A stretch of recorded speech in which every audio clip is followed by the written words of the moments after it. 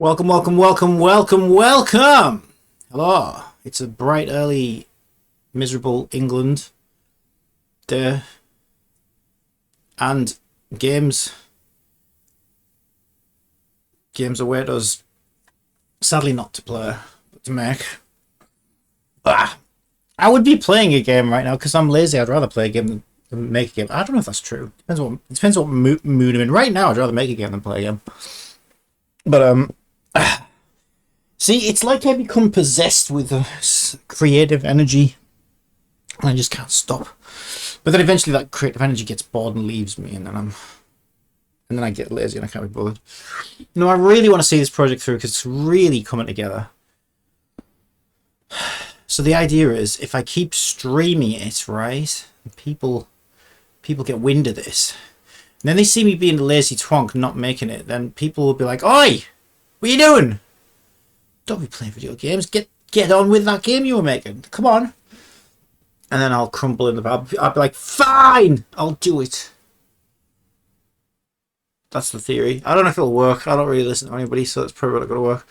Anyway, today we are going to follow in the footsteps and take the great wise advice of a man named Tim Schafer, who doesn't have a space in his name. There he is, the glorious Tim Schafer. I don't know, it might have been him or Ron Gilbert. I was listening to. But whoever it was one of those guys. Yeah, they talked about when they were doing adventure games, the trick is to design the puzzle backwards. So to start with the solution and then work your way up from there. So that is required of us today, I think.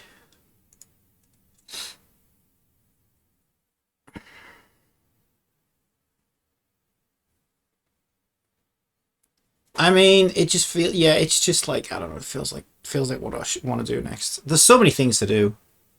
So many things to do. But I think it's because I want something more for me to do when I'm testing the game.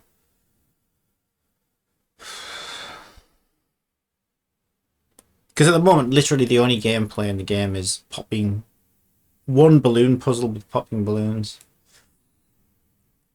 So I started with the cave,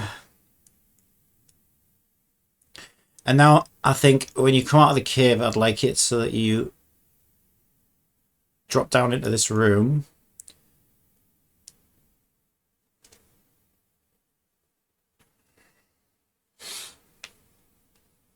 right? I've got an idea. Maybe what should the I mean, I could just do cubes, I guess. Ooh, what about cubes like at a 45-degree angle? That could work. Because the thing is, like, visually, I could make it look better. So what I'm going to do is I'm going to start with the puzzle. I'm going to start with the solution. And also, to test it, I should put the solution actually here. So I already have an idea of how this is going to work. So what we'll do, create cube.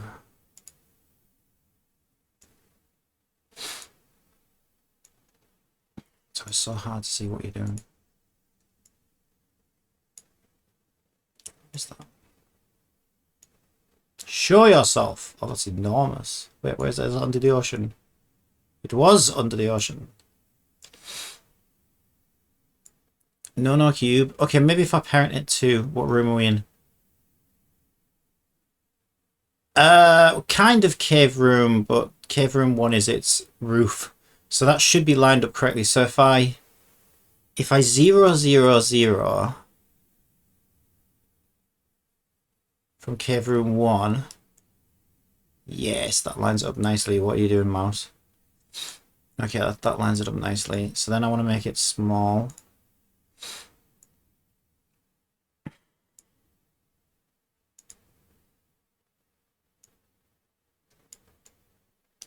And I'm going to put above the door. Get back there. Now we're in business. Now we're in business. Now we're in business. I don't understand these rotations though, because I'm on a weird rotation. If I go local, it will let me do that. Okay. Sometimes that wasn't working yesterday. So what I'll do is I'll put one there. Okay. Okay, this is where things are going to get... Actually, I don't want it like that, though. I want it 45 degrees this way. There we go. So it looks like a diamond. It's just something more interesting like that. They probably might be wondering what I'm doing.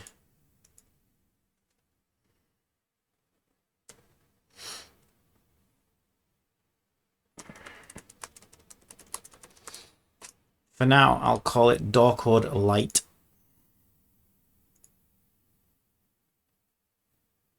Oh shit, the bed. Now I've caused problems. Oh, none of those are right. No, no, no, no, no, no, no, no, no. Wait, why don't we have an axis that's like a relative axis? Like I want to move it. Like I can do it in the inspector. Relative. No, I probably can. No, I can't. I can. Yeah, that will move it. That's where I want it. I want it along. So I have to use the X. This is so weird. Unity, why are you so weird? Okay.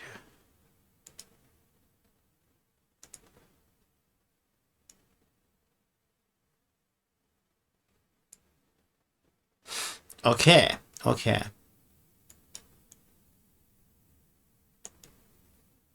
So you look up, you see these strange shapes.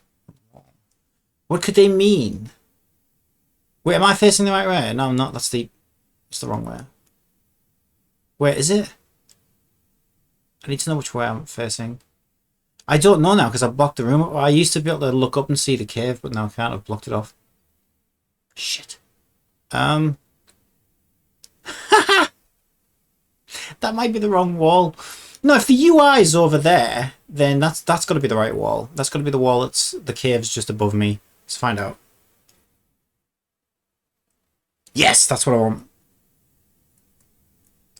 Okay. And then just move them this way a little bit. If I move that now, though, they're all going to group up, aren't they? Oh! So I would need to parent them. I could just leave them there for now. No, let's parent them. So make new game objects, and we'll call them door lights. And then we can parent them to that, and then we can move the whole group. Easy. I just kind of want to center them a little bit. All right. Okay, so this is going to get awkward.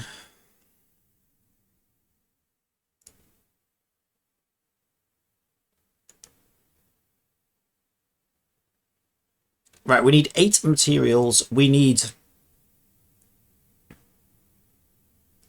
door light red off. Beep. Door light red on. Actually, let's do all the offs first, and then they can be like legitimately the correct colors when we make them glow. I think that's the best way to do it. Oh shit! I just deleted the off, and I wanted to delete the on.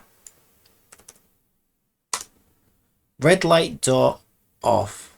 Okay.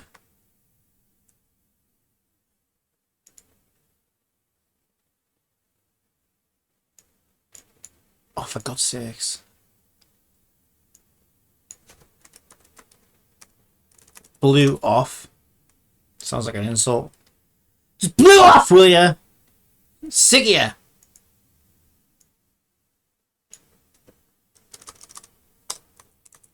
Yellow off. Same to you. And of course, you guessed it. Rainbow platinum turquoise. No, it's green actually. Off. Okay, so we got red, yellow, green, and blue. Alright, I'm pretty sure we can manage that.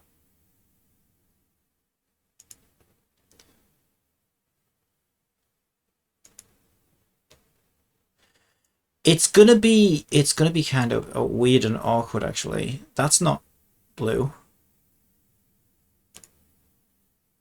That right there is blue. What we'll do is we'll start from the same, because so that they're like even, right? Let's go with that. Might be hard to see in the dark. This room's actually quite dark, but I'm gonna put some torches in it as well. Right, we'll copy the hex because I want to make sure we're at the same darkness for each color so we're consistent. So this one's the green one. So we'll paste in the blue and then we'll just move it around to green. Lovely. And then we got a red. Paste in the hex. Move it around to red. Beautiful. Yellow. Maybe it should be amber. Have you noticed no one ever says yellow light? They would say amber light. Amber light. Amber. Amber's a nice name, actually. It's a nice, yeah, it's a nice girl's name, but it's not a nice name for a colour. It's kind of pretentious. But it's a nice girl's name. Maybe I should call it Amber. No, Amber doesn't make sense for a redhead, I don't think. I don't know if Sadie does, to be honest. I'm so sorry, that's so racist. I can't believe I just said that. It's so racist. Now, I don't know, you know when you hear a name, like, I do think names have, like, a certain visual association with them. Like, you just kind of associate a certain type of name with a certain type of look. And you hear that sometimes, don't you? Like, oh, you don't look like a whatever.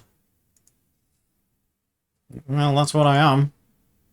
Alright, so if we're going alphabetically, which is something Unity wants to do, then I guess we go blue. Wait, though. No, actually, I can't do it like that. Because these reflect the actual lights on the wall.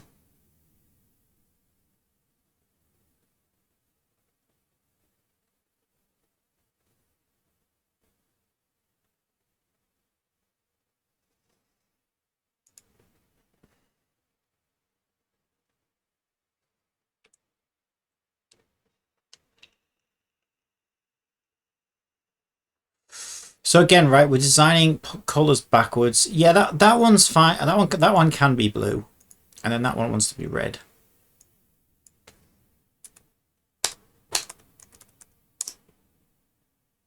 And then it doesn't matter about green and yellow. So what would look better if that one's red and that one's blue? Just remember, I'll put yellow next to red. We'll do green.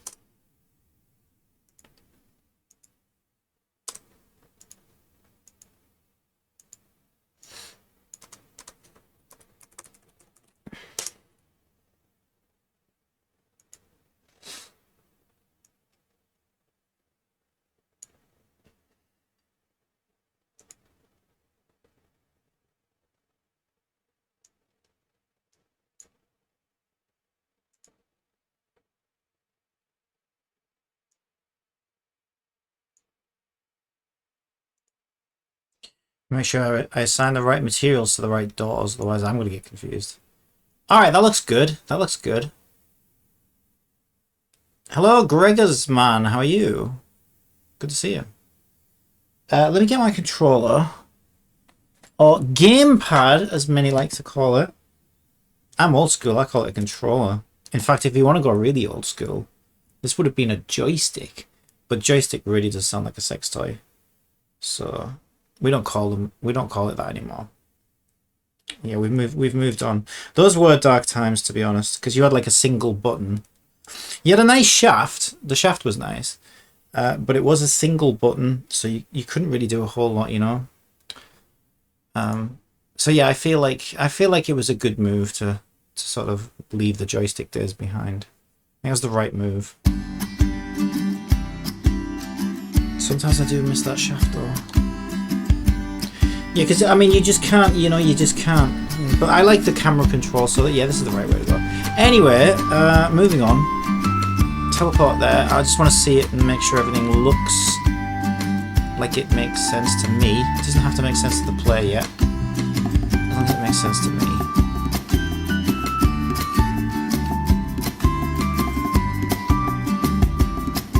Yeah, also, when I detect that I'm underground, which I still haven't fixed that system yet, actually, we'll deal with that.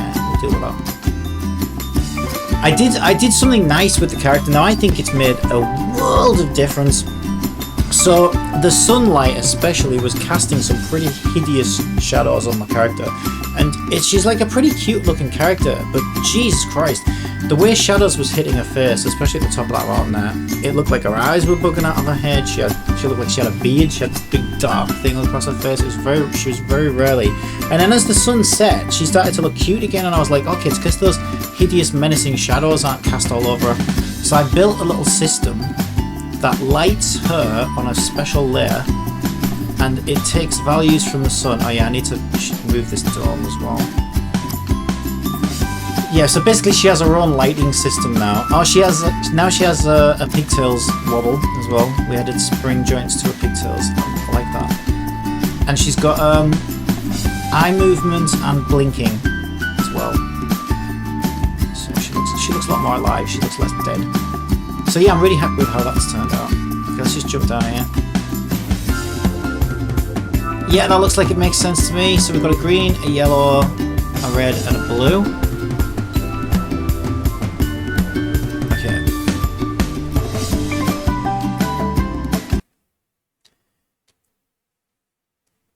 I just realized something though.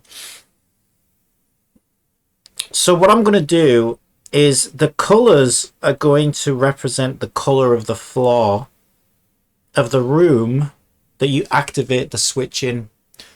So obviously you've got to activate green, then yellow, then red, then blue, and if you get the order wrong, it's going to reset. The only problem is I want to put all 4 switches right in front of this door first and code them all up so that I can make sure they all work properly. Because these are going to be some long hallways, which just kind of slows down the player, and we can have some fun on the way to the switches and stuff. But I wasn't going to make the switches look any different, because your clue was going to be the color of the floor of the room that the switch was in. But now I'm thinking, well, if I'm putting all the switches in front of the door, that makes it kind of hard. Well, it doesn't make it hard, but it makes it a little bit harder, because they're all going to look the same. But it's fine. I just need to make sure I put the green switch in front of the green light, the yellow switch in front of the yellow light, red, you get the idea, while I'm testing it now. So we need something that looks like a switch that she can interact with. Another earthquake in Turkey. Hello, Electors. How are you? Another one? What is going on over there? That's crazy. That is crazy.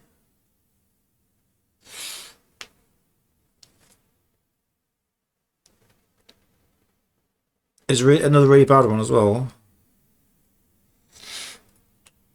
Yeah, you don't realize how lucky you are, do you, until you sort of find out what it's like in other parts of the world, and you're like, holy crap.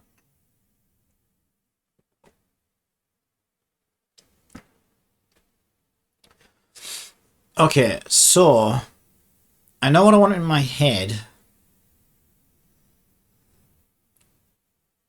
I need a shape to use because I can't model. So I want like a little, I don't know what you would call this shape, but it's like a cube, but it's fatter at the top. You can't do that in Unity, can you? Can you make a cube fatter, thinner at the top and thicker at the bottom? I don't think you can. What's the name of that shape? Oh, that's something ChatGPT can definitely help with. What is the name of a cube which is thinner at the top? Trapezoid, is that it? Trapezoid? Trapeze? Yeah, probably is. Let's just see if chat knows though. Thinner at the top and thicker at the bottom. I suppose it also depends on which way it's rotated, but I think that's clear enough to sort of. I think you're probably right. A trapezoidal prism. You were right on the money there. A trapezoidal prism. Holy shit. I did not expect to say such long words this time in the morning. Okay, so let's see if there is some kind of trapper. I think most people would just say trapezoid though, wouldn't they? Because that's kind of long enough. Trapezoid. Oh, so trapezoid is the 2D version. Oh, look at that. Ooh, it's a bit too realistic though for my cartoony game. Here we go. That could work. Here we go. There we go. It's a bit, but we can resize it. Oh, beautiful. Give me that. Give me that beautiful trapezoidal. Oh, I'm going to fill my game with trapezoidals now. If you think you've seen a game with lots of trapezoidals in it, where do you play mine? Oh! Let me tell you. Let me tell you. Oh! What am I doing? I need to keep it as a zip so that my plugin imports from my downloads. Trapezoidal. Trapezoid. Okay, successfully imported. Bing! Beautiful. Oh! Oh, I like that. I like that a lot. And then we just put like a column on it or something. Oh, this is beautiful. This is beautiful. I'm getting such Tomb Raider vibes. I love it. Right, we can use the... Look at that. We can use the square, the tiles on the floor to line it up as well, so we know it's roughly lined up. There you go. There's a joke. I'm gonna invent a joke right now, live. You're gonna witness me inventing a joke right now. How accurate is a dog? Not very. They're pretty rough. Oh god. Kill me now. Okay, so let's see. Does that? We don't want it to be blue. I think that'll be all right. I need to see what size it is now, though, so I'm gonna go and have a look at it. It's really hard to scale stuff in the editor because you don't know what. And then I'll put a cube on top of it, and we'll, I don't know, something that you like. You just interact with it. What color do we want it to be? What material does it have? This is the joke, please. Open up. Shit. Put your hands in the air, like you just don't care. Yeah, I mean, I don't want to like insult the intelligence of anyone really, because you know, I think you can go too far with these things, and you can be like, oh well, I'll make the color of the pillar represent the color of the light. No, I want the color to be, I want them to all look the same, and I want the floor to be your only clue.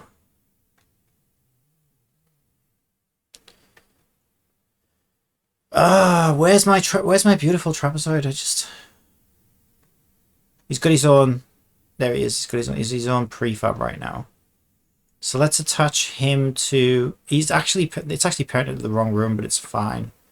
I'll parent it to this cave room 1, which is this thing's roof, so that's fine, I guess. And then if I make a 3D. Oh, what about a pillar? You know, a round pillar thing would look better, wouldn't it? That's a cylinder right there. I know what that is. Oh, here we go. Oh, this is looking kinda. Right.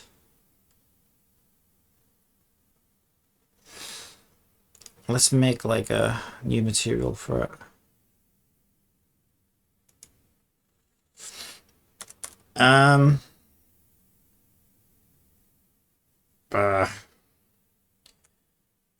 Cave room stone, I guess, color.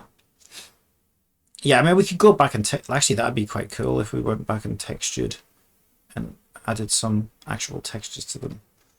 For now, just give it a tint. Just make it look like it fits.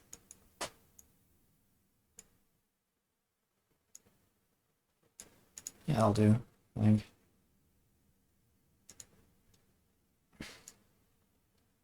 Shit, I want it to scale a lot.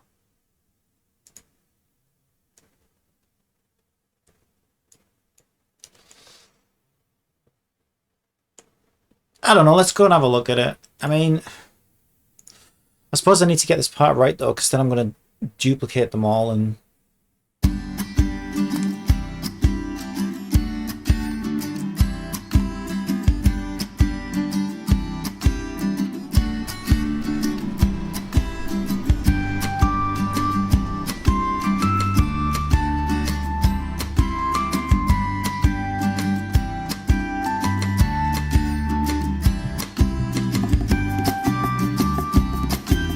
I'm gonna put bats in this cave.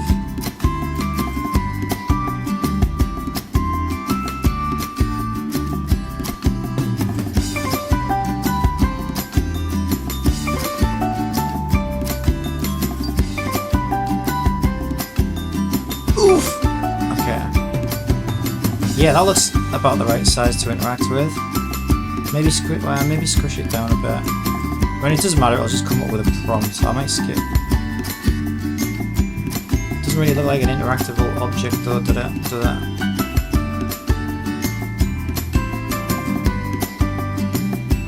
Okay, let's scale the whole thing down a bit, because I'll probably put something on the top, and then we want something on the front to interact with it. And then some kind of... I could just put a switch on it, couldn't I? Oh yeah, I like the idea of a switch actually. So let's grab the errands, which is our trapezoid. I'm gonna have to do it near this so I can do all dimensions at once.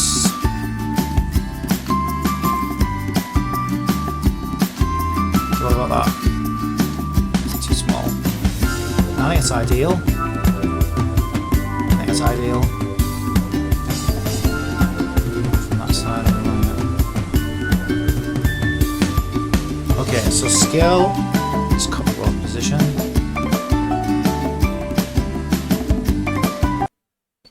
Paste that in.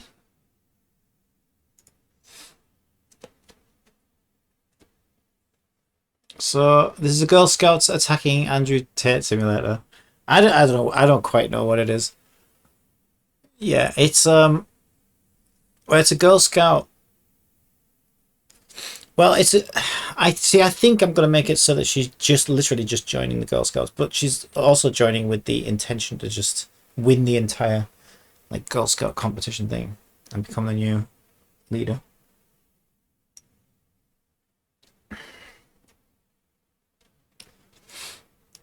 But yeah, we're gonna have plenty of enemies, hopefully. Ooh. Okay, so I think a cube now would be good.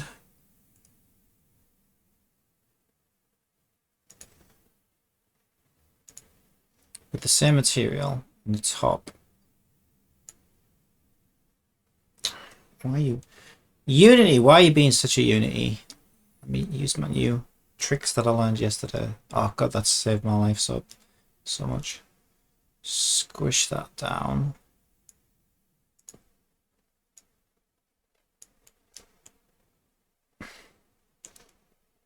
There's probably something I could have searched for, like podium or something. Let's have a look actually. I just didn't know what to search for.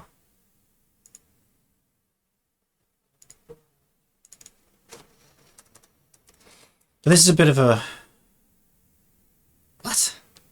That's podium. See, when I think of a podium, I think of a little... Yeah, something like that. That's pretty cool.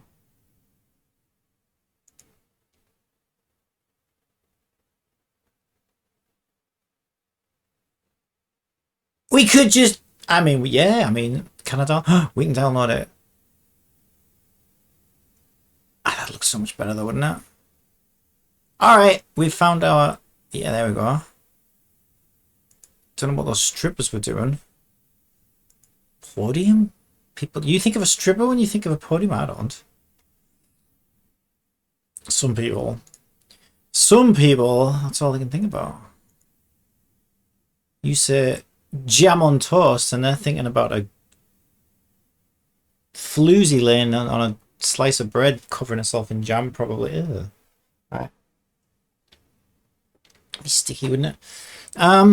Alright, so we'll have the gargoyle. I don't know if gargoyle really... it's fine. It's going to look better than this.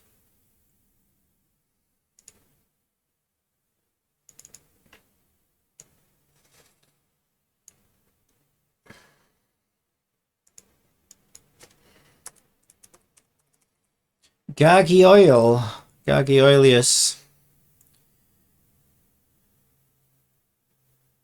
Yeah, I think this might look slightly better than what we were making. I'd love to learn a model. I don't think I'd have the patience for it though. I mean, you see how much I struggle placing cubes on top of a cylinder. Imagine how much I'd struggle trying to model a frickin' God. Gargoyle, where are you? There you are. Oh no! Wow. Yeah, I think it might look slightly better than what we were building. Just a little bit. All right. Well, screw you, thing I was making. I do like the trapezoid though. We could put it. We could put. How about this? We put the gargoyle. Put the gargoyleus on the trapezoideus. I need to line these things up now. How would I do that? I know how. Shouldn't trapezoid be at 0? Yeah, 0, 180, and that's probably 90. There we go. That makes him perfect. And now if we parent Gargoyleus,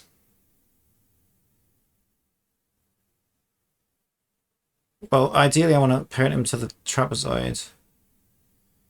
But first let me parent him to the cave room. And then if I 0 his rotations, yeah, that lines him up. Oh, let's have a look at my trapezoides because that's not going to fit him on. And do we want to go like that? Like that? Actually, that does look quite good. Or we could trapezoid slant it the other way. I think that should be fine. Oh, God, that's awkward. Okay. And then grab our Gargoyleus. Up you go.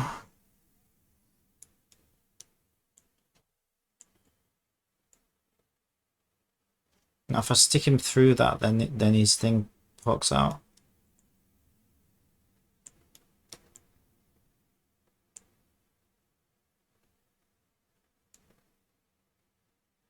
Oh, it's too sensitive. Far too sensitive. Did I parent him to the trapezoid? Because I want to resize that now. No, I didn't. Good. There we go. Oh, why Unity? Why? Oh, that's why. Okay. All right, let's have a look at that. Move him slightly right. Right, let's go and have a look at him because I want to see how big he is. Because if I'm putting a switch on here, yeah, I think this trapezoid's too tall. I don't think it's not gonna look like you reach it in a million years. Probably. How tall to make it?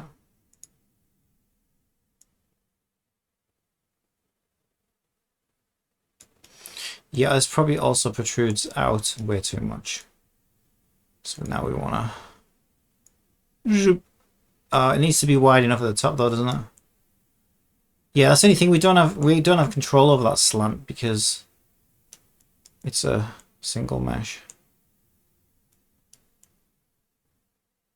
That we'll have a look at that. We'll see what that's like.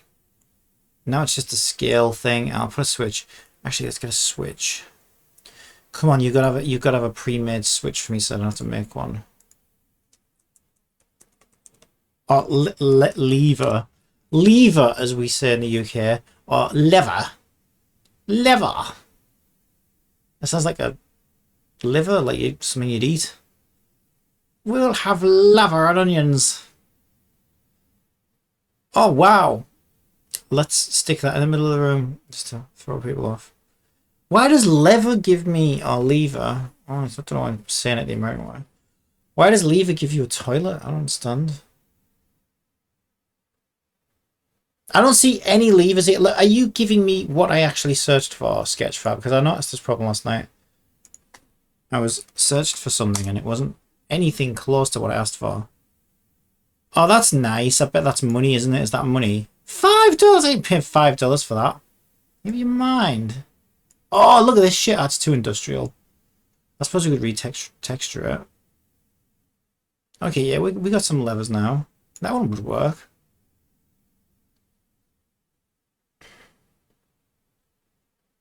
Yeah, that works, I think. Is that free? Yep. Lever SCP. So hopefully this object will be separate. I don't know, let's just keep looking, because I want it to look more like a Genshin lever. Just so... Which is probably, to be fair, more like that one, but that one's $5. But it would be a little bit longer. I don't know, you know, like there's just a... Oh, there you go. It's like, you know, like something that's just like, oh, like, okay, that's obviously a lever. And that's obviously something I'm supposed to pull. I mean, it'll come up on the screen anyway. Pull lever. Why do I keep saying lever? Alright. I mean, that's a very old school arcade lever, but I think that's good. I probably could have made that. Look at how basic it is. I don't know why I'm so picky about what I want it to look right, you know. I think it's because it's not nobody's made what I expected them to make. Maybe that's the closest to like a Genshin one.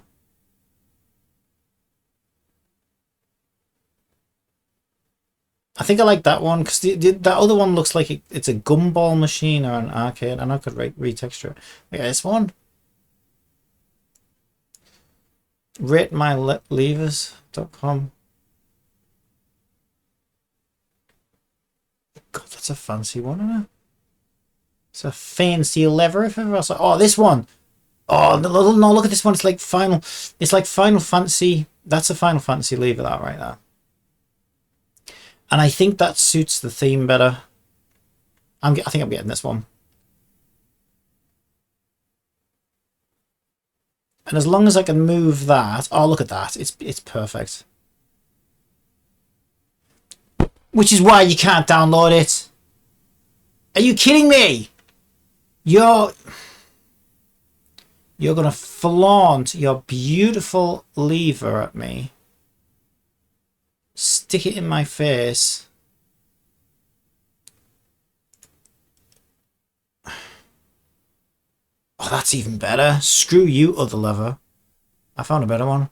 Oh, you let me download. Oh, that one's so good. I like it so much. It's like a World War II. I don't know.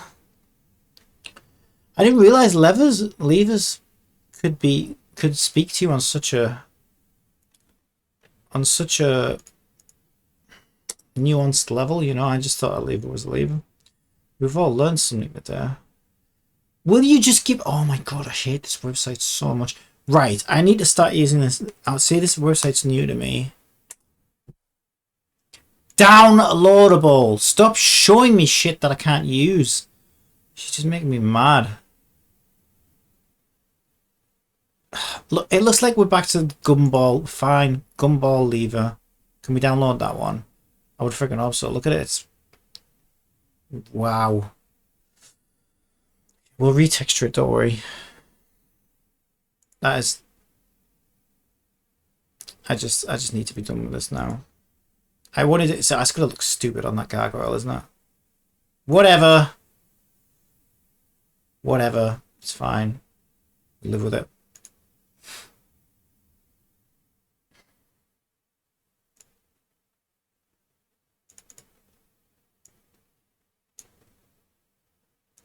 Oi! There we go.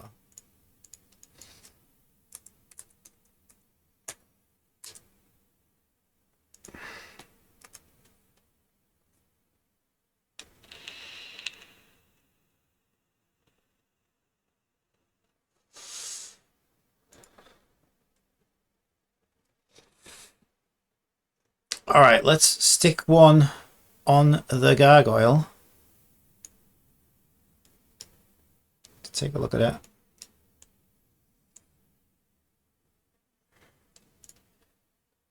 Show me a big, beautiful lever.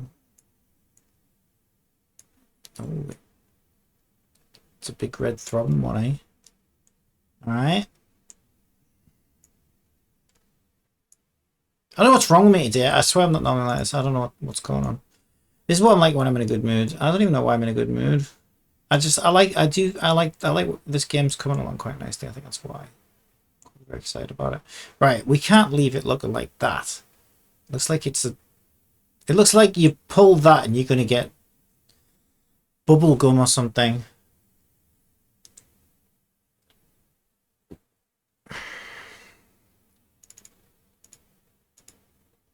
Come on.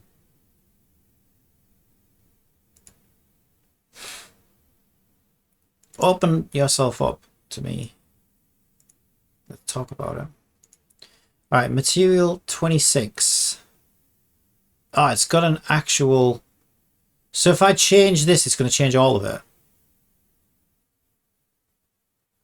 Who does that? So now I have to go into Photoshop, do I?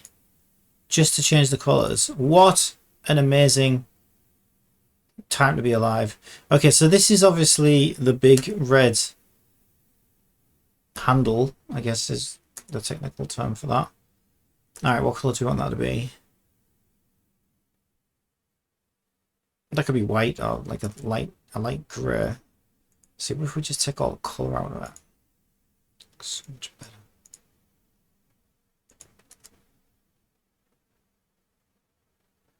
And then the back plate, I think the back plate was the... shit, show me the original. Yeah, the back plate is all of the main colour of it. Keep that as a reference.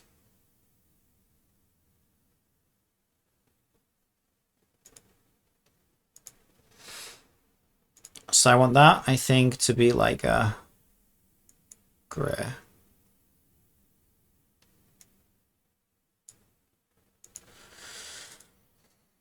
And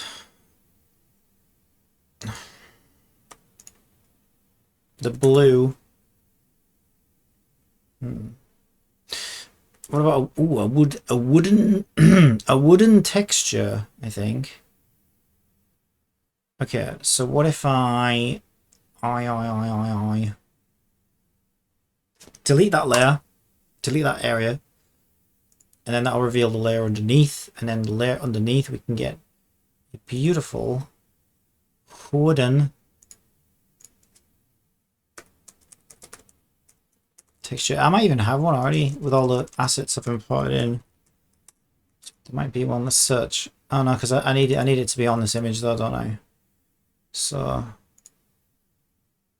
even if that's true. Alright, which one screams wooden lever the most, I think? I think this one. This one's pretty wooden lever looking to me.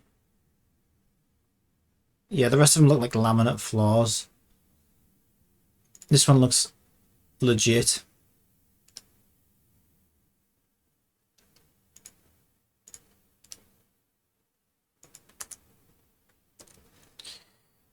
How big is this texture?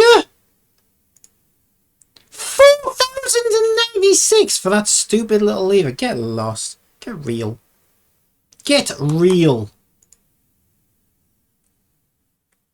Okay, I'll tell you what. Let's do this the other way around. How big is our wood?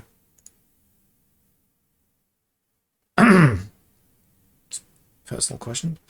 Apparently it's 1,000 wide. Oh. And it's 667 tall. So if we make this 666, mark of the beast, what could possibly go wrong? So let's make this 666. Oh yes. And then we get maximum definition for the wood that we managed to get. And if I really wanted to go all out, I guess I could put a steel. I don't really care that much. That's fine.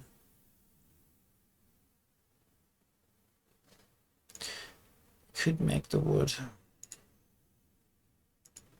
I don't want it to look too modern, because it's supposed to be an old tomb. He's an old gargoyle, you know. He's been around the block a few times. Alright, Scouts Honor Asset Import Textures sounds good to me. And we'll call it lever texture. Oh, what a farce. Okay, so back to our lever material. Material. Does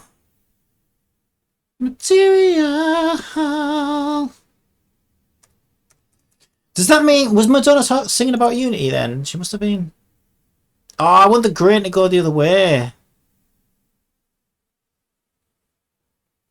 Yeah, the grain. You wouldn't make a lever with that, with the grain going that way. You just wouldn't. That just looks so wrong to me. That's fine. We can fix it. If I rotate this, it'll rotate the entire image, won't it? I think.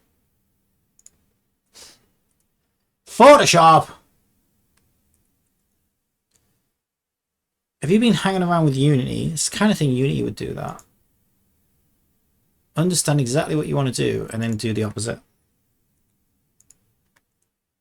Naughty softwares. I don't know who is behind this.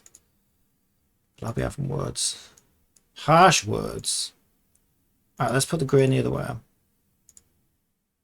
Don't ever go against the grain when you're making a gargoyle lever. There we go. Look at how much better does that look. Doesn't that just look so much better? I'm not a big fan of the ball. The shaft's nice, but I'm not a fan of the ball. It just looks too modern. I mean, look at this. It looks like somebody found an old gargoyle statue from, you know, 1600 BC in 1992 and stole an arcade joystick and glued it onto the front of it. It's fine, but it really does look like that. How about another trapezoid to just stick it out? It does really look like that though, doesn't it? It's fine. It's fine. Can we get another trapezoid in here? I'm lost now. Where am I going? Import. Trapezoid. Parent to gargoyle.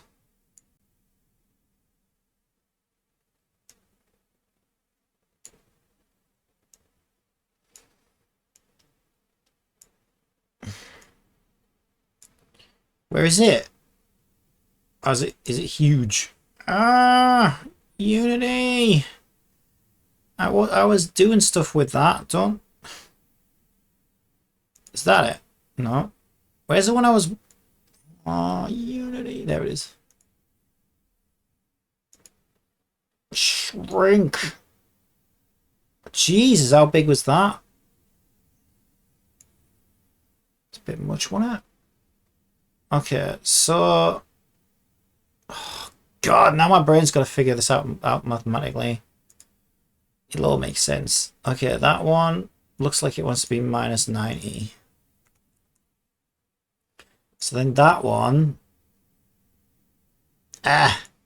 is going to be 90. It would seem. And then God, imagine me being a 3D modeler. Just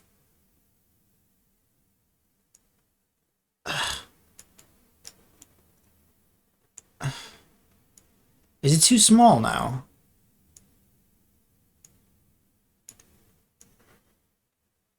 It's so hard working in 3D. My eyes just can't make sense of what it's seeing. Everything looks one way and then the next thing it's completely different. So confusing. You know what I want, Unity. Just do it already.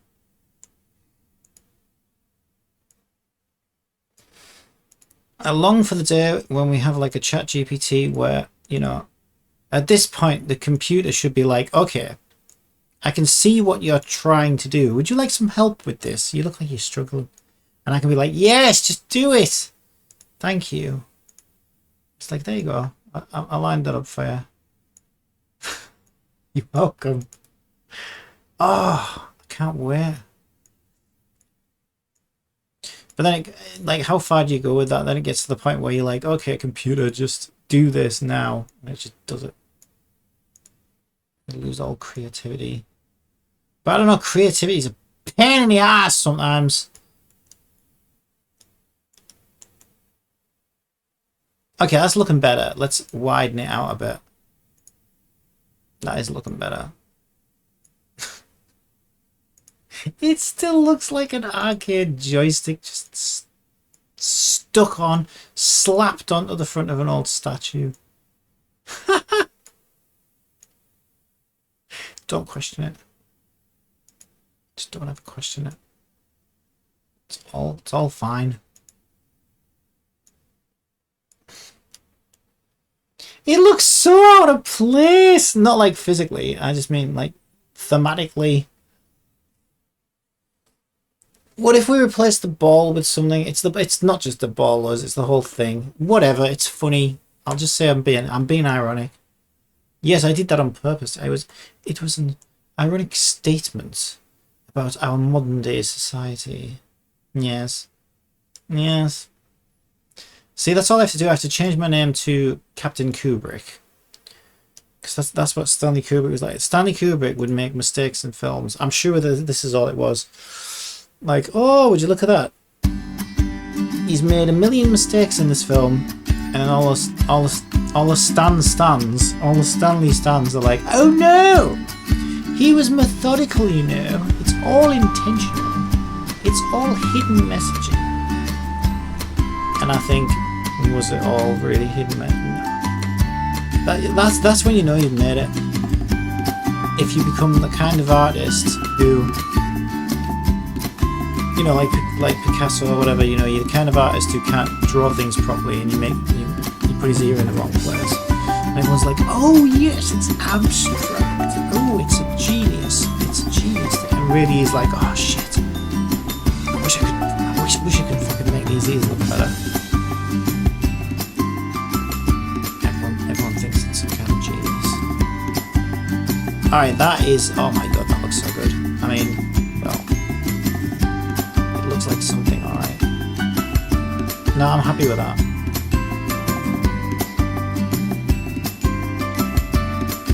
Yeah, I'm happy with that. Okay, now I just need some kind of indicator to show that this one is turned on. What if I make the bottom podium, the bottom of the trapezoid glow? Yeah, actually I quite like that.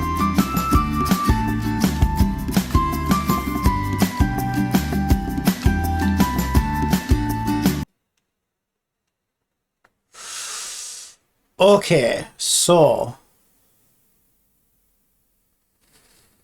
is this all part of the same model? Probably not. Not in a million years. Right, I'll make the gargoyle the parent. We'll make this trapezoid, however you pronounce it, the base. That's the one I think I'm gonna. That's what I'm gonna make light up, I think.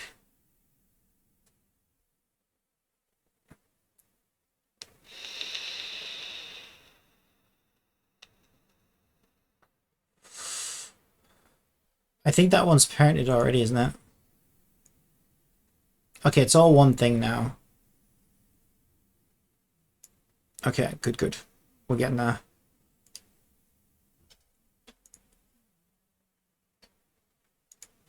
So we need a collider on it.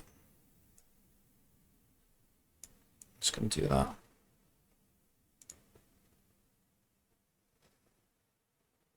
I think I put, yeah, I need the interactive script on the collider.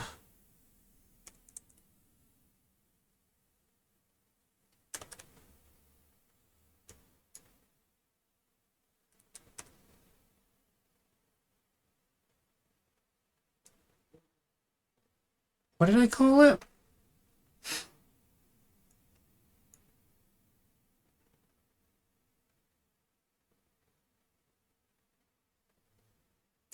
Okay, so it needs to say interact at the start. I remember this now.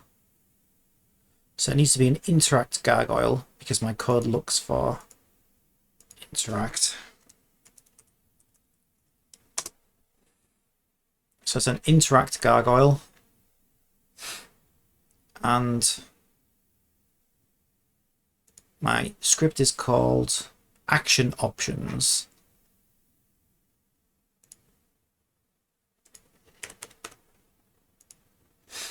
Okay, my action name is pull lever. And I need a game object that I activate upon interacting with the object. So we will create. So we need an empty game object, and we'll call this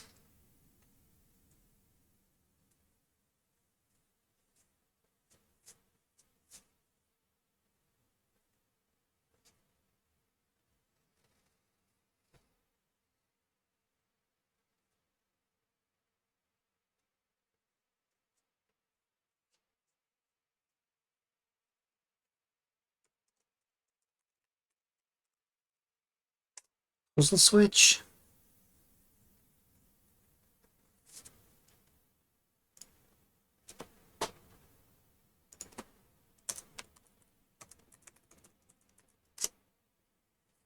Okay, so our puzzle switch class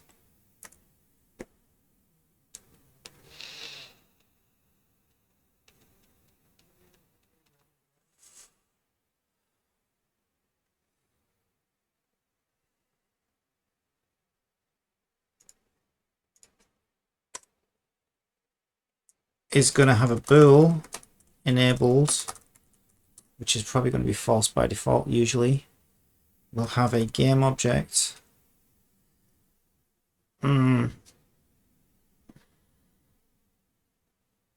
So for this one, I want to swap a material at runtime.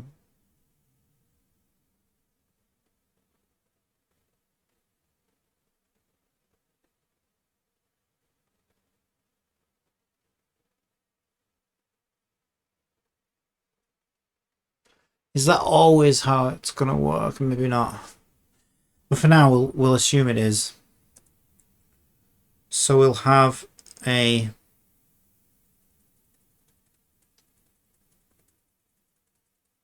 to mesh renderer, isn't it? We'll link a mesh renderer, which we'll call object material.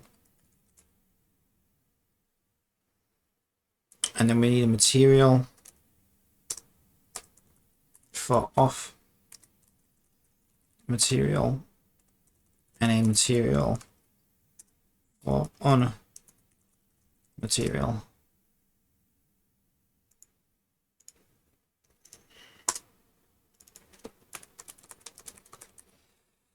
When enabled, if enabled,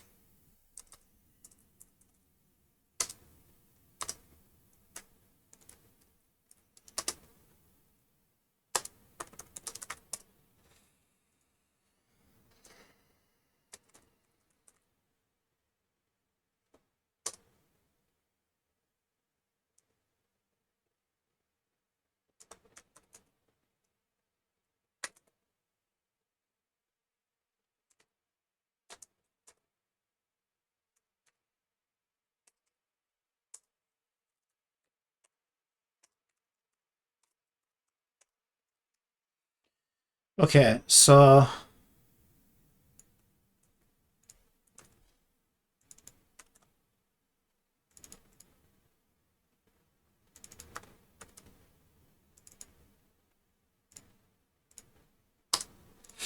when we're turned on, we change our state from true or false as enabled.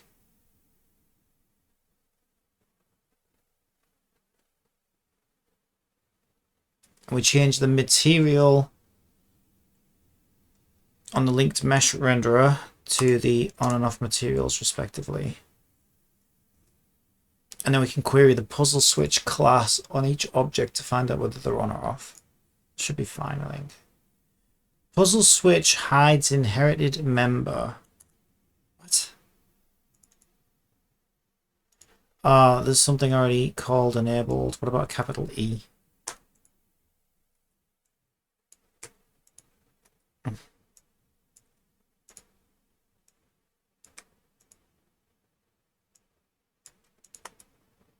Okay, yeah, that makes sense, because otherwise Unity uses that word for like, yeah, turning objects on and off, right? So I'll probably get confused. If we use the capital E, it should be fine. That might confuse me though.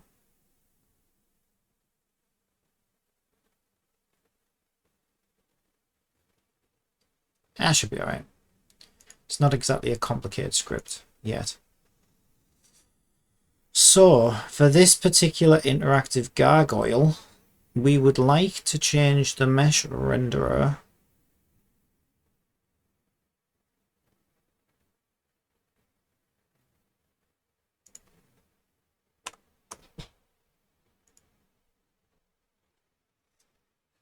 Oh shit, we don't want the puzzle switch on there. Puzzle switch goes on here. Oh yeah, I already have it. So object mesh renderer will be the trapezoid base. Let me check. No, it's not. I guess it's that, isn't it? Yeah, okay, it's material on the trapezoid base. Material, and then our on and off materials. Whatever the material is set to now is the off material.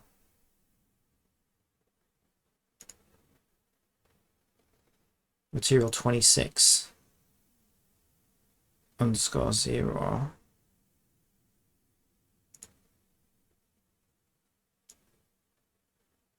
Okay, that's its off material.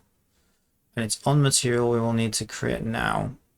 Let's just make a statement materials folder.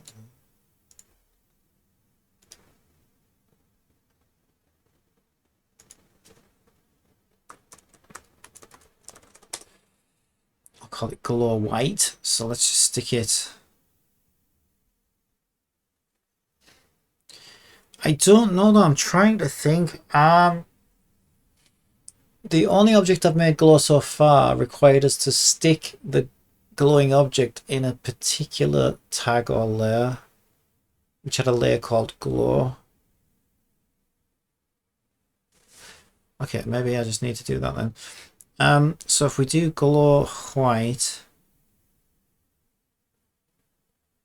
emission, wait a minute, let me just set it first so I can see it.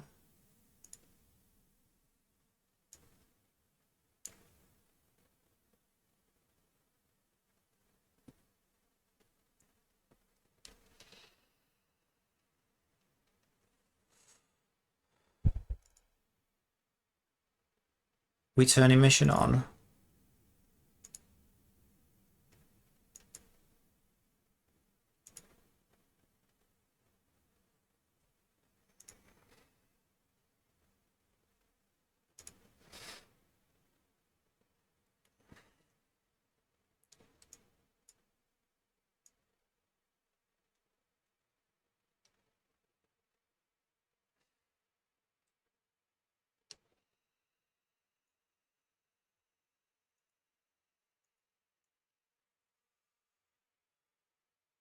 Yeah, I feel like white's a bit, I think it's a bit much. Nah, I guess it's fine. So we don't need to stick it in a glow layer. Oh, we'll also want to change, I think we need to change the state of that lever.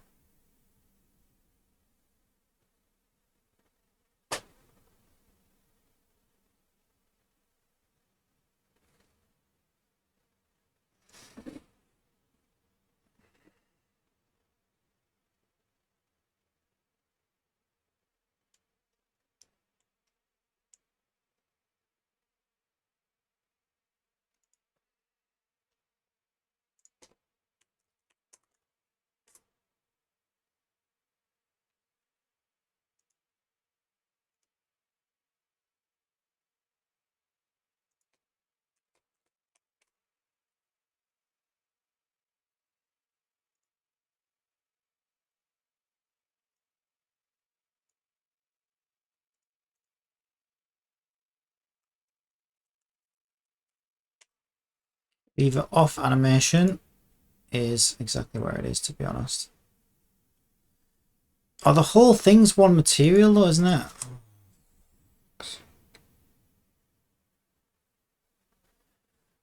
It's fine. You know what I can do? I can cheat. I can cheat. Here's what we're going to do. Hope the player doesn't notice that I'm cheating. We'll rotate it in one quick swift frame. Just make sure there's no frame transition. So that will be lever off, and then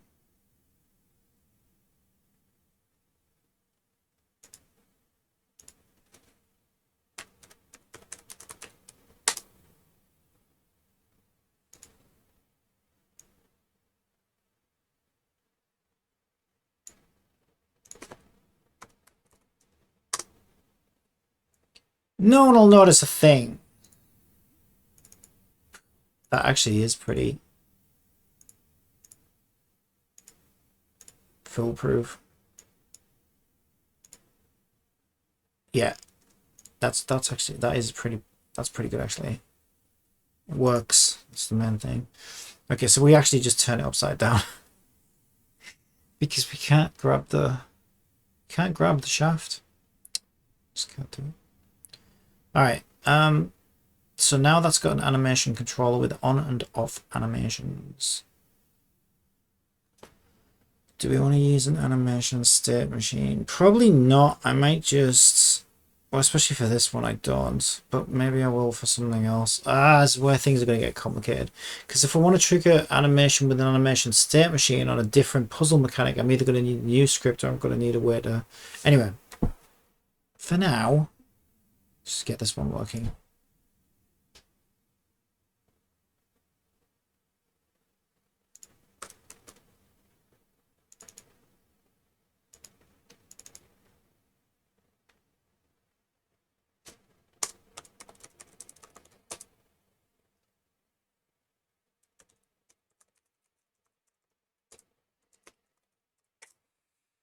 We'll do a public bool to say if we're changing the animation on an object.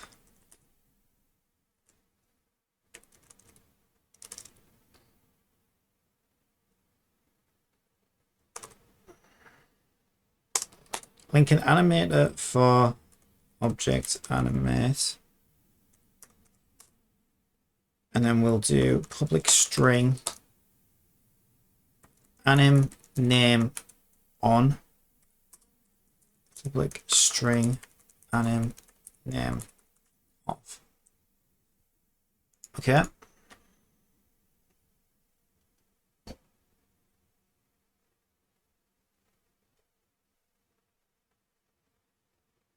So we are changing the animation on the lever. Our anim name on, I believe, is the lever on. Alright. Yeah, see you in a bit. And then our anim name off is lever off. And then in our code, we can say if change animation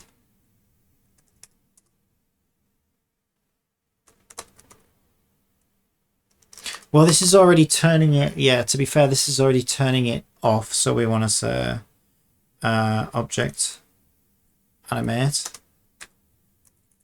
play anim off.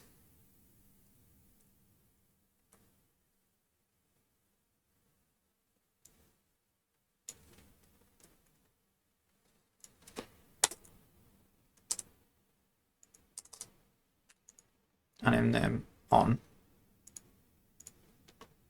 Perfect. That should work. It should just work now.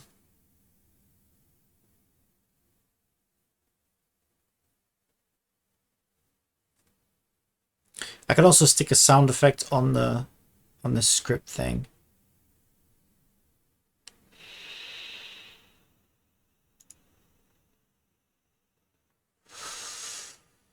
I can and I can't because this script's going to deactivate itself so quickly that you wouldn't hear the sound. So I might want to... Okay, we're not quite done yet then.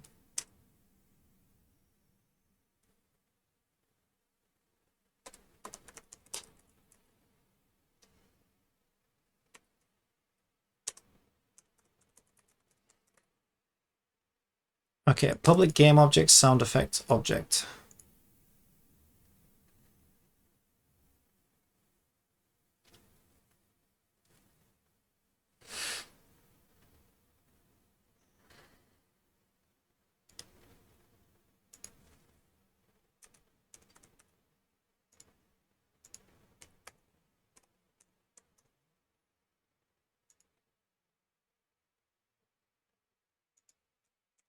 Click. Nope.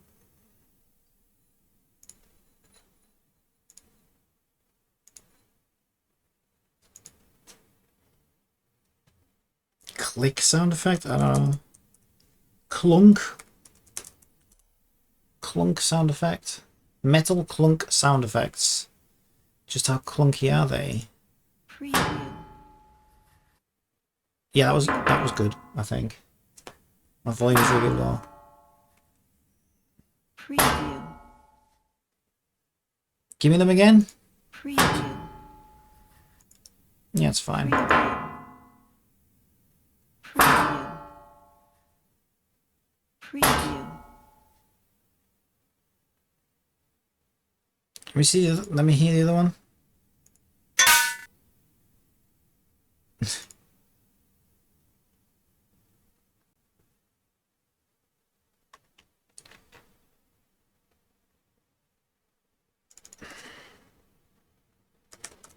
See what else we've got. I guess they weren't perfect. Lever pull sound effect.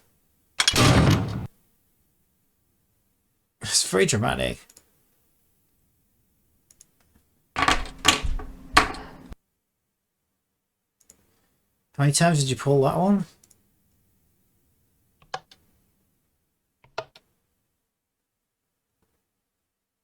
It's very subtle. It sounds like a light switch.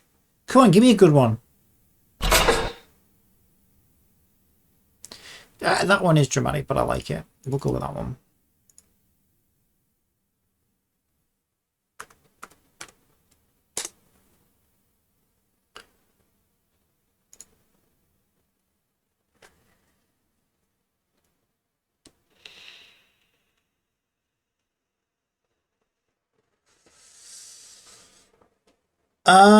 Yeah, I think I'll do it backwards. I was thinking, do I want to link these switches up with the solution light thing? And I think that's a bad idea. I think the solution light thing should be responsible for looking at each object that it links to and then reading their values and representing them.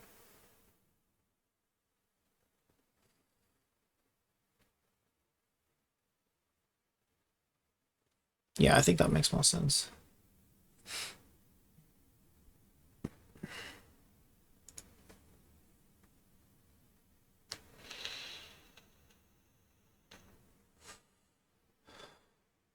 Did that go into downloads? I wasn't even paying attention to where that went. Probably. Yeah, I just want to make sure. Yeah, there's a big gap at the front. Yeah, that's better. Let's make sure it doesn't take a month to start playing. Bam. Bam. Bam. Bam. Sound, lever pull sound effect is fine. Okay, so add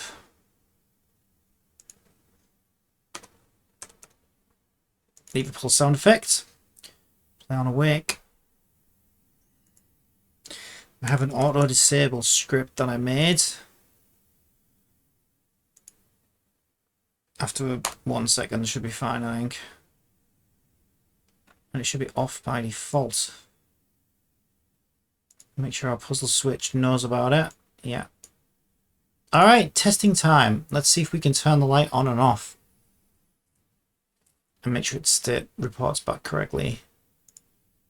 If it does, our job here is done. We want to see the lever switch positions. We want to hear the sound effect. We want the light to come on.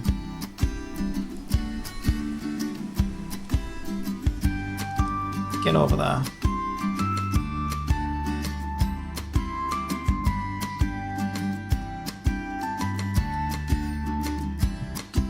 If I hear the song one more time, I might kill everyone in the street with a hatchet. I'm so sick of hearing the song, I'm gonna be sick of it by the time this is done. I don't know how crazy I'll be, but I'm already crazy now. Ah! Why? Why isn't it Collider triggered? Why isn't it picking up the interactive script?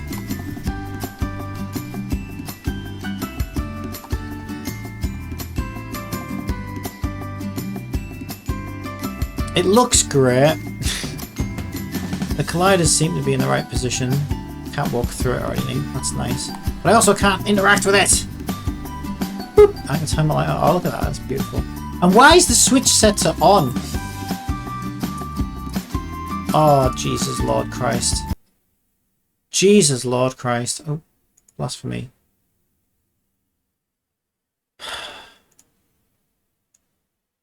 It defaults to lever off. That's all we need from this. We're not going to set it up as a state machine.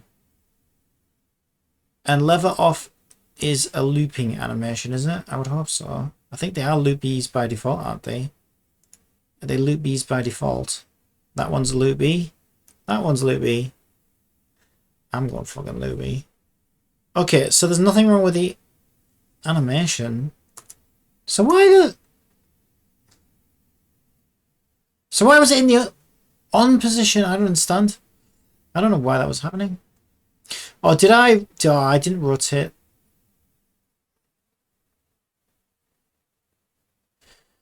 Yeah, okay. Actually, let me check something. And that does say rotation value 00180 for on.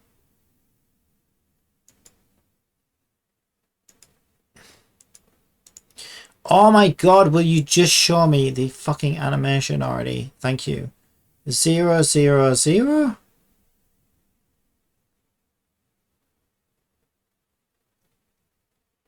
Wait, you can change the material in the animation inspector. I didn't know that. Okay, well we do that in script, so let's just remove that so it doesn't get confused. Yeah, this should be fine. It rotates the Z at 180 for on and 0 for off. So why the hell was it in the on position? Unity. It wouldn't be apply root motion, would it? It doesn't have a root motion, it's a freaking lever. Okay, I don't know, but that's not the biggest problem. The biggest problem is... Oh, we didn't enable... I wonder if that's why. I didn't notice a null reference though. Yeah, we did forget to link our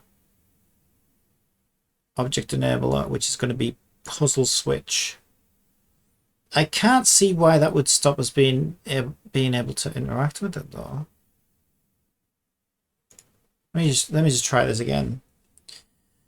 I feel like that should work.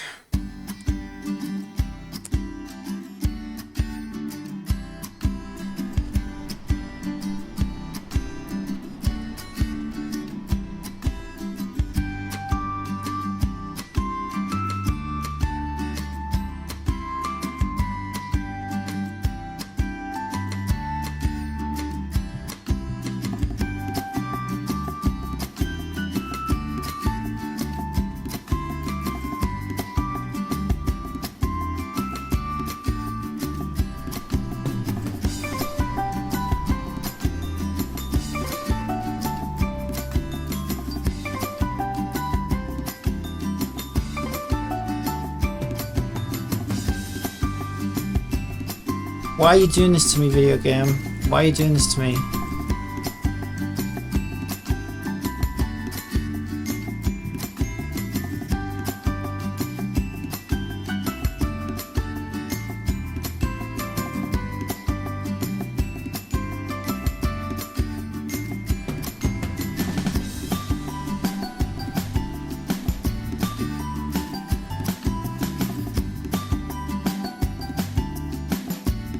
Is are our starting interactors still working, or did interaction break as a whole? Will we change the character? Maybe. No, interaction's still working.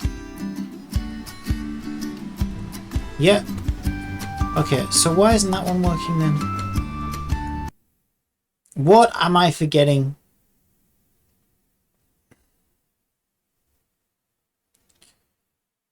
Interact challenge. Show me interact challenge. Interact challenge has a box collider. Okay, so we probably read the... Okay, I think that's why. We didn't put the collider on the... Okay, yeah. Ah, yeah. Okay, I know why. I know why. Yeah, to be fair, I don't really like doing it that way.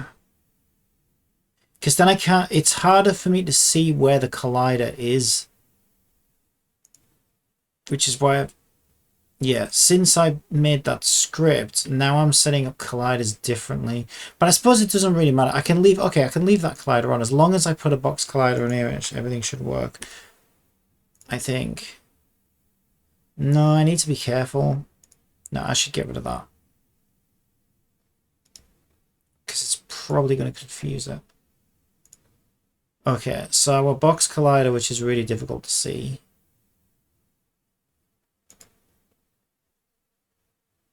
Yeah, we're gonna have to use this. Otherwise it won't work.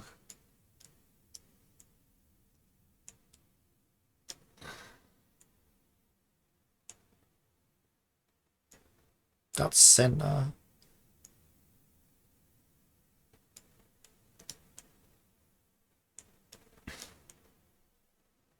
It's just so hard to see where these are, where the bounds and stuff are. Yeah, it's probably going to be fine.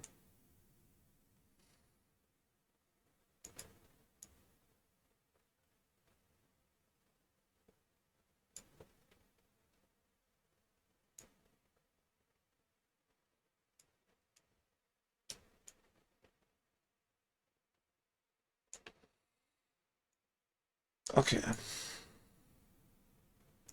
Now it should work.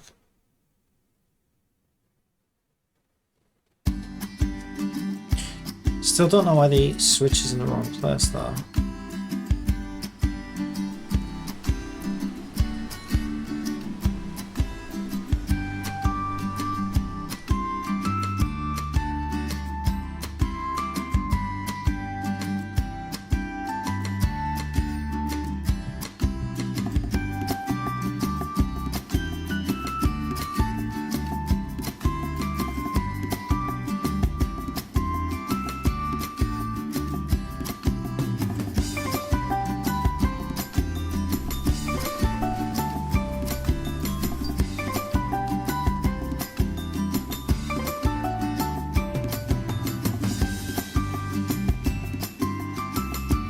There we go. Yeah, the switch is in the on position. I have no idea why. Okay, there's... maybe I linked them wrong. I'll check. So other than that, yeah, the fact that so we should be able to turn it off. So it works perfectly, except for the fact that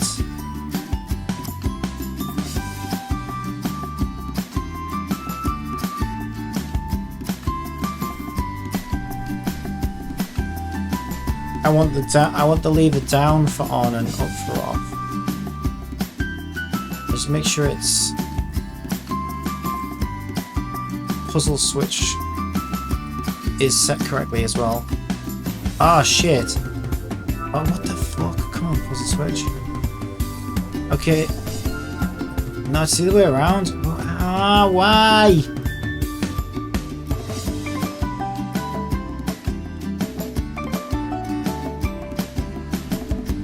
How could I have gotten this so wrong? I understand.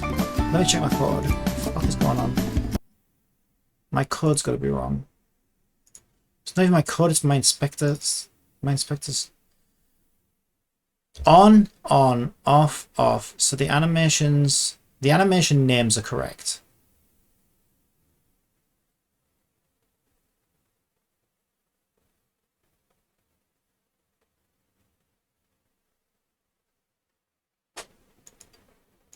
And the materials are correct.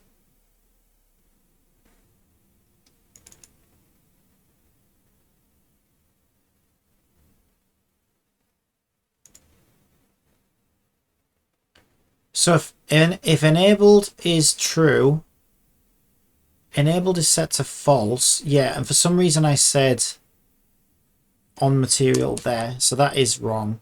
I got these the wrong way around. Like an idiot. That should be off material, on material. Animation off. Animation on. Yeah. Two things and I got one of them wrong. Okay, that's fine though. That makes sense. So the lever was working correctly. It was the light that was working incorrectly, I think. I don't know. I'm confused.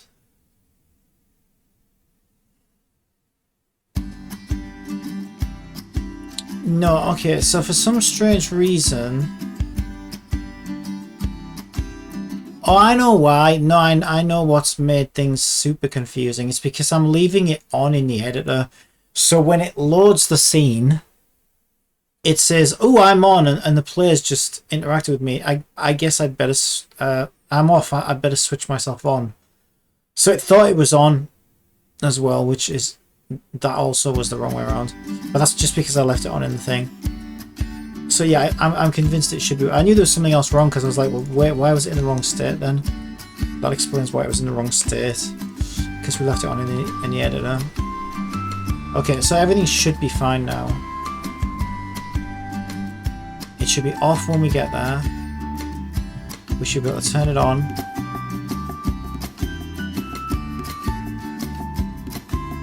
Did we get the sound effects as well? That was it. It's really nice. Should have done.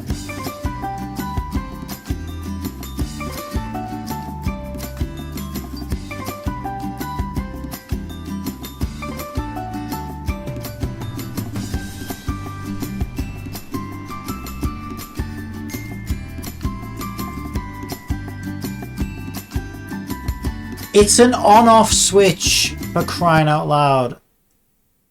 You should be able to handle an on-off switch. Apparently I can't. So is that still enabling itself when I run the scene?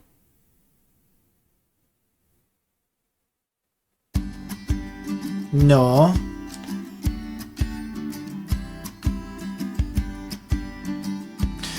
Okay, no, I know what it is. It's lying, it's an illusion. It's because the script doesn't interact with it at all. If you look at it in the editor, we left the on material on the trapezoid. That's what's happening. So it just nothing changes that for us because yeah, why would it? So I need it's fine. I just gotta. So all my mistakes now are just the way I'm leaving it in the editor. So if we go here, no, puzzle switch tells us where it is. Our off material is that one there, 26 underscore, and it's this one, isn't it? It's this one base, 26 underscore 0. Boop. Ah, that's weird. Where's that light coming from? Oh, it's just a reflection. It's just a reflection. Okay.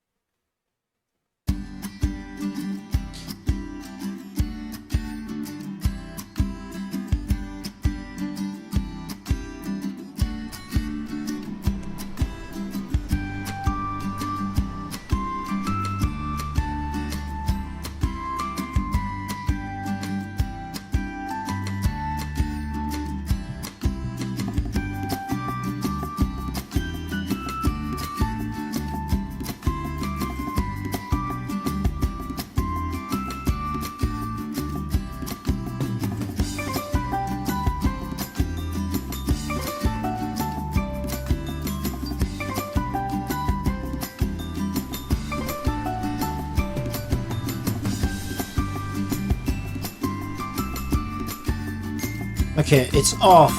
Hooray! The lever's set to off. Hooray! Let's just check in. Let's make sure before we start making tons of these.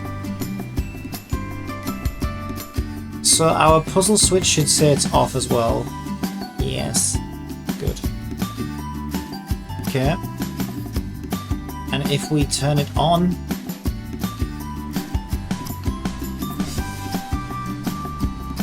I gotta admit, I didn't hear the sound effect.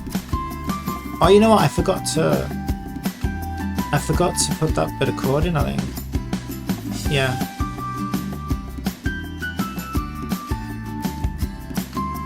Yeah, so now it's set to enabled, and the switch is in the right position and the light is on.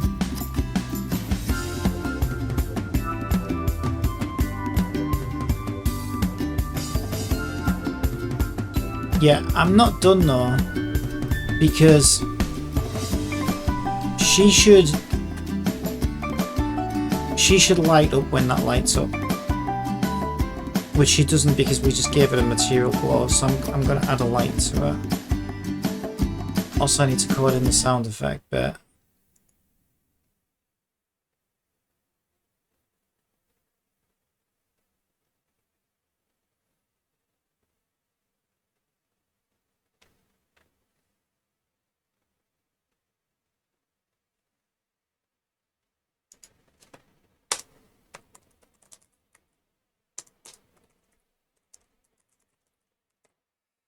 So we'll do an attached light.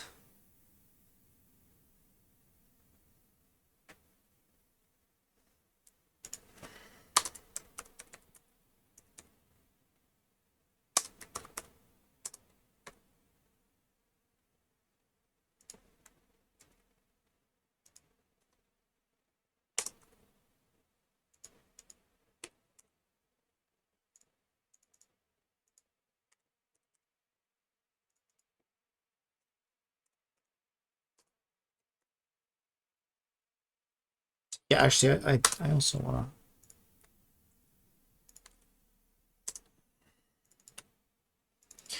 to...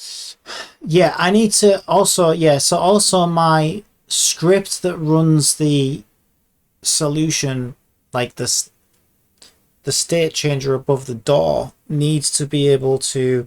I want it to work like it does in pretty much every other puzzle game I've played. It definitely works like that in Genshin, where if you get it, if you make one step out of order, it resets the whole thing. So that script needs to be able to switch these things back to off again if the player gets something out of order.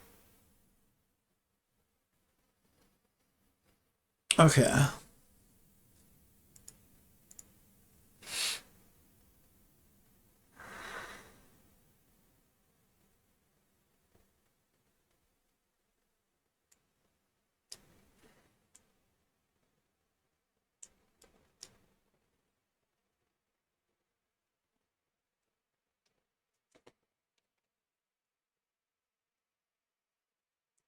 You can order your very own interactive gargoyle online. Just go to buymyinteractivegargoylerightnow.com for a special 10% discount.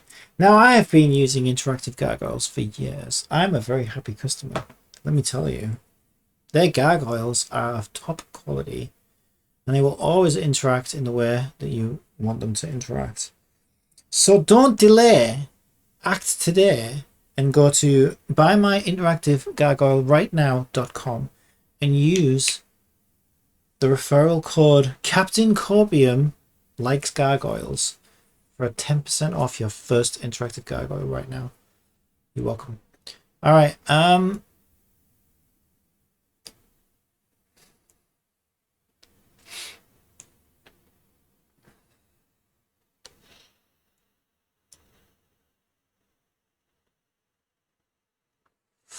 Light type.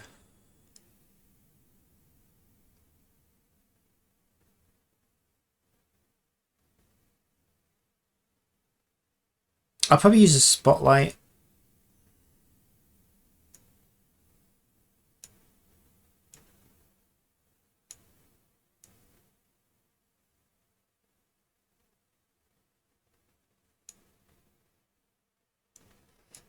at negative 180. Sort of see it on the floor there a little bit. Just so that it lights up our player. There you go, it shines out. I mean, really, technically, it should probably light upwards a little bit from down there, being honest.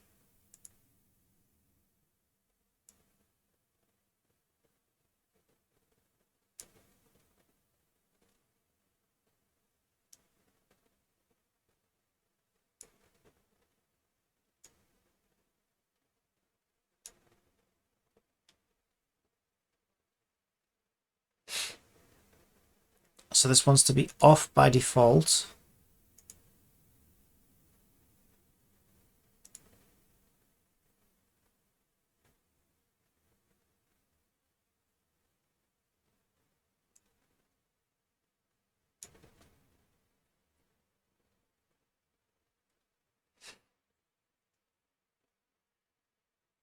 Yeah, I think that's good. Okay, so this time we should hear the sound effect, and we should also get like a light effect on us, so it looks like it is actually lit up.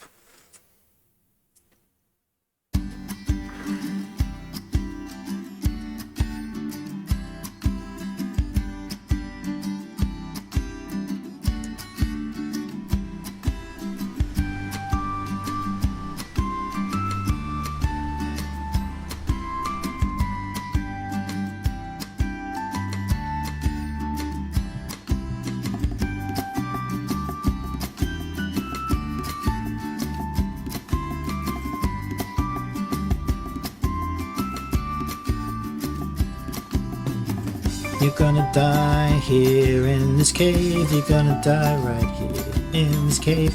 You're gonna die right here in this cave. You're gonna die. I should have a pair of spikes. Look, that's actually a pretty good idea.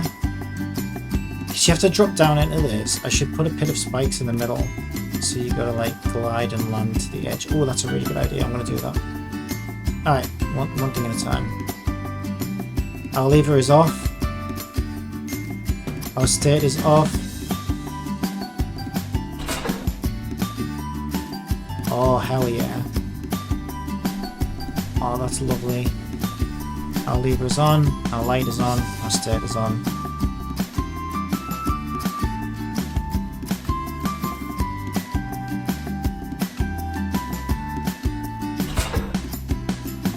Our sound effect played. Okay, I think that's working perfectly. Well, except for...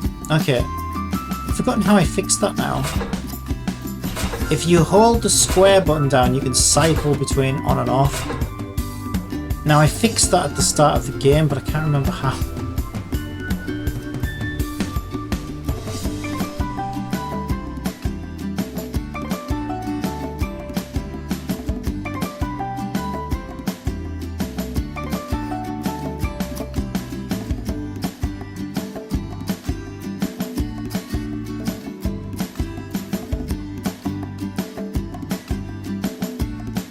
I would imagine it's something I need to fix in my interactive script.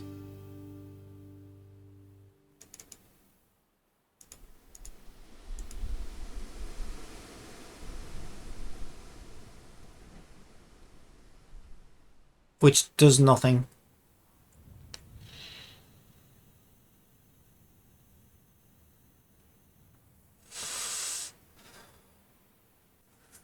Well, it stores, okay, all it does is it stores the list of interactions to display on the UI. Okay, how did I fix it? I can't remember how I fixed it. Because if you look at the start of the game, God, it was quite a while ago now.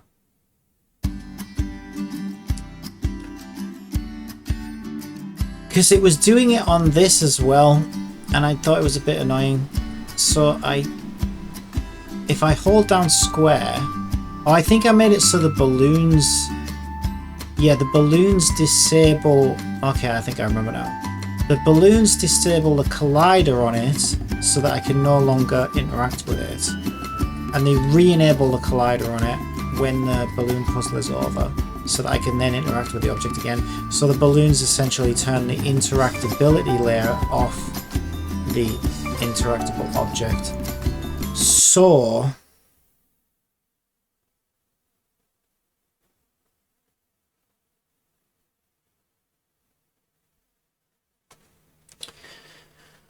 I can't do that here because there's no like timed event that says that, you know, the next, because this is a multi-layered puzzle, so it's not like you should, like, the player should be able to go back and then change their mind and turn a statue on or off again. So maybe I just need to implement a cooldown. Let me think about how I can do this. If I can do it at the root level, then it saves me having to tackle it every single time. So we detect, okay, we detect in player info, we detect objects on the player's head raycast, and we look to see if they have we look to see if the collider starts with the name interact. If the collider's name, if the object the collider is attached to starts with the name interact, then we pull the interactive script off it. And then that sends that to the interaction layer and it displays the interactabilities on the screen. So we can either stop it at the interactive layer and try and tell it to only... I don't know. How are we going to do that? We can't just disable the collider, because if we disable the collider, then the player will only ever be able to interact with an object once. We don't want that. So how are we going to do it? We could do it as a cooldown, I guess.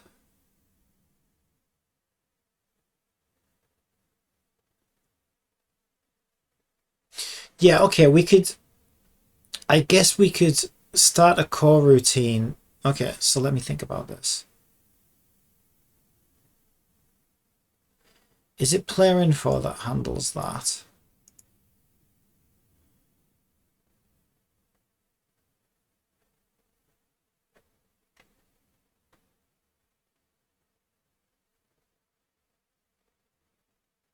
Yeah, I think it is.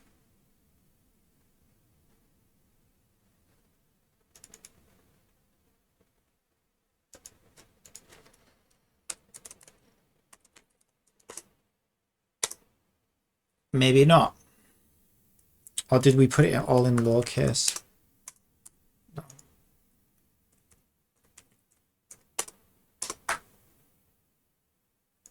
It's not action options.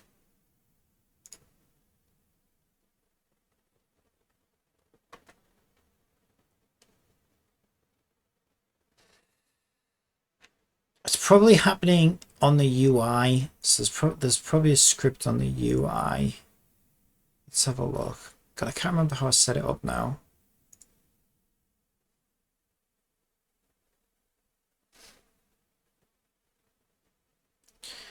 This is all minimap stuff. That's all weather gadget stuff. Day-night cycle stuff. That is the reticle aiming bow stuff. That is the waypoint marker. Where the hell did I put the... Where the hell did I put the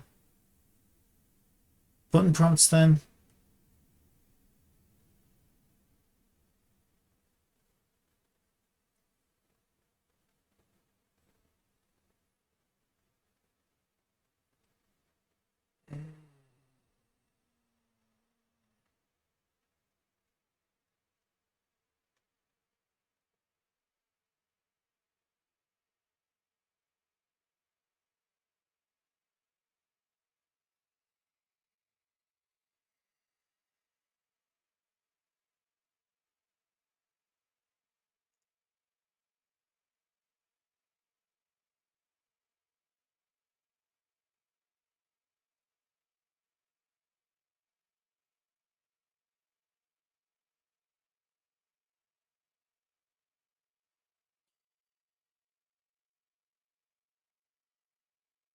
Jesus, I can't find it anywhere.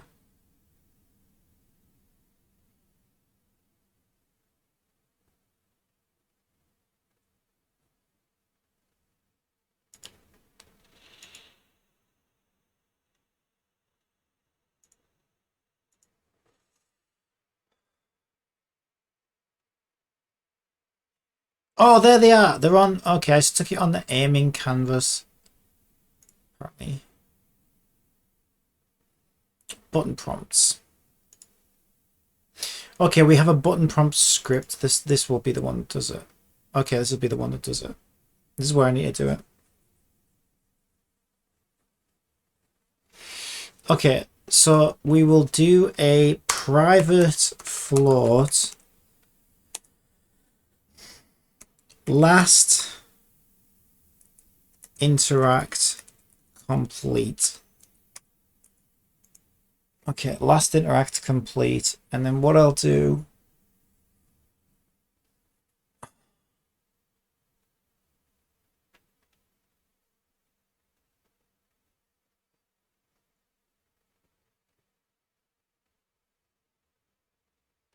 Yeah, so this fills up the circle, and then we do our action in here. So this is where I need to say last interact complete equals time since level load.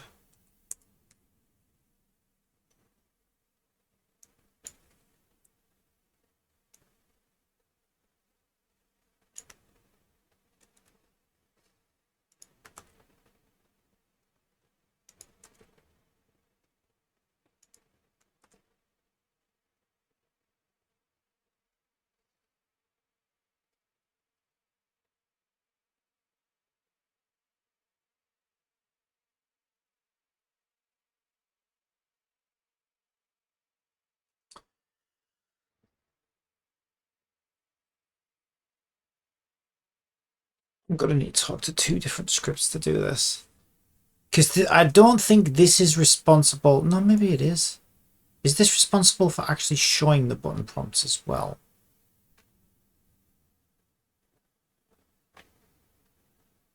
I don't think it is.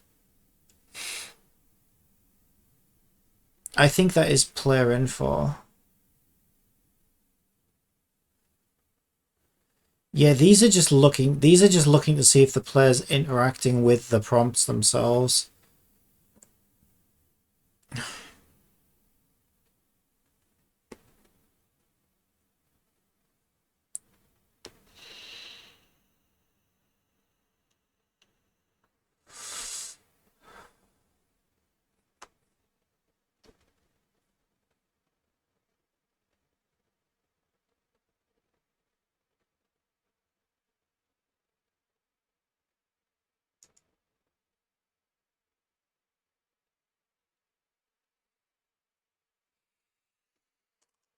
Okay, let's just put a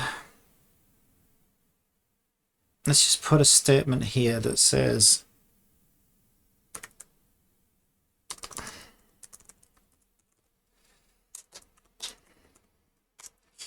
if time minus the last interaction complete is greater than 1, then we'll allow interactions so that it gives a 1-second cooldown. I don't know if I need to do that here, because if we stop the prompts from showing up in the first place, this script might not even... I can't remember how I set it up. The script might not even be running. But it also might. So that's just a little fail-safe. So that just makes sure... But this is also pretty good because using this root statement, I can have a public bool on here.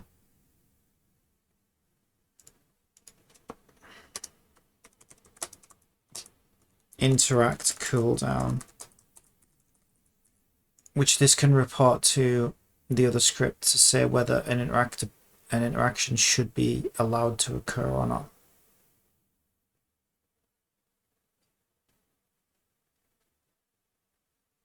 So the first thing we want to do always is set the interact cooldown to off if it has been more than 1 second since the last interaction occurred. I don't know though, again, it depends how I set this up. If this doesn't even run during the cooldown because this is disabled by player info, then this might not be enough to reset the cooldown.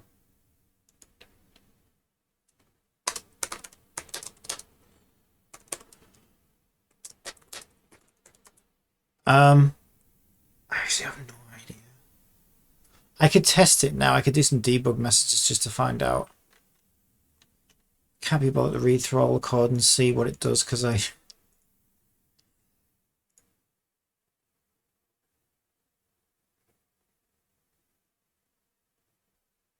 Okay, well, let's just test that to see what happens.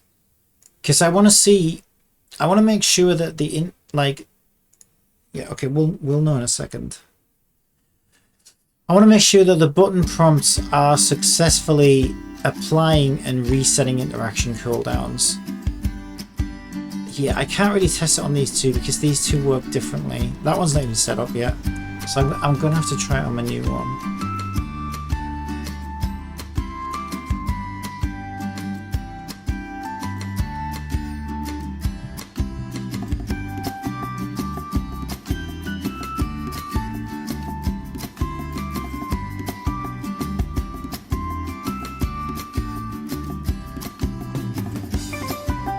I don't know if that's the most sophisticated way of doing it, like just wait 1 second. It's better than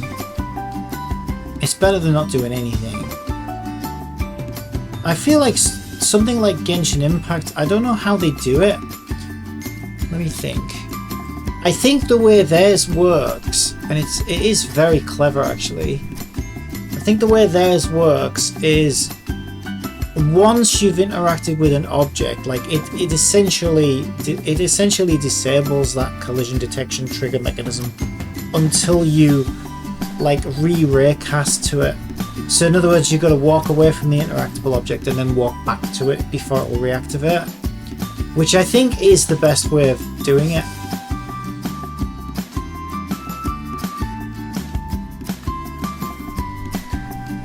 Okay, we still have our interaction. Yeah, that seems fine. Now it just waits a second before it starts the next rotation, but we're going to make it disappear altogether. So 1 second might be too soon. We should give it 2 seconds. I could try and do it the way Genshin does it, but that's going to be kind of tricky.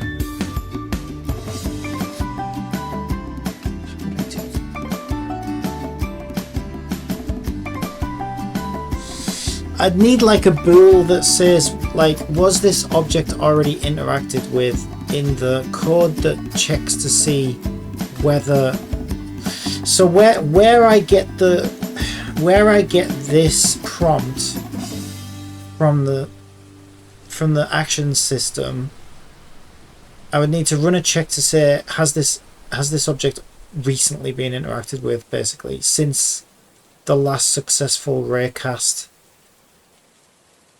And if it has, then we just don't do it. We just don't display it.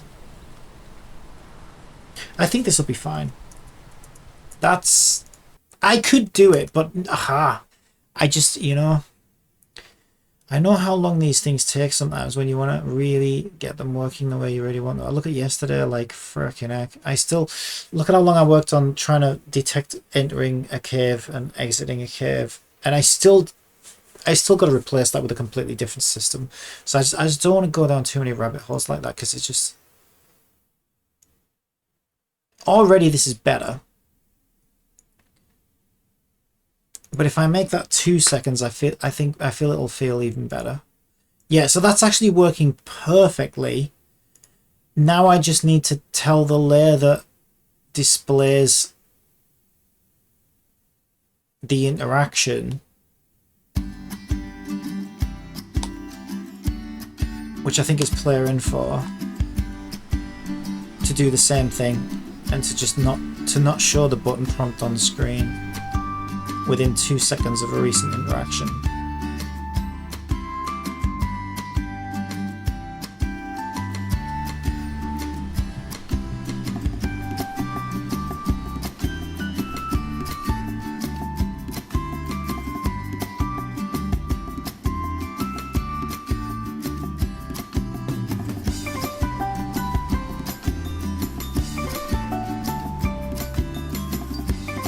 Right, so now if we hold square down, yeah, it makes us wait 2 seconds before it tries to interact with it again. Again, that's not my perfect behavior. I would prefer that it works like Genshin, where you would have to walk away from the object and then reface it to interact with it again.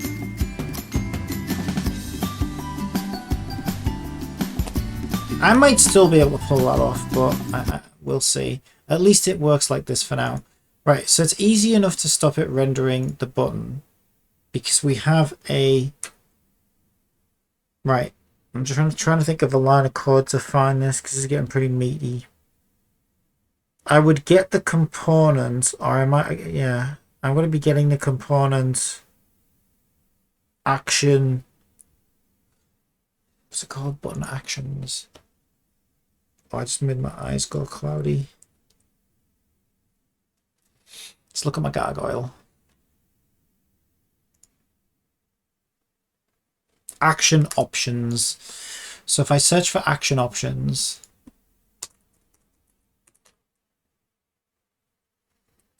and spell it correctly. Spell it like a real speller. It's not in here. Where is it then?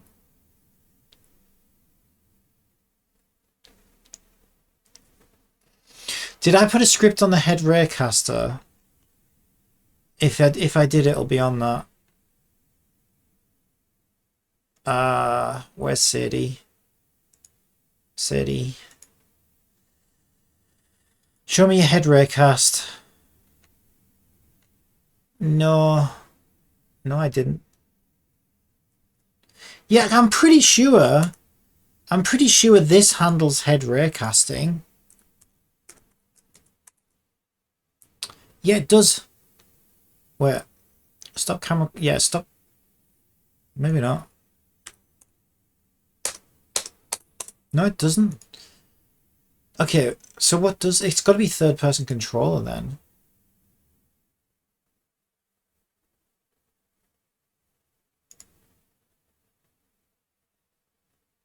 Ray Origin? No, it is. It's this script.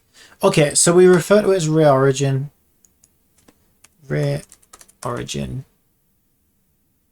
Okay, so that was when we tried to use it to implement climbing. We're not even going to talk about that right now. Hit action. Yeah, this is it. If collider name starts with interact, button prompt in range is true, then grab the interaction script off the collider's object and then enable the object button prompter, which is the one that which is this one, the one that we just implemented the cooldown on. So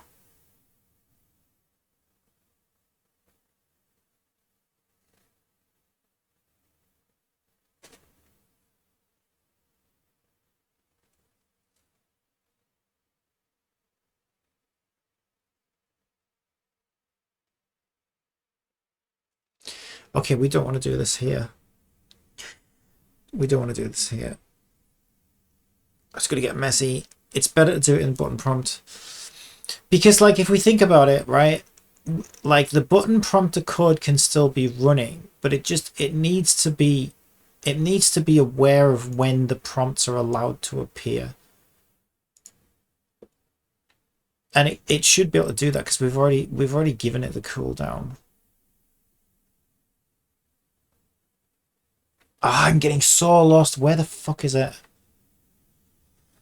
It's on the... There it is. Aiming. Okay. So on here, we created branches for the UI. Each branch has a branch number and an image called filler. We can disable the branch because this is all UI. So if we disable the branch numbers, yeah, we'll disable the branch numbers objects. So we can just disable branch 1, branch 2, branch 3, and branch 4. We've got a void for it called hide all. Excellent. I was not lazy for once. Okay. So when we get enabled, we automatically hide them all. Because we don't know whether the last time we displayed an interaction may have had more options than the one we're now looking at. That's why I did that. We can use that in this. So we can simply say if the interactive cooldown is false. The problem is we also need to restore all. Okay, that bit's easy because here we can just say hide all.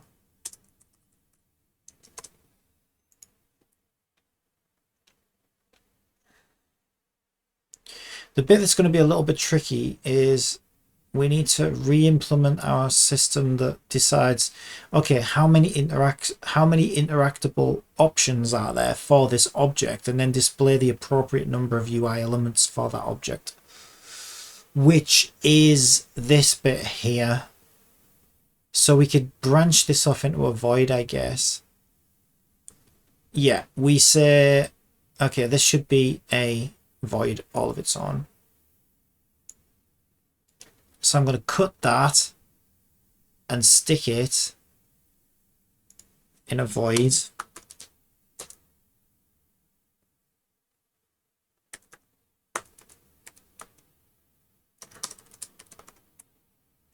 I'll call it show valid. Okay. So we want to call show valid here. We'll need to re-implement an int index equals 0 here.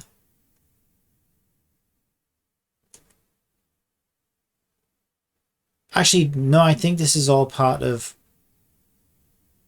Yeah, that resets their fill amounts and sets their names correctly. There's no reason we shouldn't just do all of this.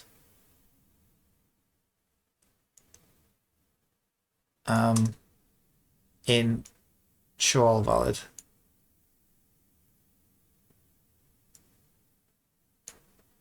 Yeah, we'll do that there, and then we don't need another index.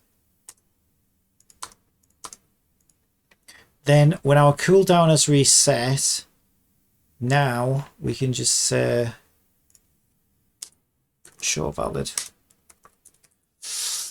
I mean, yeah, it should be fine. It just means, the only problem with that is it just means we're constantly redrawing them and repopulating them on every single field.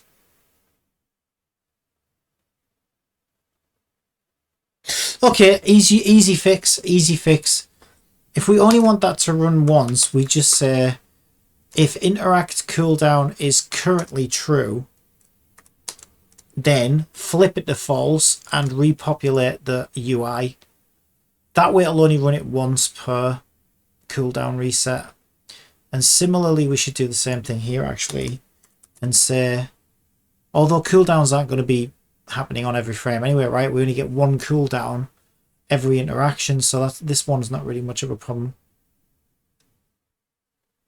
Still,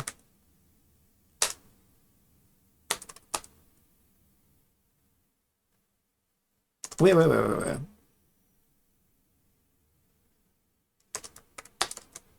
Okay, I got the above one wrong. If this one's interact true,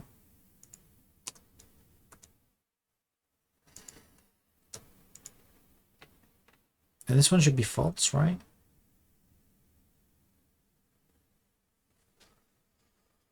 What? Right.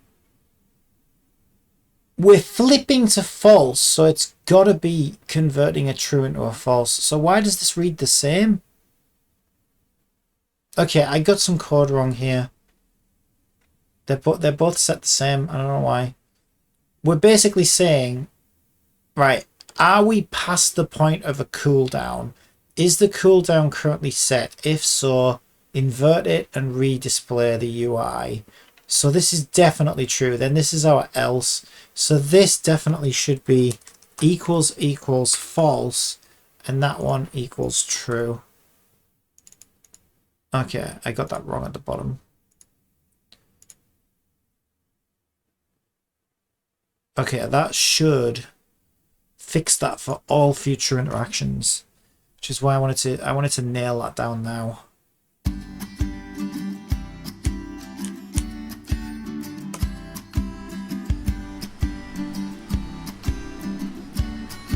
Yeah, if I have to work around one of my own systems, then I need to change the system.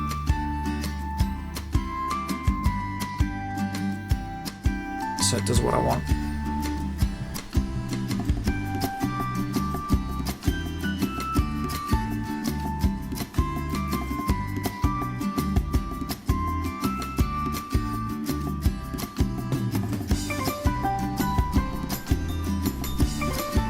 Yeah, we'll put a pit of spikes in the bottom here. Then you have to, like, avoid that. Okay, so now if we hold down square...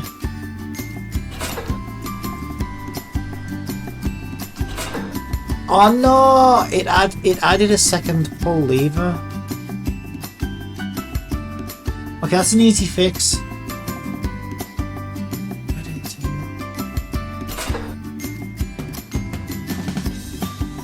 That's weird.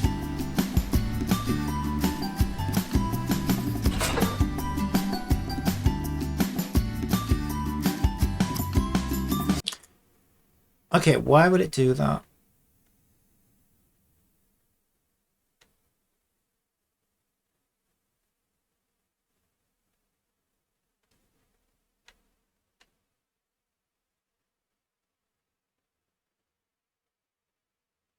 Okay, because we add the list of actions. Ah, shit. Okay, I did it the wrong way around. So this bit shouldn't be under show valid. This bit is to set up. Okay, this one reads the actions from the interaction class, and this one populates them. So yeah, we only want to set our actions up once per enable. It would have been fine. We could have just cleared them out, I guess. Does that mean... Oh yeah, because we clear them on enable. Yeah, so that should be fine. Because we clear them on enable anyway. But we weren't clearing them down here. So it was adding a new action as a like the first action as a second action. Hello, Software Studios. Welcome back. How are you? It's amazing how long some of these little fixes take. Yeah, this is going to save me loads of time in the long run, I think. Well, certainly compared to, like, painstakingly setting each cooldown up separately for each interaction. Fine, and you... Yeah, pretty good! Wait, where am I? Oh, there I am.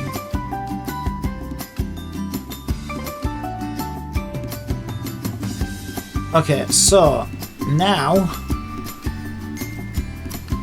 if we hold down square, okay, excellent, perfect. Yep, it's perfect now. There's a 2-second cooldown. It's better than nothing. I'm not doing that.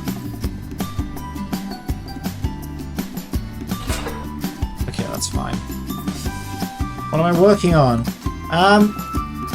So I'm just doing my first underground puzzle, I guess. I want some underground puzzles. Okay, so I think our gargoyle is good to go. So now we just need 4 of them. Oh my god, this is gonna be crazy. And I want them all next to each other while I test it. And I need to be careful. Yeah, these can stay as prefabs actually. Yeah, I think these can stay as prefabs because I can link them as individual versions of them. So if I need 4 of these, boop, boop, and what are you doing, Unity? It's not at all what I was trying to do. I should probably, let's put it a little bit further away. Otherwise I'll be accidentally interacting with the wrong ones. Okay.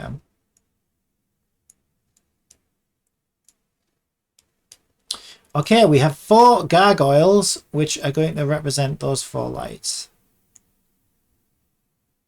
So now we need like a puzzle, a gargoyle manager of sorts. That's actually a great name for it as well. I might call it that, gargoyle manager. But yeah, we also need a script to make these lights go on and off, so the player can see what is happening. So let's see. I did group those lights, didn't I, on a parent object? Where is it? There they are, door lights. Excellent. Okay. Screw it. I think that's the perfect name for it. No, let's not. Well, I don't know. Should I call it Gargoyle Manager? Or is that going to confuse me later? I have no idea.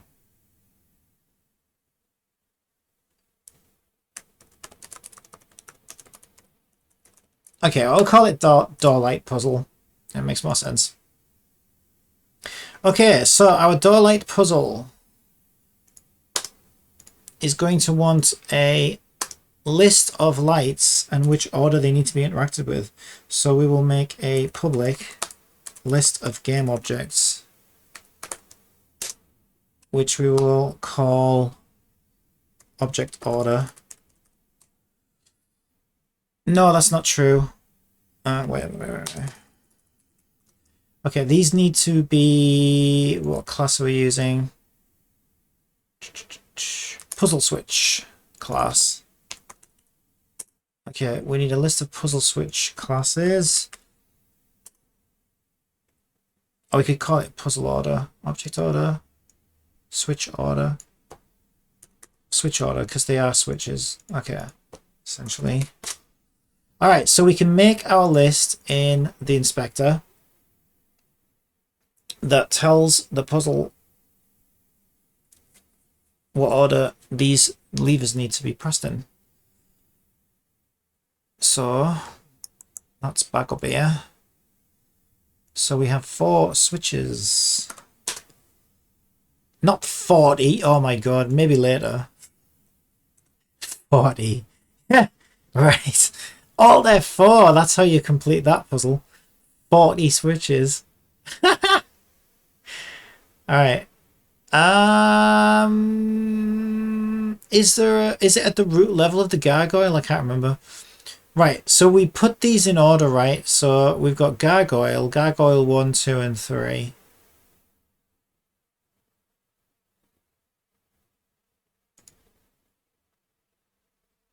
For my own sanity, I think I will put the color that the gargoyle relates to for my own sanity. So we're going to have green, then that one's going to be yellow. That one's going to be red. And that one's going to be blue.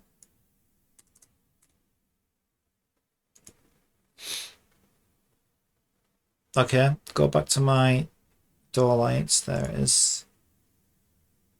Can it get that? No, it can't. Shit. So we need to find the puzzle switch. I thought it was at that level. So what is it a child of? It's a separate object. That's fine. So we link green, yellow,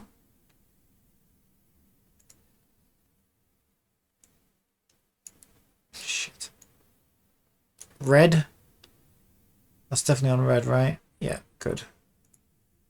And our last one is blue. Okay, excellent. Okay.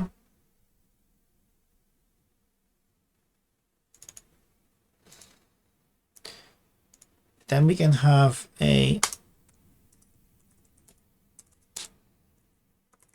list of game objects.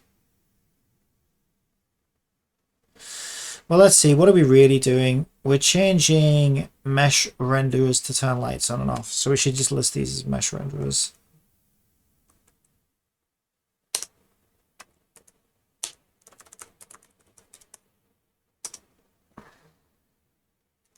So call it light order.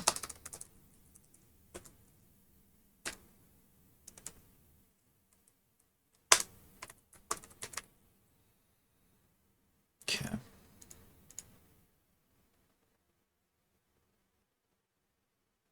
And we want to link our lights above the door. 4 of those.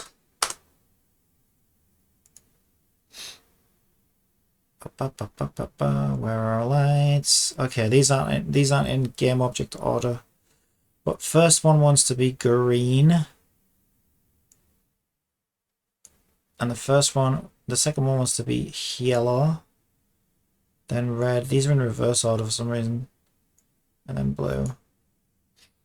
Okay. Green, yellow, red, blue. And then that one should be green, yellow, red, blue. Good. Okay, next we need a public list of materials called off mats equals a new list of materials. We'll also need a public list of materials called on mats.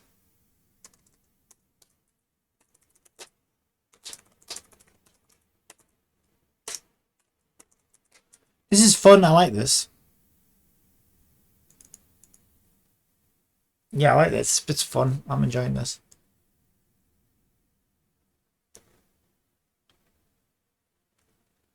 Okay. Obviously, it's going to be 4 and 4. Okay, so their current mats. Remind me what I used again. I made mats for the offs already. I haven't made the mats for the ons yet, but there you go. There we go. They are just there under door lights. Isn't that handy? So we need to make sure we get these in the right order or everything's gonna go. That's the important part. Ah, why are you hiding from me? Oi! Open! Why is that? Piece of shit. I had your material for you and you wouldn't open up for me. Eat it. Good. Yellow. Wait, why have we got 5? You got 5. You got 5. Don't be greedy. You get 4 like everybody else. Right. Green, yellow, red, and blue. Whew. Calm down. I'm very excited. I'm very excitable. Okay, now I will dupe these. Turn their names to on. Okay, so we're going to have a green on. A blue on. Red on. Yellow on. Okay. Hopefully, I think I can do all these at once. Just highlight all the ons. Turn the emissions. Where's my emission? There it is.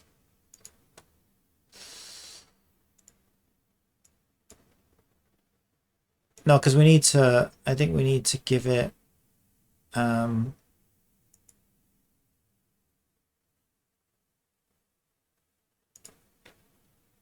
no, we can't do these all at once. Shit. Okay, undo that.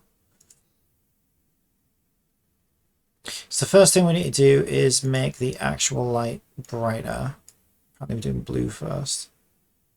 It's because it's alphabetical, isn't it? Alright. That should have still worked though, right? Okay, why aren't I seeing... Why is glow not working?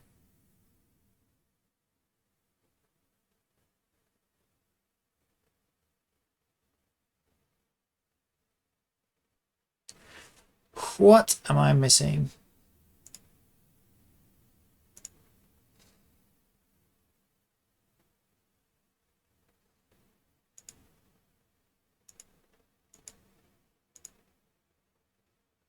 Oh, because we, it doesn't have that material right now, that's why. Okay, yeah, let's give... Oh, shit. So I probably could have done that. Let's undo. I'll tell you what, let's just delete the on. Make a new on from off. Yeah, because I'm trying to make sure they're consistent in terms of brightness and stuff. That's why I want to try and do them as a group. There we go. We've got a new blue on based off its off. So yeah, what I need to do then is make sure that right now they have their on mats while I sort of make them look pretty. Otherwise, we won't see them. I was like, why isn't this working? Oh, because we don't have that material, you idiot. Okay, green. Emission is stronger than basic color, so if you put white full on emission, it will be white. Yeah, I know. I might need to go and copy the hex color values or something. Yeah, I wasn't sure about that. That's what I was just about to test. What am I missing? Green on. Green on. Beautiful. Okay, so they now have their on mats. Yeah, so what I might do then is copy the hex value, turn emission on, paste. Ah, we can't paste a hex in here. That's interesting. Huh.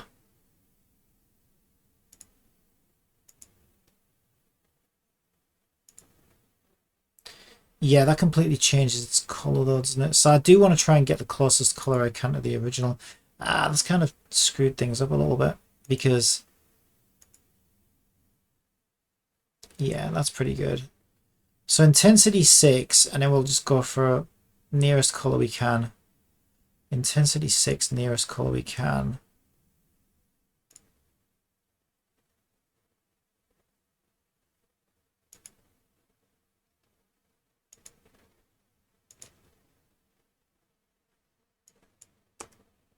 Oh, that looks yellow. Ooh, it's not going to work for the yellow one. The green one.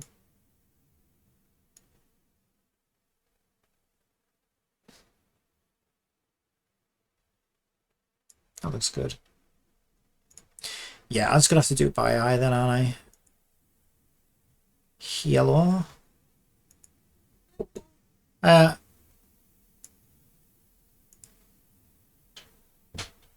Yeah, even that looks more white. Oh, there we go.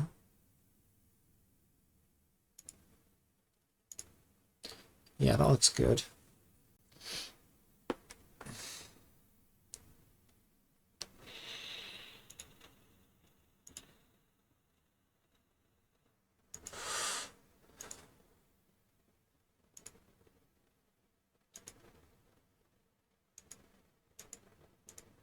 Red doesn't want to glow easily.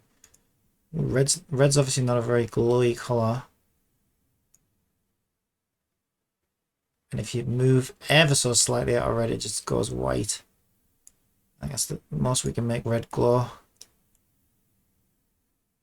It's alright. They look on. They look on to me. Alright, we need to set them back to off, I guess. I mean, we could just reset them in script because I'm lazy.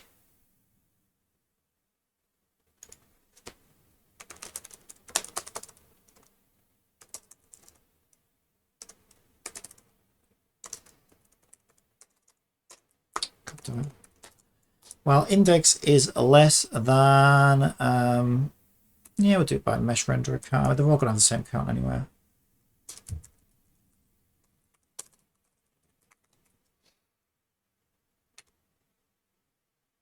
What's wrong with that? Oh, mesh renderer count. Light order count. Ah! Light order. Thank you. Then light order dot material. Wait. My light order at position index dot material equals off mats at position index. There we go. Just make sure they all get switched off when we hit play. Make sure our game isn't in maximize mode. It's not. Alright, just make sure that happens. You've got to drink on my hydrate. Yeah, you're right, I did actually. I did see that as well. That's because it's back there. Okay, they turned themselves off, that's good.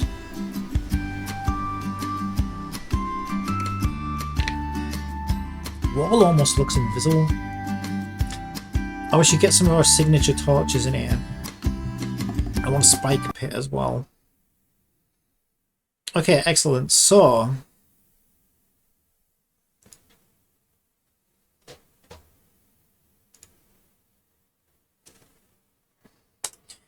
the easiest way I can think of to do this is just to basically give ourselves a variable, which I'll call player order. No, actually, a better one would be next.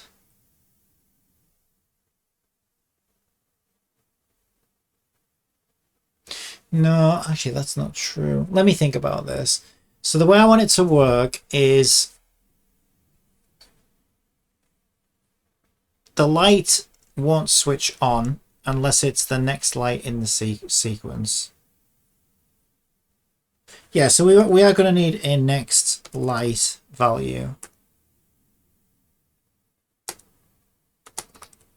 So when the puzzle starts, next light will be 0, which is the first one. So we can increment that as we go on through the puzzle. And then if the light that was last switched on, as we try and switch it on, isn't the correct light, then it all resets and they all switch off. Yeah, and the place is pretty dark, so light would be cool. Yeah, well, I'm going to put a couple of torches down there and a spike pit. That's going to be great. I can't wait. And this is just the first passageway. So what's going to happen is these gargoyles all look the same because I wanted the floor to be your clue. So there's going to be a blue passageway, a yellow passageway. You know what I mean? And then you've obviously got to do it. What was that? Oh, parcel. Oh, good. It'll be my medicine. Thanks.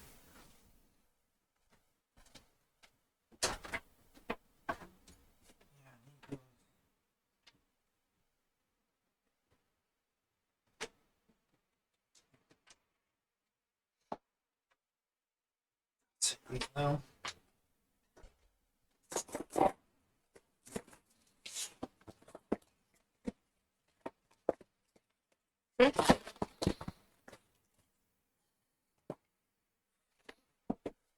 Oh, just in time.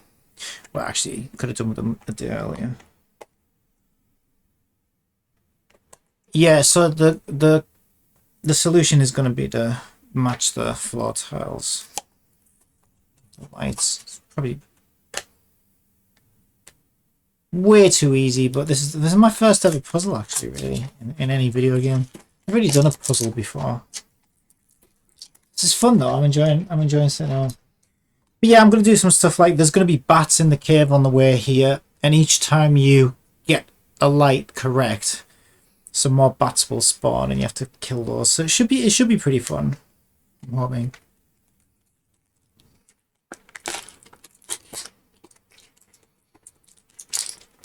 You can keep the place dark, but at some point lights Put some point lights on your switches. Yeah, I've already got a spotlight on them actually.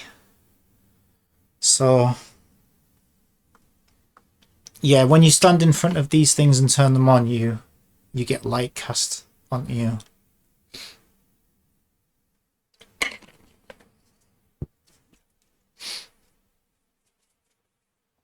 Yeah, so I wanted to make sure the statues are lined up with the lights just for when I'm testing it, because once I put these gargoyles where they belong, they're going to be quite far away from each other, and that would just be a bit of a headache for me to test. So I thought, well, if I line them all up in front of their corresponding lights, then I can test the hell out of it without too much stress, and then just be careful when I'm placing them in their corresponding places.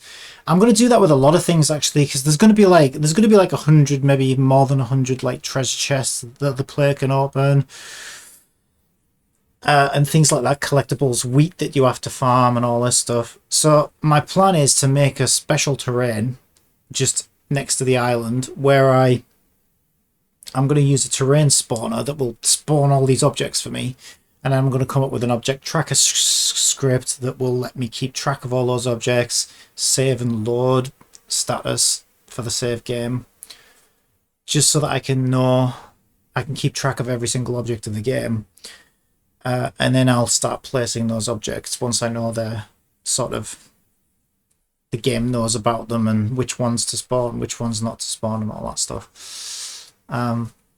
So yeah, this is good practice for me on a smaller level, like, 4 statues. Where are they? What are they doing? Can I keep track of them, kind of thing. All right. Actually, yeah, we're gonna need. Speaking of which, we're gonna need that puzzle switch class. Oh, we already did that switch order. Yeah.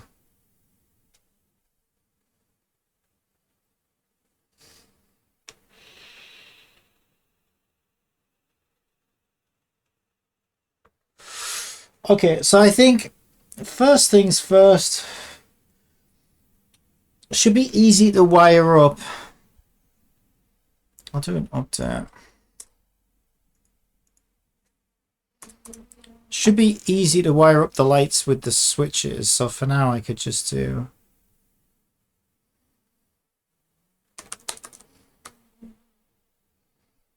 I don't know what the best way is to do this. So as a quick test. Well, actually, I've got indexes, so I could literally just. Let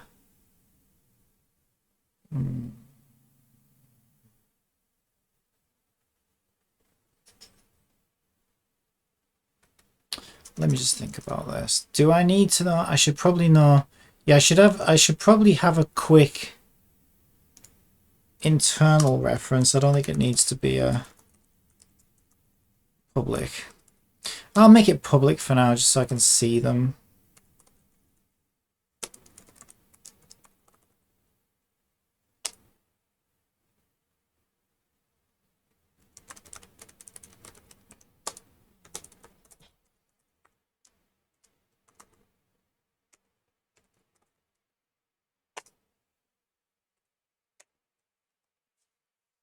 Yeah, I was just going to query the gargoyles directly and say, well, if you're on, then I should be on, like for each light. But then I'm like, that's probably going to be harder for me to then separate out the conditions for when that becomes an invalid order.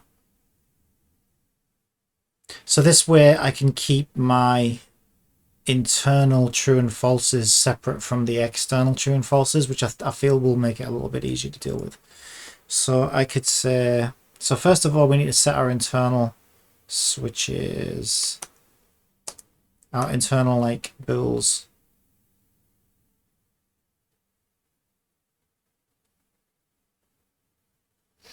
So we can simply say, well, actually we could do it, we need to do it in a loop, don't we?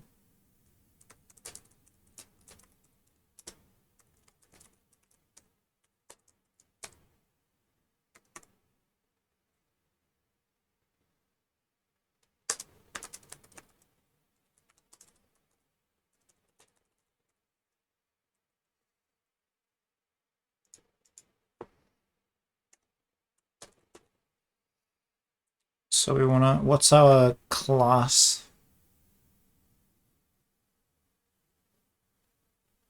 Switch order. So switch order at position index dot enabled with a capital E, then our internal bool is light status, and the light status at that position index should become true, else make it false.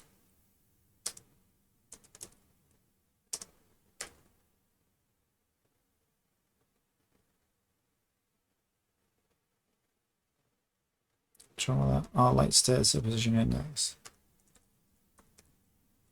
Okay. So we can run that, make sure everything looks good.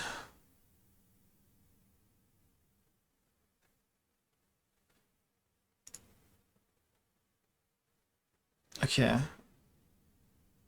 We can set our on mats. So it's green, yellow, red, blue.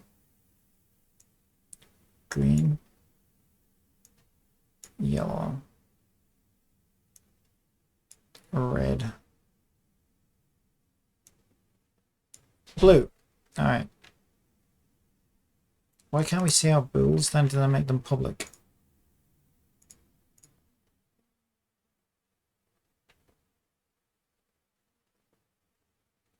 Oh, we got an error.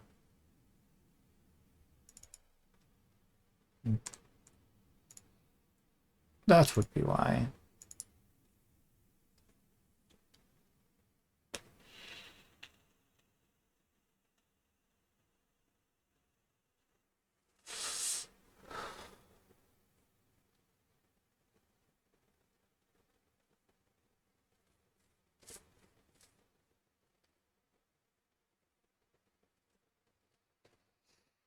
Right, let's also save ourselves some time.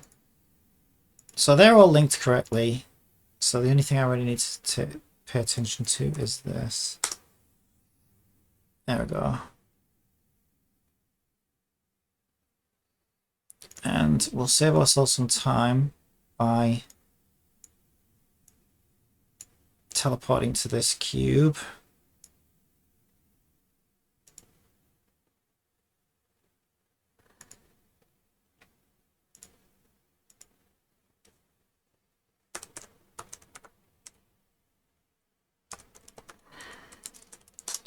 I'll call it teleport cube. Set it in my waypoint system.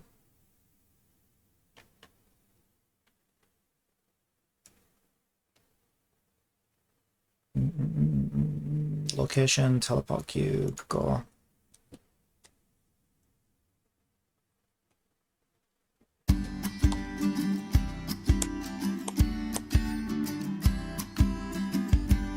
There we go. Nice and easy. Alright. Okay, so we should... Yeah, we're not going to see the lights come on yet because I haven't wired that up yet. Make sure those true and falses are accurately representing these gargoyles.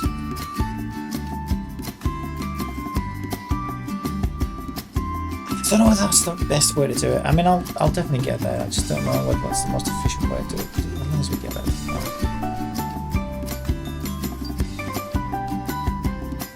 Okay, so we'll turn one on. You son of a bitch. Why didn't that work?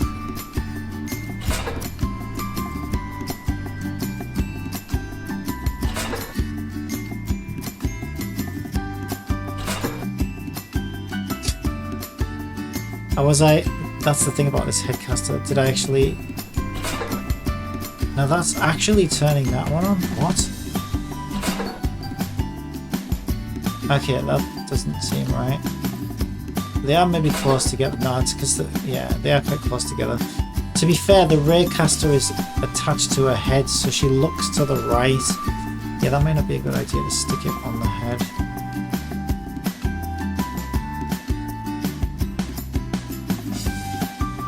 Yeah, our idle animation has her move her head too much, I think.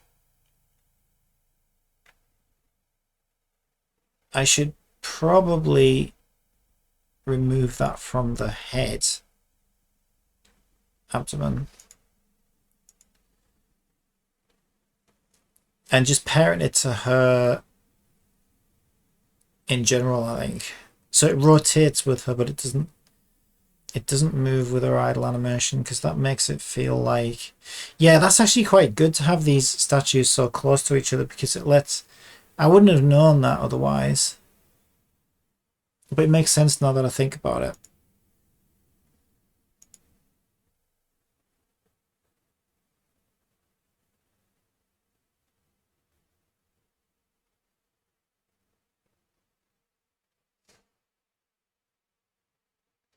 Oh wait, my head ray cast, wait, my head ray cast isn't parented to the head.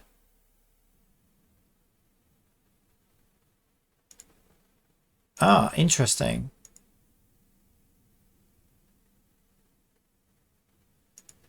I think it was originally. We must have already removed that. Yeah, that's kind of weird, because that felt very off to me. Let's stick a renderer back on here.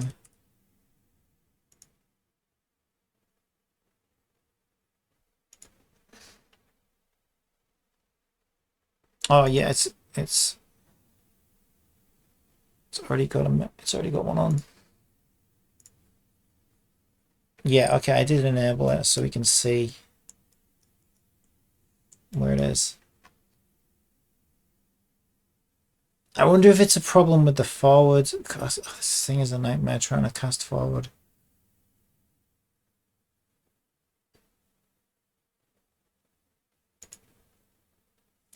I mean, it'll be fine for this puzzle because they're going to be miles away from each other, but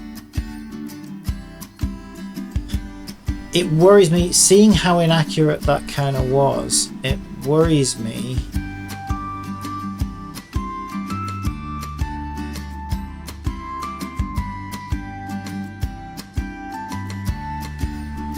I mean, it is rotating with her.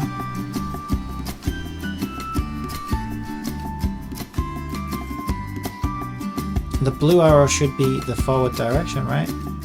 Yeah, that doesn't feel, and it doesn't seem to move with the head because we unparented it already. So why did that feel so inaccurate then? Let me just test it again.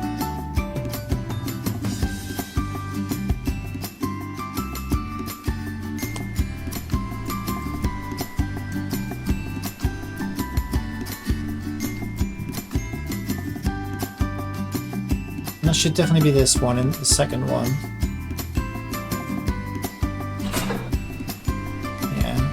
This one was turning the one off to the right.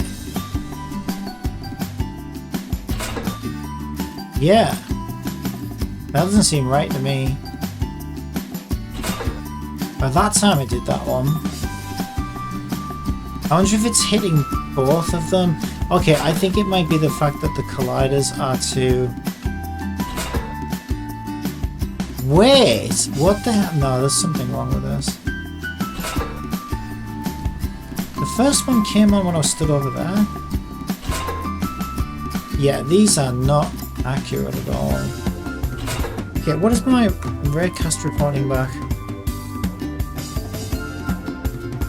I got rid of the debug message. I wonder if their colliders are too big.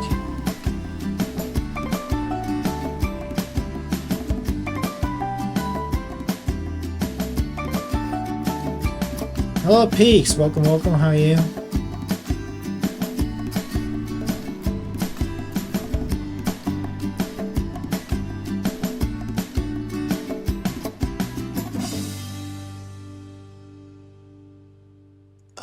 I did have a debug message in that, so if we look at player info,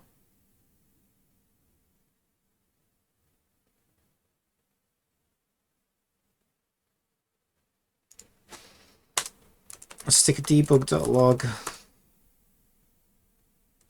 out.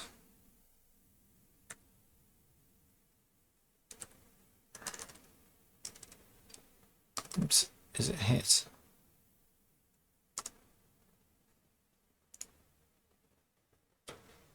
it's hit action.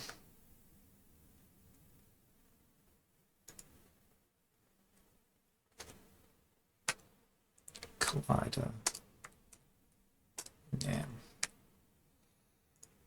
Okay, let's find out what the hell's going on here. Yeah, now's the time to fine-tune this, because if it's that inaccurate, yeah, for this puzzle it won't matter, but I might want to do a more sophisticated puzzle later in the game, and if this system is that inaccurate, it's going to make it tricky. So if I try and fix it now, I think overall this is going to be much better. Okay, so let's see, what order are these in? Green, yellow, red, and blue. Okay, so it's hitting green. Yeah, I would expect that. Green comes on. Green goes off. Yellow. Okay, there's something wrong with the code then. So it's not the raycast that's wrong. Did I accidentally link?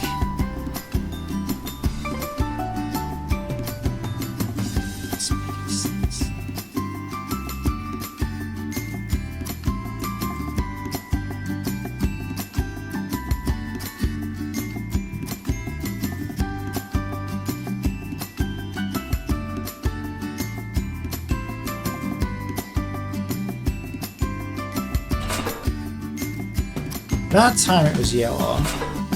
That time it was yellow.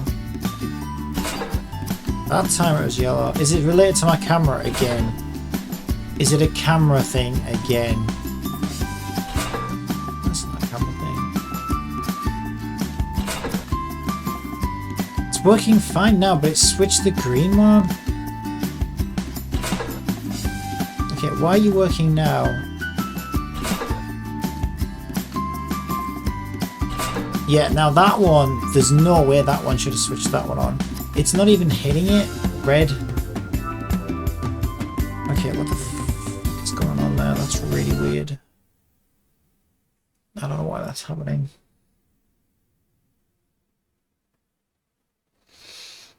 I'm doing good. We got Fenway Global News today. That was more like a teaser that has a hint of a banner. Let me know when she's out.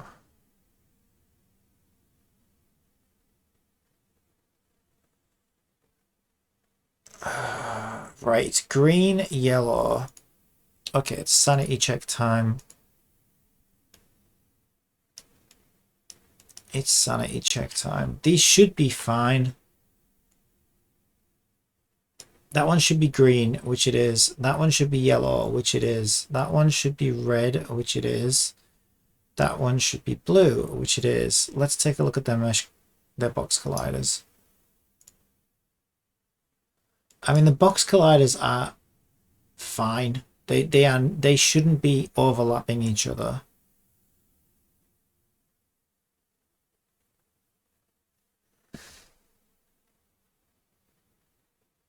Okay.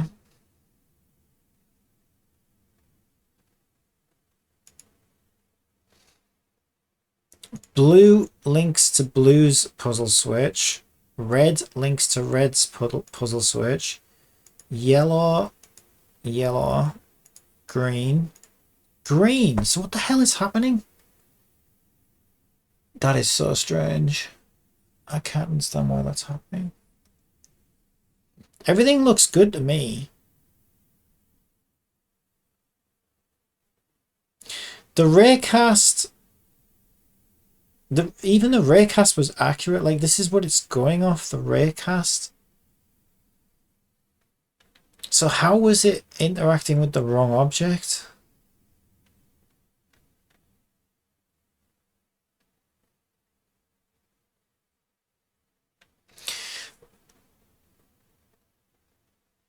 And our door lights, yeah, our door lights have nothing to do with it because they're not doing anything.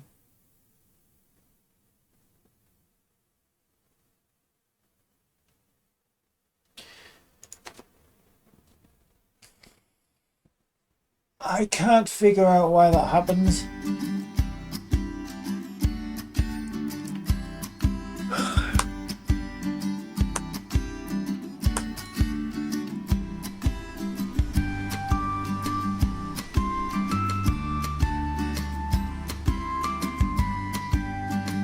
Right, green, yellow,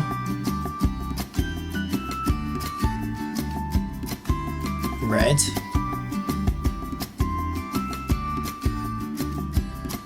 yellow. The raycast is working perfectly. Blue. So why the hell?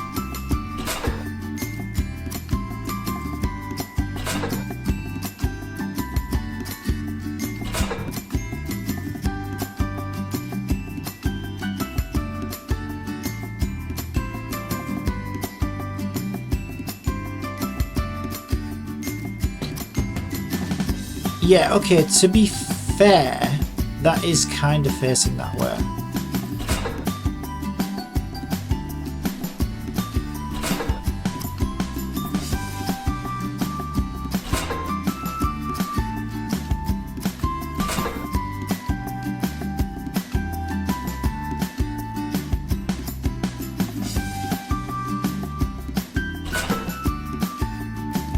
Okay, I think it's working exactly as set up.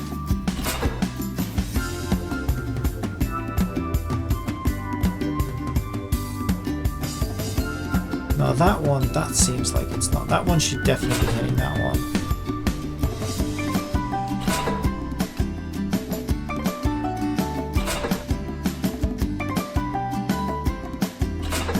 That one shouldn't have turned that one on.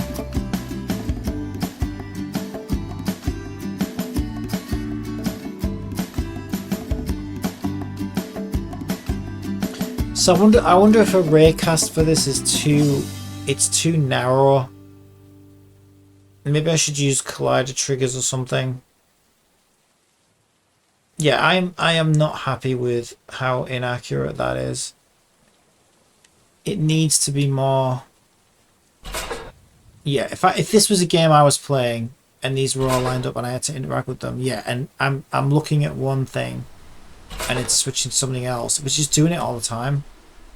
I don't even understand why though. Like that is definitely. Give me a debug.draw. Give me a debug.draw. I need to see where this ray is going. I already know that it's the right one though, because it. Yeah, no, that it still doesn't make sense. There's something else happening. I feel like the raycast is accurate enough, but something else is happening, which is causing the wrong object to activate.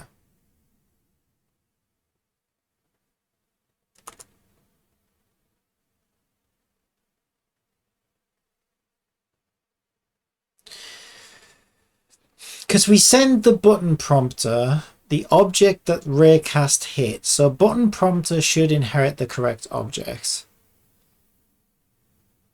And it's not as if it's getting multiple objects and one just so happens to like dice roll. Like if it was intermittently sending the two objects at the same time, you could understand that maybe it just so happens that on that frame I got the wrong object. But if that was happening, we would see it in here. It would be like yellow, green, yellow, green, yellow, and you'd see it like fighting between the two.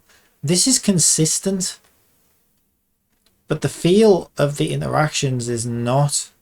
It's anything but.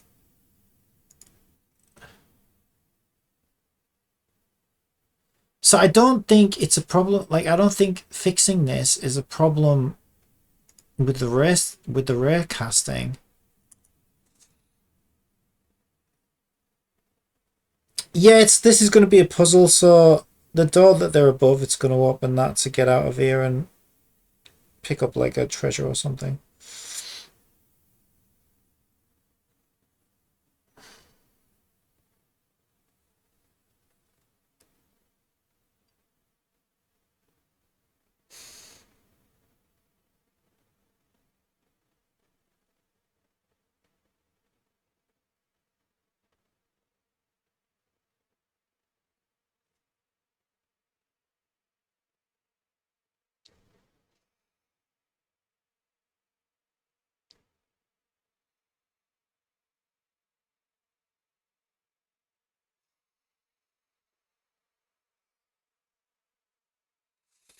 Okay, let me try something. I feel like this is too big as well. I feel like it's casting too far. Maybe it's let's try dialing it down to 2. Because I do feel like you can interact with objects from too far of a distance, and that would or could cause issues where it's hitting multiple objects instead of just one. That's not what we're seeing in the inspector though, in the debug, which is why I'm really confused.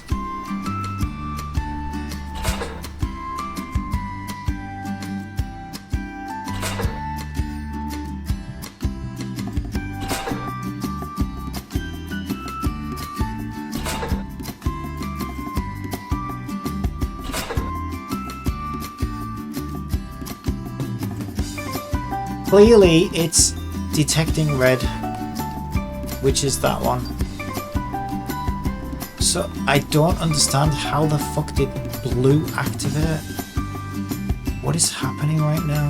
Why is this happening? However it's happening, I need to fix it because yeah, it shouldn't happen.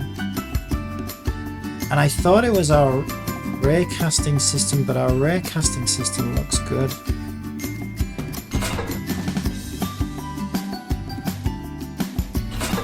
It's not related to the camera angle, is it?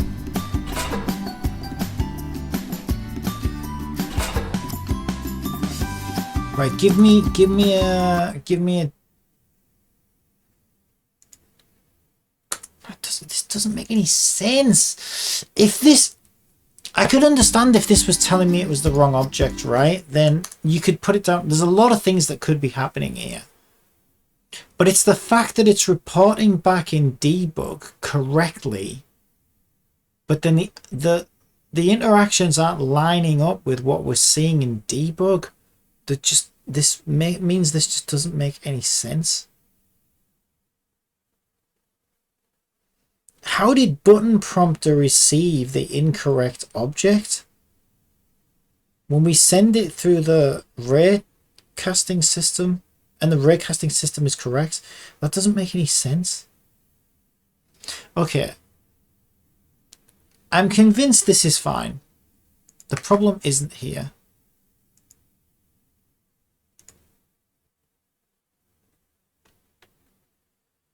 I'm going to debug it at this end. I'm going to do a... How do we receive an object? Game object.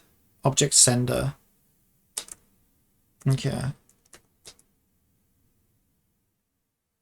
So I'm going to make this object. And I'm going to make it last object.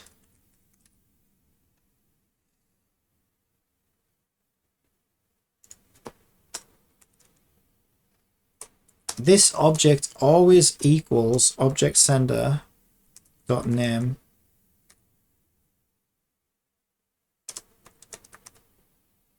If this object is not the same as the last object, then debug.log I received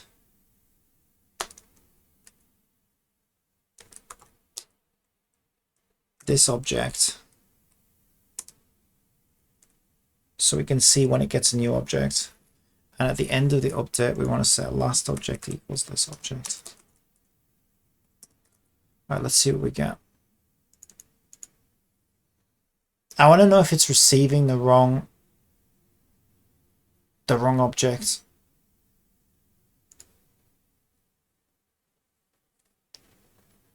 I can't even figure out what's happening. There's a million reasons I can think of what could cause it to happen, but none of them would give the results that we're seeing in debug. Okay, so it received green, correct. It received yellow, correct. Now it received red, yellow, blue and red. That's fine because we were kind of like rotating. So when was it happening? It was happening quite a lot. Right, okay, for my own sanity, let me clear that out. I mean, that seems to be working as expected as well. Okay, we're going to try and do a sequence and see how it goes. I'm going to do yellow, blue, red, and then green. There you go, it fucked up. That doesn't make any sense. Right, let's have a look at it right now. It tells me it's received yellow. It never received green. It never received red, rather. It received red first. But then it changed its mind and said, no, you're actually looking at yellow. But then it turns red on.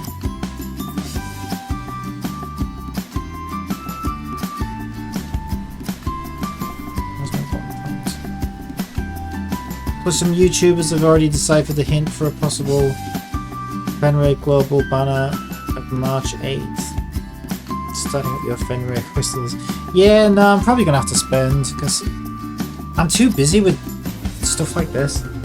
I don't want to waste my time in a game. I'd rather just spend the money. Time's more precious to me than money right now.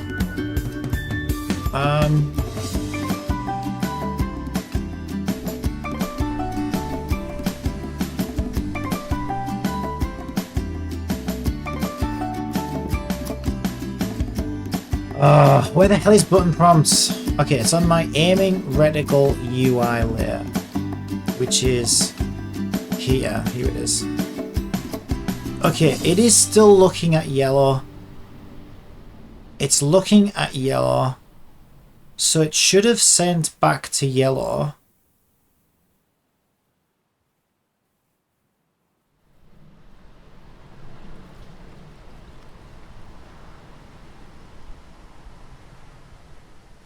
Whatever yellow said was the object that it should interact with,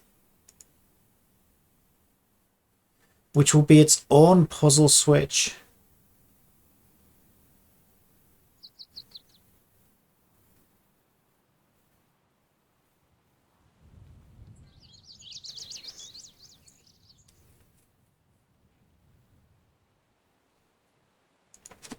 This isn't making any sense.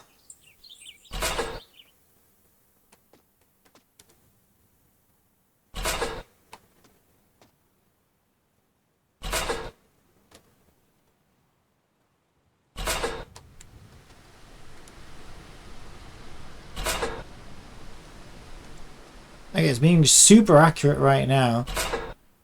Yeah, I would expect it to do that one because I am facing that one, to be fair. That's fine. I expect that behavior from that. But sometimes I'm literally stood facing one of these. Maybe turn slightly to the side. But it, like that time there where it said yellow, like that one there, how the fuck does it think it was that one?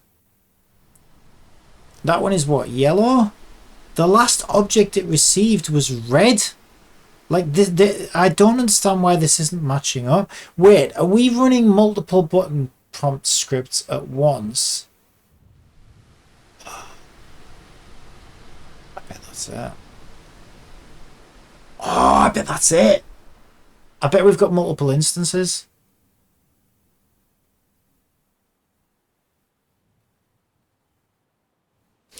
No, wait, we can't do... No, we can't have multiple instances. There's one button prompt script.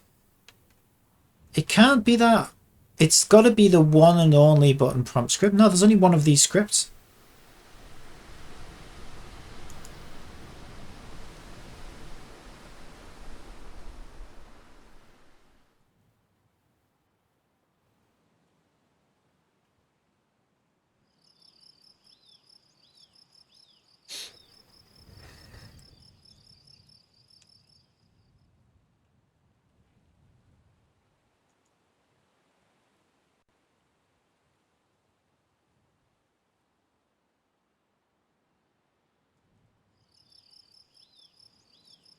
Okay, I do have an idea of what might be happening.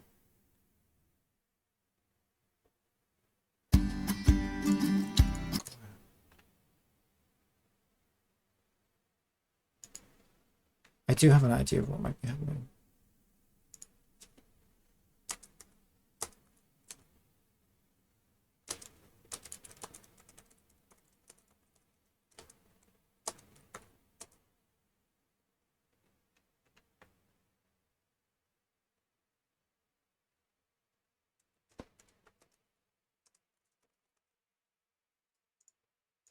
I think what might be happening is it might be counting the actions of multiple objects as independent actions. So it's sending it back through an action that's different from the original. But if that was true, no, if that was true, we'd see multiple prompts on the screen, which we were seeing, but we fixed that. Could there be something still to do with that? It's causing it. Correct. Incorrect, but the interaction count is still 1. Yeah, I feel like that one, it received yellow and turned on red. How is this happening? It did, right, the interesting thing is though, okay, I'm noticing a pattern. It receives the one it switches on before correcting itself in the debug, but then for some reason, this is why I thought, well, it must be happening in the interaction count. Yeah, okay, something isn't clearing. So when it receives red, somehow it goes back through red rather than saying, oh, actually, I've changed my mind, it should be yellow. That's the bit we need to fix. I just don't know where it's happening.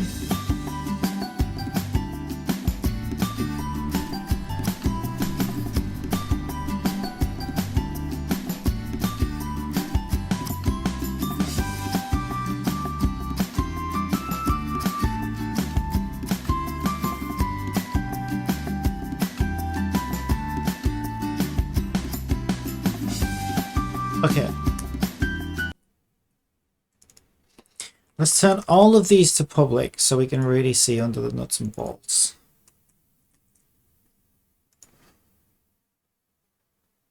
It could be this. It's got to be the enable objects. It's got to be 100%. It's the cooldown. It's only started happening since we implemented the cooldown. So when our cooldown's kicking in, it's not clearing out the previously enabled object. So it knows which object it's seeing, which is why it's reporting back correctly in the debug. But because it's going, because enable object 0 should always be the first enable object on the first object, and that's not clearing out, it's basically sending it back through the previous object, which is why it picked up red. So its enable object is still stuck at red. So when it changed its mind to yellow, it should have cleared out that enabled object.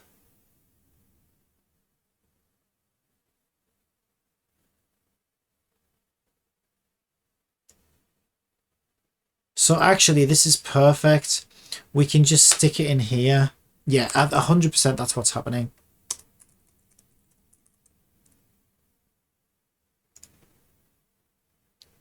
I think that should fix it.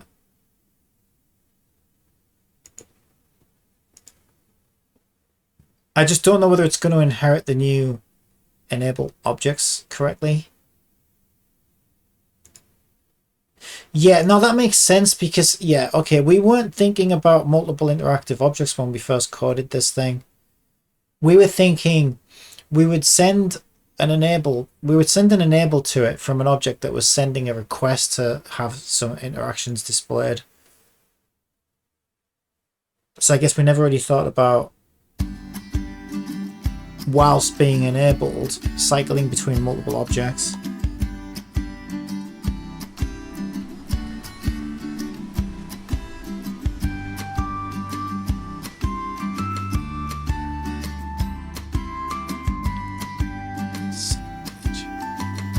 Yeah, okay, we just broke it. Yeah, we can't just do that then.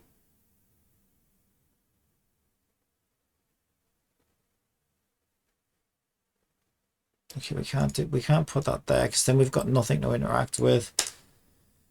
Okay, how am I going to fix this?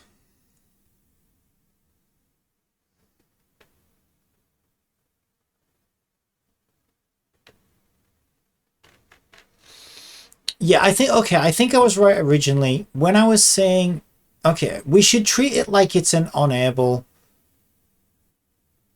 We should treat it like it's an unable. Unenable.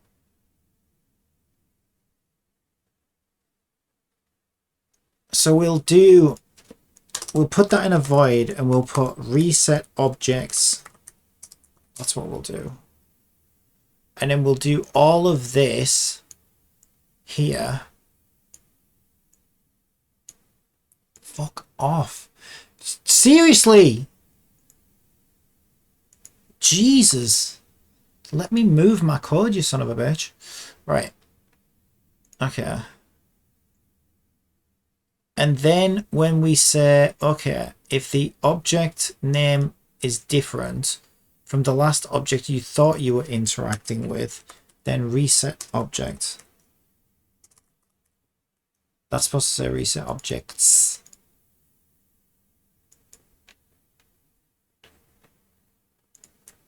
There. Although really, I suppose yeah, you can only interact with one object at a time, so I don't know why I'm picking. I don't know why I care. As long as it makes sense, that's all that matters. But yeah, no, technically yes, it is reset object, because we can't interact with more than one. That's the problem with the script, is the script's trying to interact with multiple objects at once, which you can't do. It's got to be one object at a time. Even if it means you have to swipe on the highest pack of titanium, yeah, so be it. I don't care. I don't think I'll need to, because I've got like, I don't know, I think I've got like 40 odd pulls already. And there'll be loads of free pulls. There's loads of free pulls right now if I wanted to play the game. It's just that I haven't got time right now. Because there's a lot of stuff I haven't done.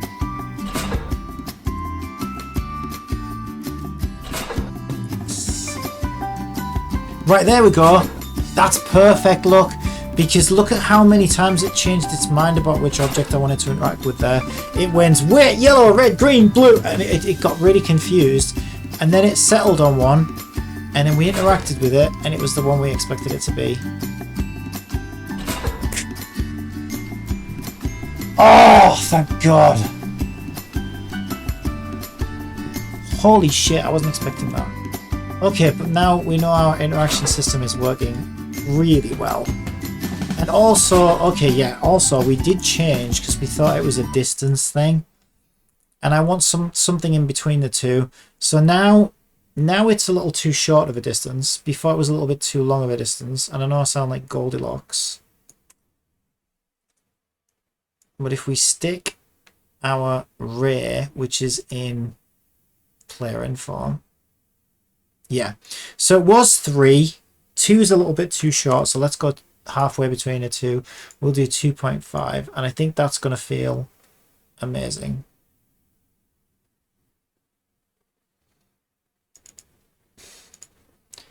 Oh, I knew something was wrong. I was like, wait a minute. But I thought it would be the obvious thing of like, oh, it must be my raycasting. But now my raycasting system's working really well. Really well. It was my dumbass. Wait, what? That's fine. I don't know why that did that. Okay, so what we were originally supposed to be testing. This happens a lot in video games. What we were originally supposed to be testing is our button system to make sure that they're reporting the correct states. Okay, let's see. That was one hell of a... Also, I've left the thingy on ahead. Let me just go and disable that because I'll forget about it otherwise. Head raycast. Make invisible. There we go. And then we're looking at the... Where is it? Door lights. This is what should be working.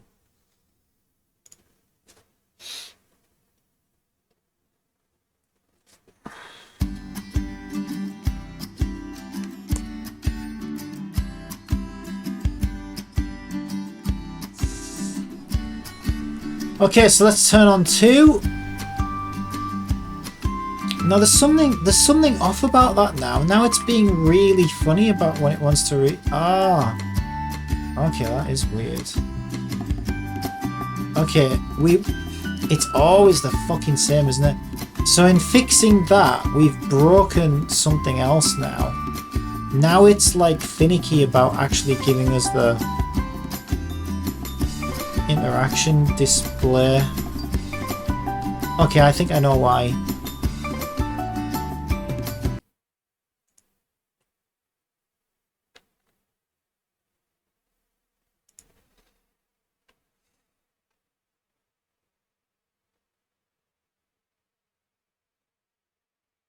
Okay, that wants to be up there.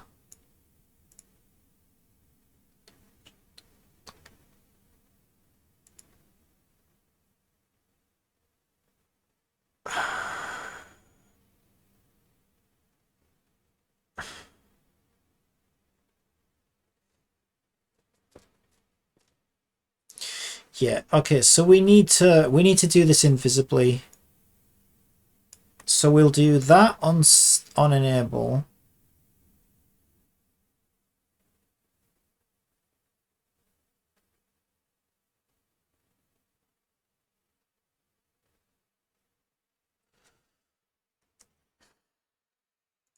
Are we even being disabled and re-enabled again by the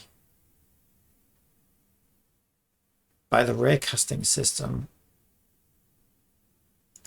Anyway, that needs to happen invisibly. Let's test that. That might be enough.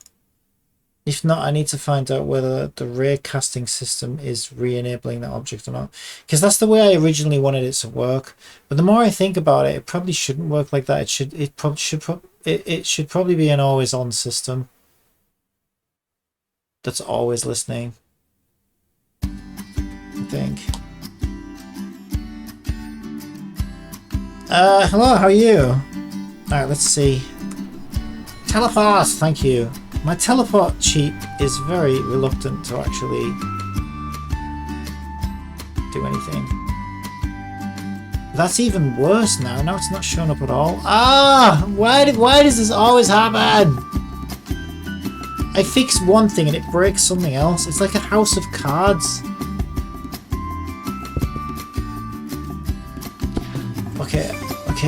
Okay. What did we break? Why? What is happening?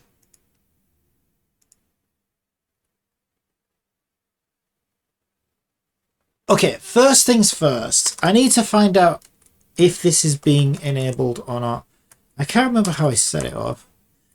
I was enabled right here, right now. The Funk Soul Brother. I don't ask. Don't ask. I don't even know where my brain is at right now. So, okay. I'm using human to try and disguise the utter torture I feel right now. Okay.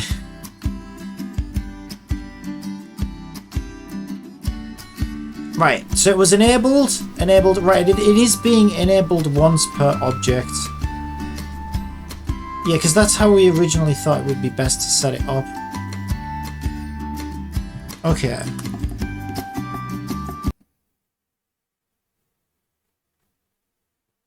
So something must be disabling us as well then. So we probably disable it.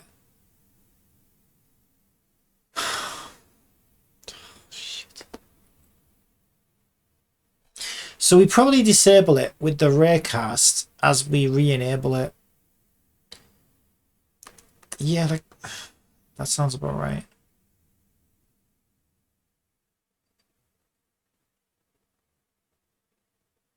So that means each time it hits, each time we raycast an interactable object, we're resetting this entire thing. I don't think we should be doing that. I don't even think that should be an enable. Okay, I'm going to change the way this works.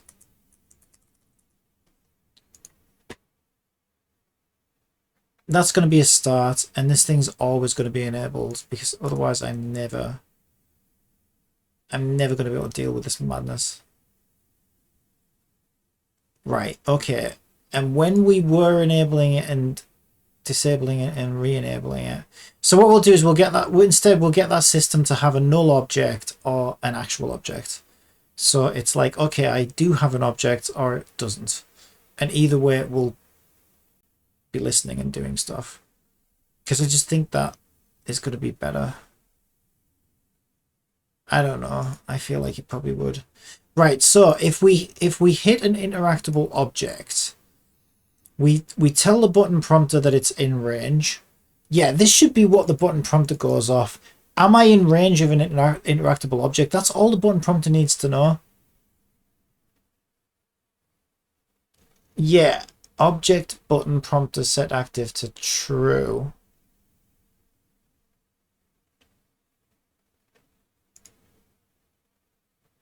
Yeah, no, that's the actual, yeah. Let's not do that. Let's comment that out.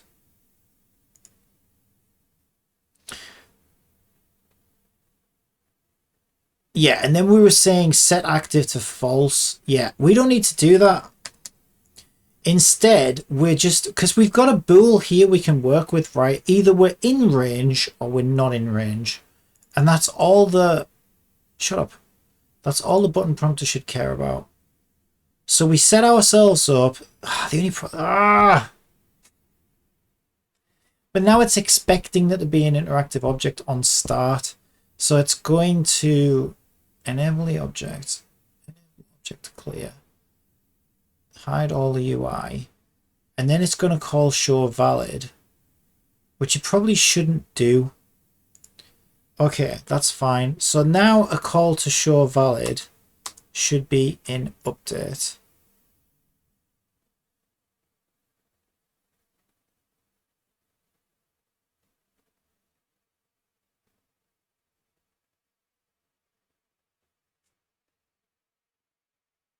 Yeah, we could even use this. Was the last object, is this object the same as the last object? Because if the last object was nothing and then we get an object, well, it'll trigger this. So at the start of reset object would make sense. Which I think we already do. No, we don't. Okay, so after we've reset object then, boom. Ah! I didn't mean to put that in there. I meant to call show valid. So show valid. Alright, let me test that. I'm actually starting to lose the thread of this completely. I'm like, we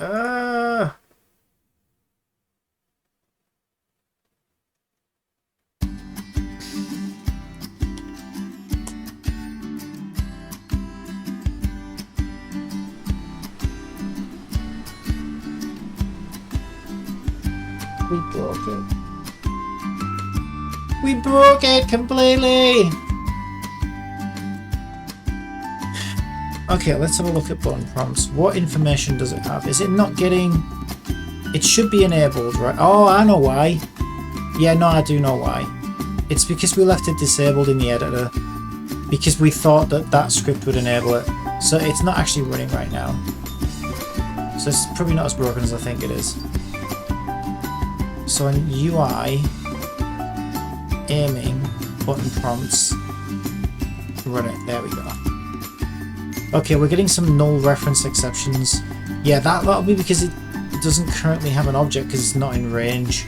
So we need to stop it from trying to pull an object in range if there is no object in range. So I guess...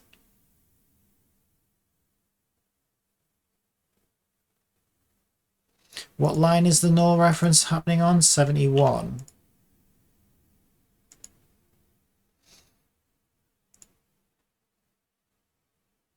This object equals... Okay. Oh, that's an easy fix.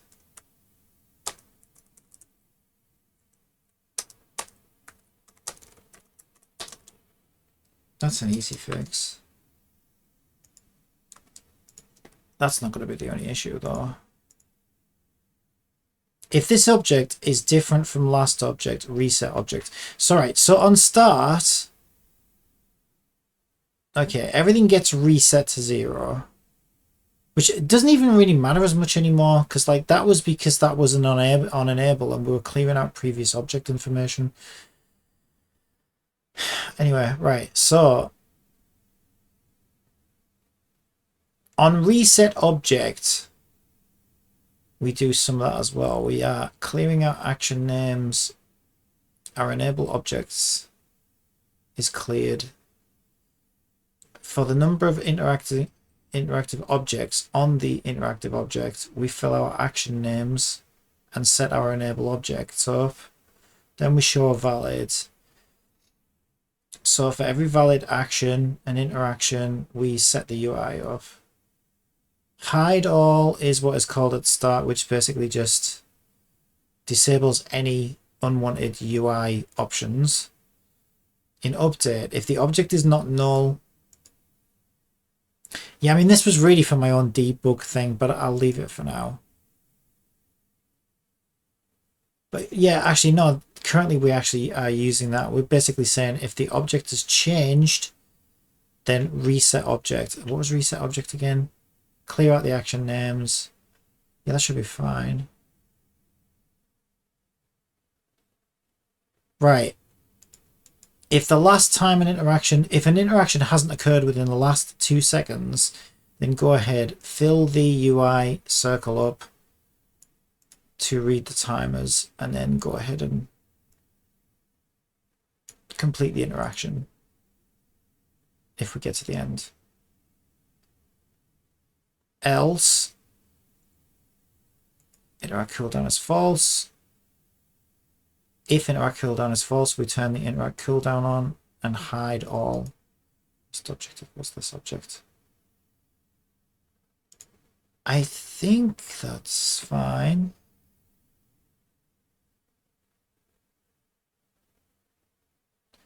But what fills the objects up? That's the problem. No, hang on a minute. Our raycast still fills the objects up, right? It's still doing that. I would celebrate such a game start.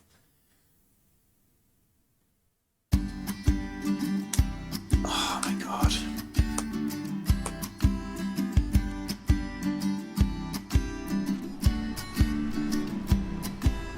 Oh, again, I forgot to enable it. Okay, let me just do that now, because otherwise I'm going to get repeatedly confused by that.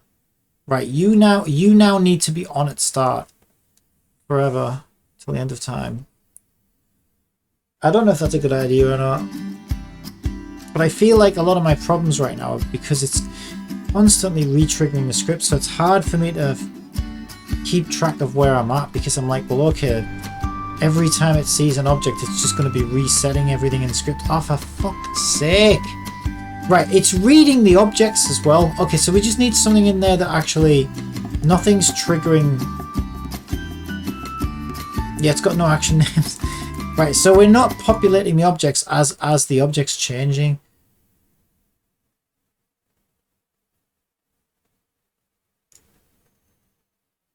Right, because we didn't tell it to look for it. Okay,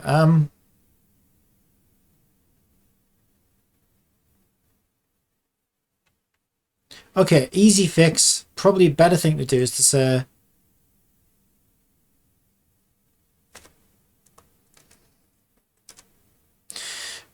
this might give me no, because that'll give me a null reference when it's empty, won't it? Okay, so in that case we do string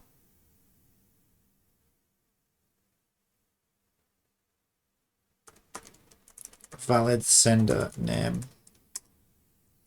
If object sender is not null, then valid sender name equals object sender name. Last object is valid sender name. What?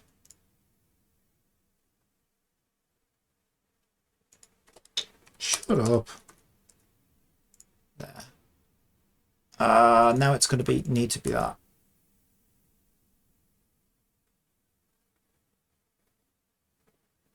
Okay, no, because it's a game object, right? That should be okay then if it's a game object, I think. Let's find out.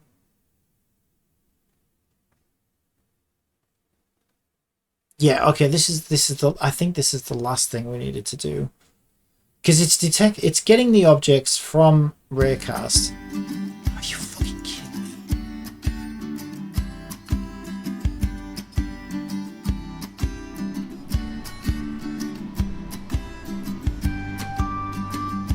We don't call reset object from start though, so something's calling reset object right now.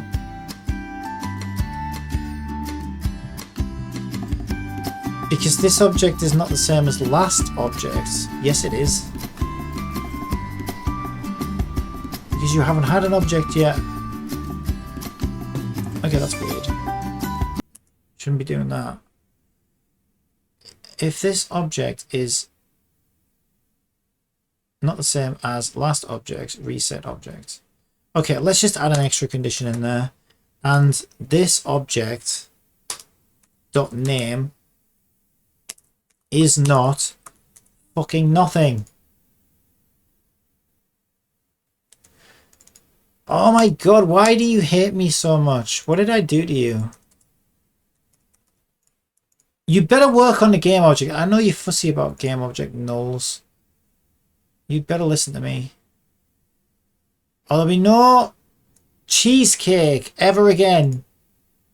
Do you hear me, Unity? I assume everybody likes cheesecake, so makes sense. Alright, we're not getting a null reference. That's a good sign. Does it work? Wouldn't that be a fun thing to see? No, it doesn't.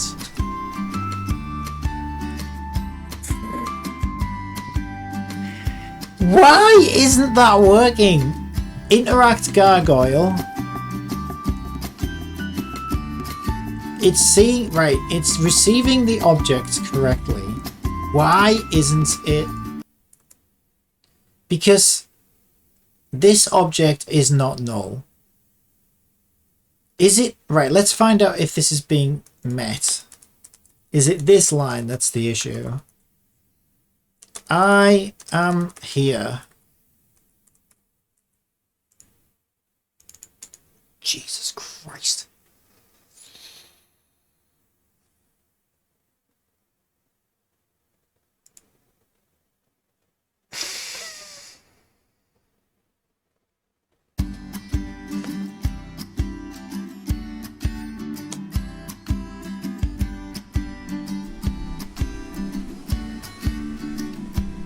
Okay, so that condition's never being met. I fucking knew it.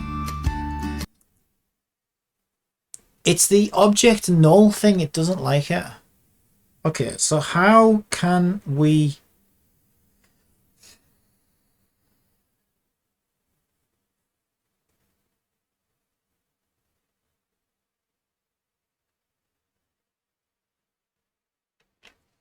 I'm getting so sick of this now. I'm just gonna cheat. So at this point, I just want it to work.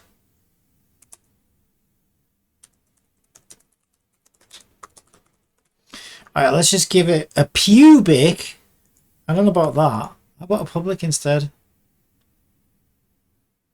What? We need to tell it what it is. Okay, we'll give it a pubic bool force update, which should be false. Our raycast is also going to send the button prompter a true value on force update. I'm wondering if force, yeah, any change, I'm actually going to set both of these to true, because then what we're basically saying is, okay, look, something has changed. The raycaster is detecting changes. You better fucking adjust yourself in accordance. Which is exactly what disabling and re-enabling was supposed to do. I should have just left it. I really should have. I thought this would be better, but I'm having second thoughts now. Because essentially we're just mirroring that behavior now anyway. But it's just my brain was uncomfortable trying to keep track of, well, okay, how do I structure this if it's constantly being switched off and on? Like, it's hard to keep track of things, but whatever. then our condition here can be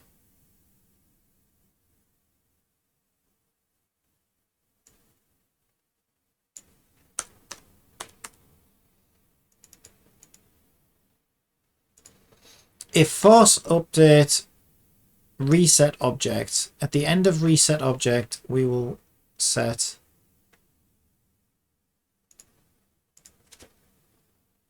force update to false. Okay. And like I said, that really was for debugging purposes anyway. It doesn't work. It never has. It never will. So get rid of it.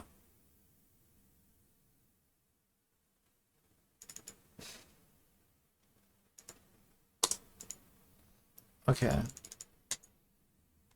If this, if nothing happens now, I might just jump out the window.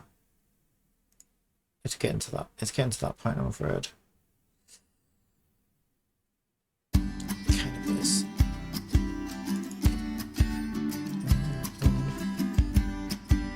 Why are you trying to reset? Is force update is true? Are you serious? How? What's hitting what? I wonder if where we start in the game, are we near an interactable object? No, but even if that was true, then it should just be trying to interact with that object. It shouldn't be getting a null reference. Why? Oh my god, why? Why? Reset object again? Who is telling you to reset the object? Is it hide all? Did I put it at the end of hide all? No. It's clearly it's coming from I am here, which we told it only do that if force update is true. The only thing that could be setting force update to true is the raycaster. Oh yeah, because we said, okay, to be fair. Okay, yeah, that was a dumb decision that I made very recently. When I said, you know what, I'm going to force an update whether it's in or out of range just so it updates. Yeah, that's what happens when you do that. I should just force an update on a valid object.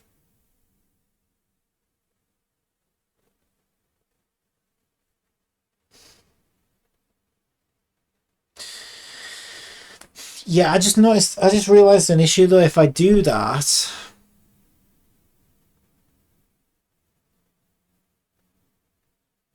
I should have left it as it was.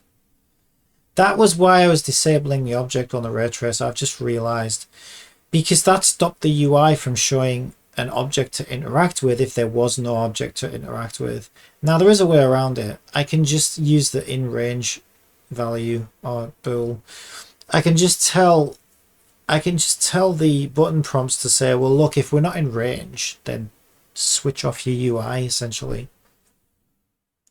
But yeah, I should have just left it as it was. I've made this so much harder for myself. I tend to do that sometimes.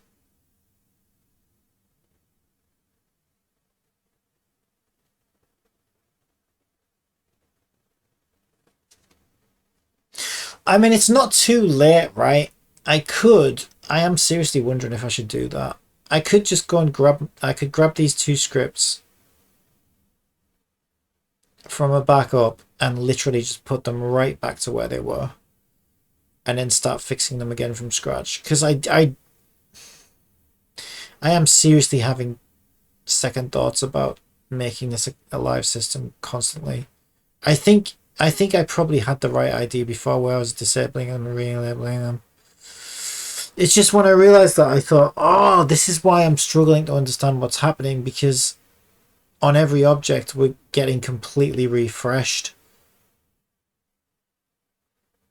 And yeah, that is annoying, but there's a reason for it. And I'm starting to see what that reason was now. And yeah, I think it's probably a bigger headache to make this an always on interactive system than it is to just basically request have the raycaster request it to update itself.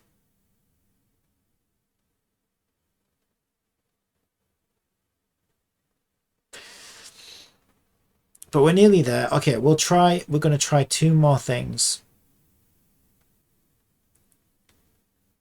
Because I think I know I think I know what to do next.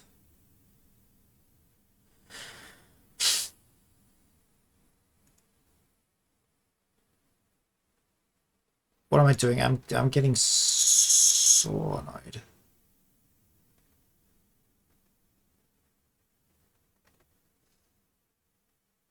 Yeah, our cooldown was nice. Our cooldown was working great.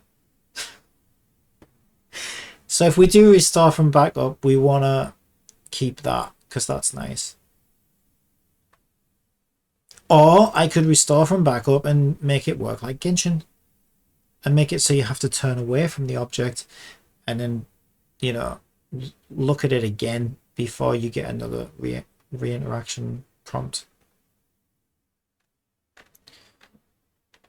I'll leave it up to the gods. We're going to try two more things to fix this one that we're working on. And if it's still being a pain in the ass, I think I'm just going to put it back to what it was and then we'll start. Because I know what the problem with that is. And I can fix that problem. And then I need to re-implement the cooldown again, which we did today. And then, yeah.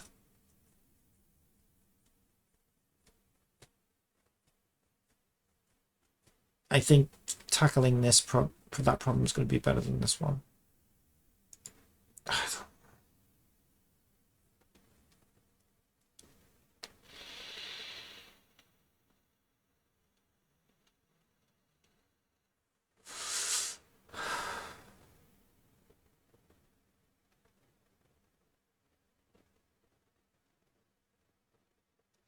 Right, so where are we at right now? Because I've actually just forgotten what the hell I was gonna do. Because reset object was being called. Oh yeah. But now I need to stop the force update, which I think might cause another problem actually. I'm so lost. I'm literally so lost right now. What is the name of the thing? Ray Origin. Thank you.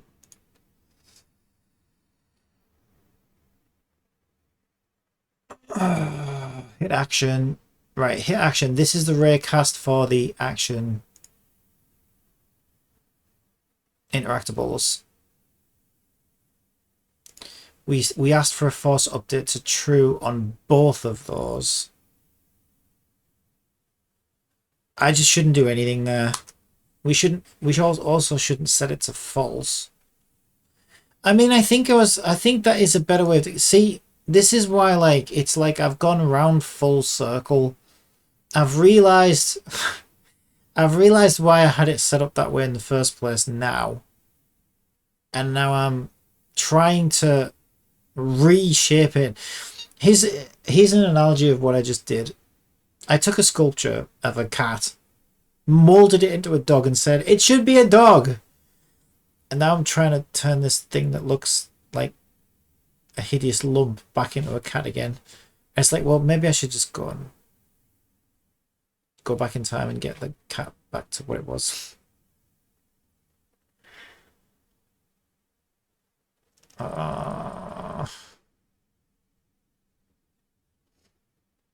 Anyway, let's see what happens there. Then I perceive the other problem of being, well, okay, now that we do this, how does it know to update when there is no object in range? And the only way I can think of is to say, I'll stick it at the top. If in range is false,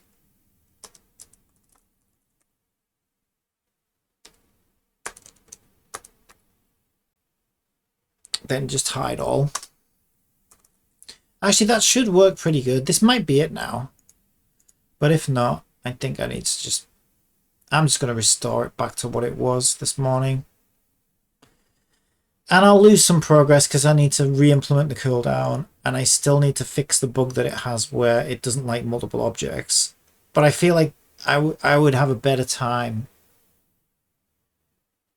than what I'm currently having right now. But that might be another bad decision on my part. I don't know.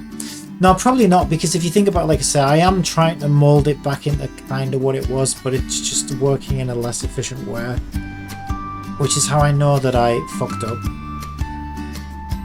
Okay, it does seem to be working though. Except that's constantly resetting itself now. I suppose it would be, wouldn't it?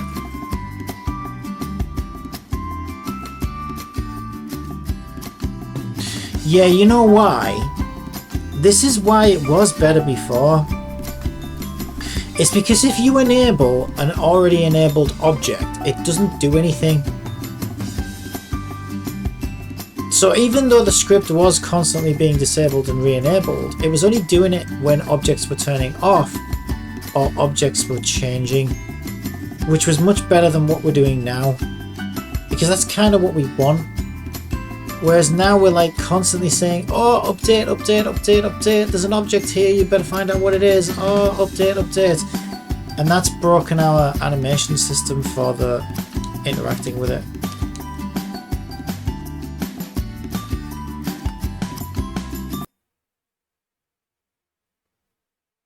I could fix it, but like I said, I think I'm seriously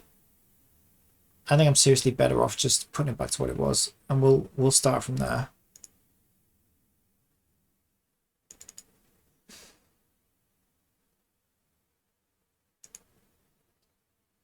So I got too many notepads open, so let's just, I can use this one. Just in case I regret that decision.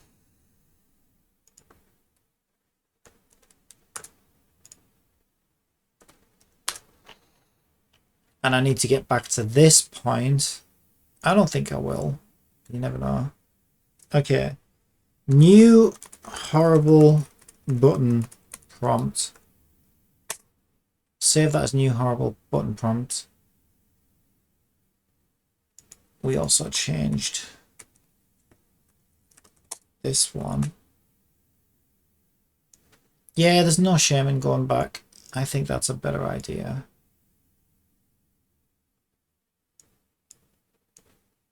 I was just getting frustrated with the re-enabling and thought that would be a good idea, but you know what?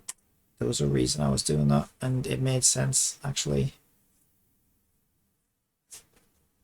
It's kind of hard to code around. I could do it, but like, there's no point. Because all I'd be doing is mirroring that behavior anyway. New horrible player info. Okay, so we saved our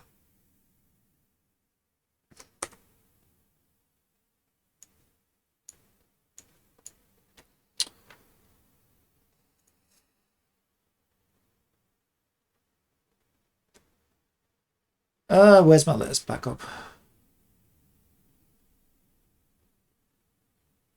Oh, no wonder I'm looking on a completely different drive.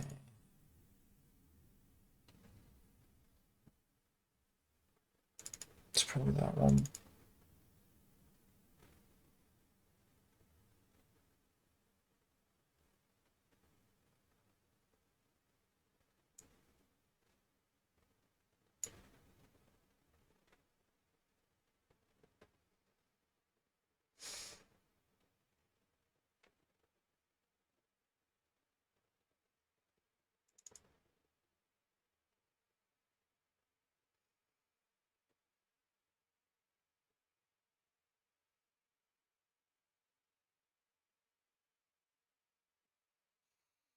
Okay, there's my original button prompts.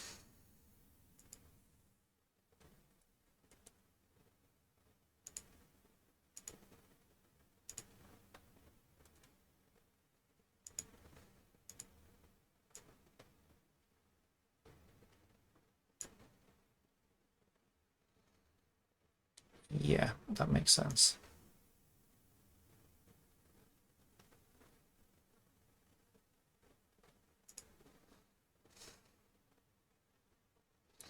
Player info.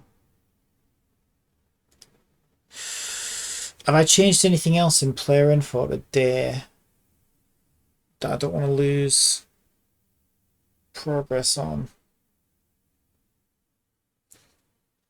Okay, what I'm going to do with player info, just to be safe, is I am not going to replace the entire script, because I don't know if I don't know how old this backup is exactly. It shouldn't be that old, but I don't want to suddenly think, wait a minute, why are all these things suddenly broken that I worked really hard on last night, and then realize, oh shit, because we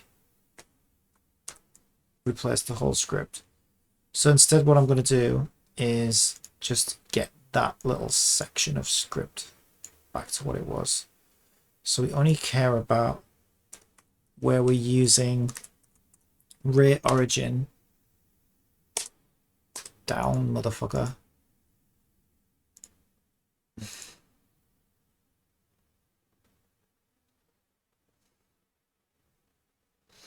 It's raycast hit action that we care about. It should be underneath. Hit floor. Okay, where the fuck is hit action? There it is. It's this bit. Hit action. Else.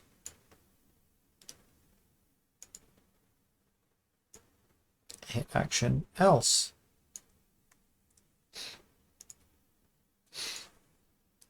Okay. Save it back and let's see where we're at. It'll still be broken, but it'll be broken in a way that I know how to fix it. I know how to fix one half of it. The second half, yes, I still never had. Wait.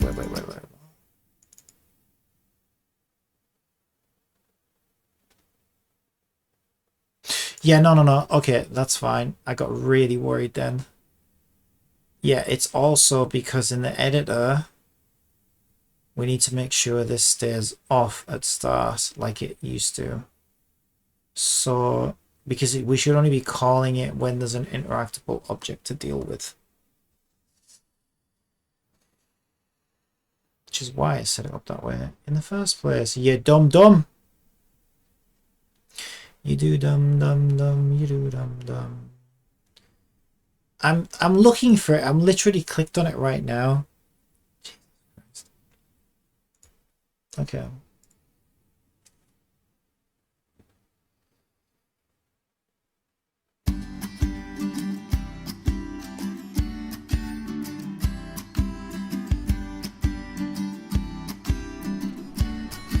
Yeah, okay. So the issue is, okay, let's just take our time, make sure we get this right.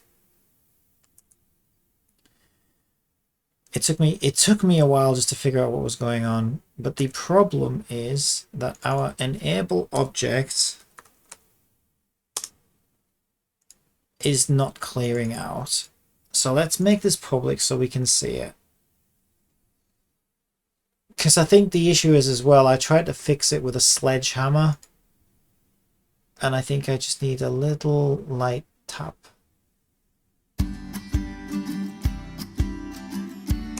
It's like I don't think I should be resetting everything in a known universe for it. I think I just need to sort that one element out.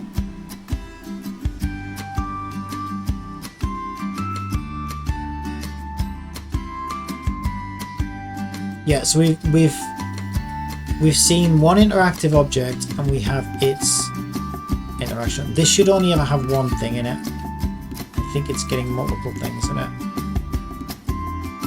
Or maybe not, maybe it's still... Yeah, okay, so it's wrong right now. Yeah, because it's... These things don't match up, basically. So it's saying that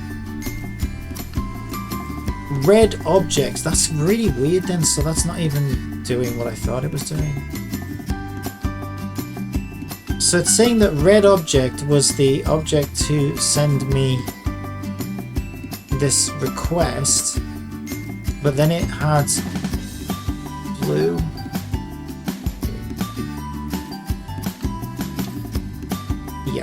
Yeah, this is an example of where it's going wrong. So it's not even doing what I thought it was, actually. Like, it is keeping one in there. How is that happening, though? I don't get it.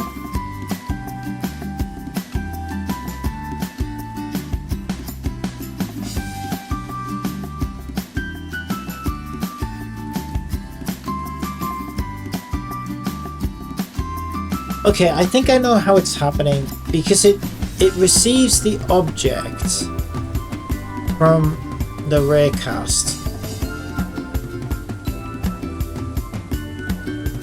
but it grabs the enable object after internally reading from the interactive script of the object sender.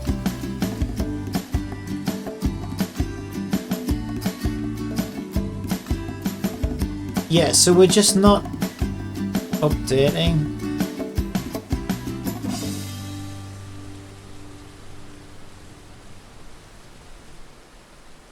So especially if we move from one interactive object directly onto the next, we're not. Yeah, that's pointing to blue, and it should be pointing to red.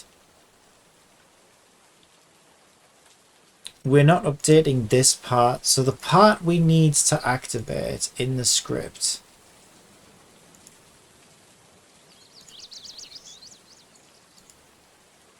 essentially is this bit. So we're not being... That's really weird.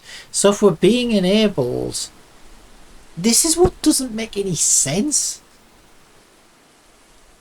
If we're being enabled by the raycast, and we do this on enable, why the hell, how does that get fragmented?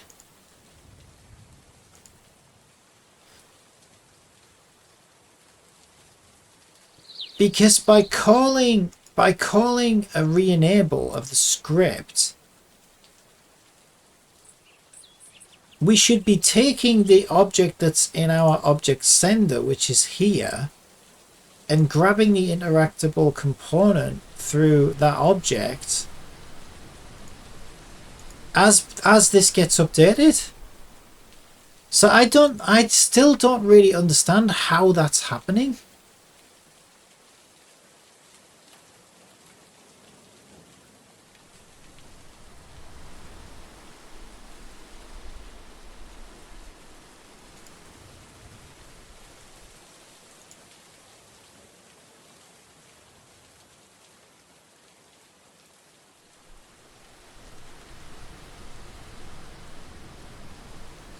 Because on whatever frame this is running on,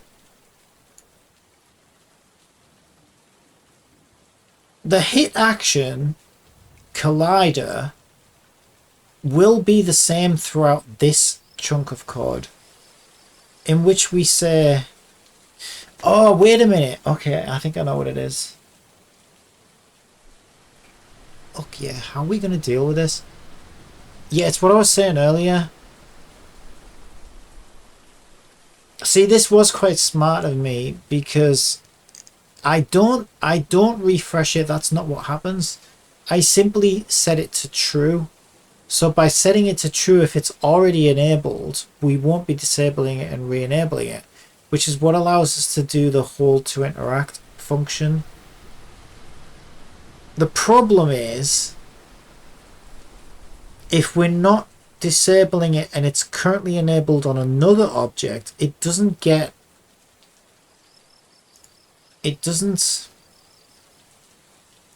I don't know how we're going to get around this. Okay, again, it's going to need to be like last object, current object thing.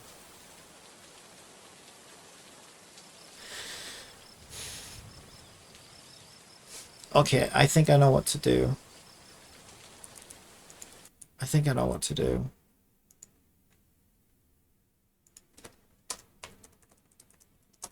Check object. We will tell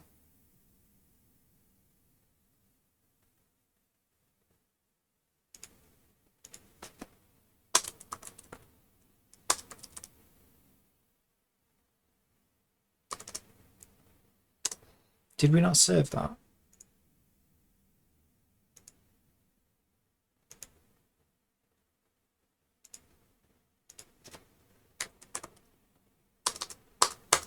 Hello? Why aren't you seeing check object, bitch? Oh, because object... Oh, okay. So that's different. Button prompter. Check object equals true. Okay, so what we'll do is we'll tell our button prompter just to check the object, because we've come toe to toe with an interactable object. Now this is going to be happening many times, even as we're standing in front of the object, but it should be fine as long as I say in update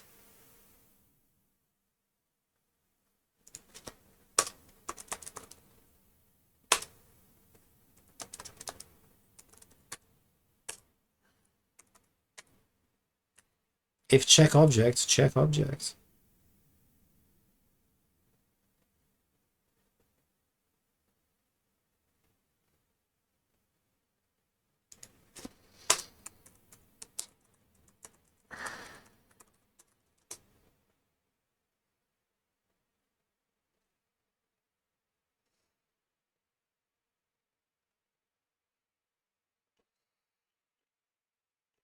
Oh, we can't. Yeah, okay. We can't call it the same name as the bill. Alright, we just give it a capital C then. Okay, so if check object becomes true, then check the object. We're also going to need a previous object.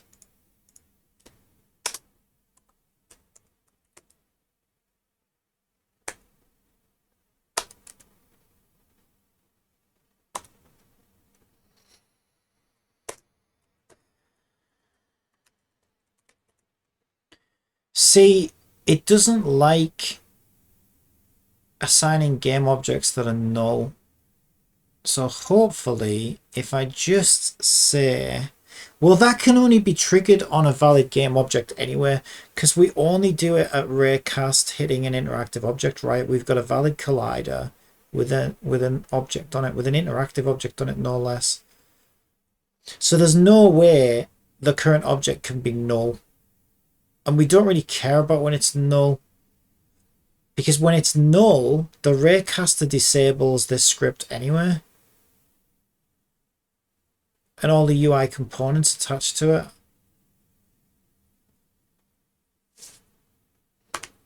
it. So we should just be able to say last object equals object sent, object sender, and at the top here we can say if object sender is not last object,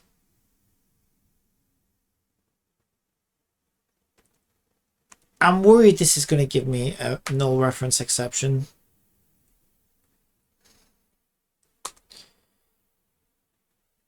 Then basically all we really need to do is update the object.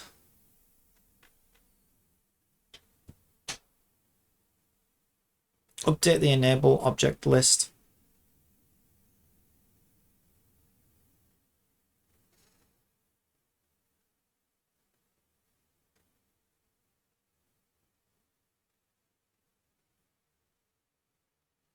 Which is basically this. This is what I tried to do before.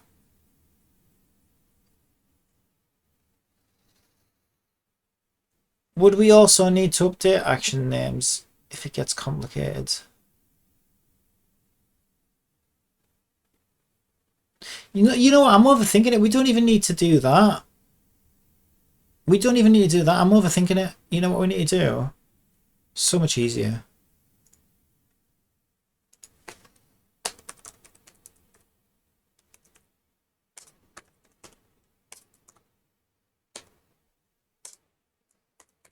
We turn ourselves off. We turn ourselves on. It basically forces us to refresh as if as if we were going from no object to a new object. It basically forces that behavior, right? That's a better way of doing it, 100%, because we know it works in that vein. So I also think that should be 2.6 at most.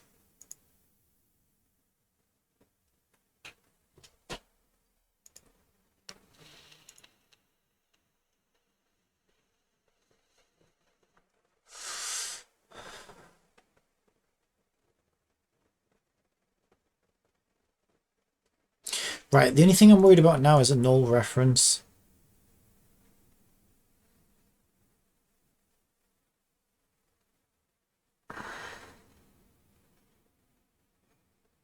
Oh, I forgot to do one more thing.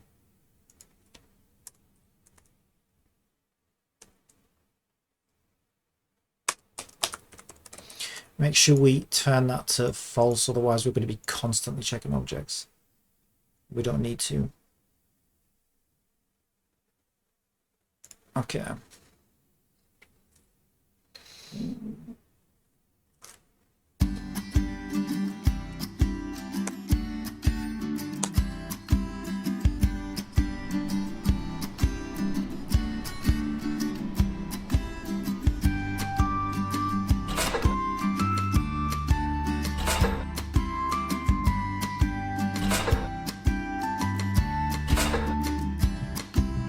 Nice when things just work.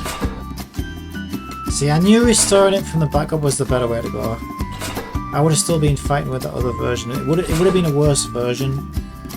And I could tell that. It works absolutely flawlessly. Yeah, sometimes you've got to get pretty far wrong before you see where you need to go right again. Perfect. Absolutely perfect. Works flawlessly. Absolutely flawlessly. Is that the right one? I mean, to be fair, I was stood at quite an angle. That was probably fine. It wouldn't be working this well if it wasn't fixed. Yeah, I am facing that statue, to be fair. Now we could get a little bit more crazy and be like, okay, if there's an interact, you know, how close, maybe it should work by how close you are, but like, no, this is fine. The player just needs to understand that, you know, it's the object you're facing. So that's a bit dodgy, because it does look like we should be interacting with this one because we're stood so close to it, but if you look at the angle of where she's facing, she is definitely facing, and that's how I want it to work. And you could argue over, should it work that way? Should it be the object you're closest to? But no, I think facing the object is fine. Oh yeah, our cooldown's broken now. Yeah, that works so fucking well. So now we just need our cooldown, which is why I saved... Because our cooldown part of the new script was good.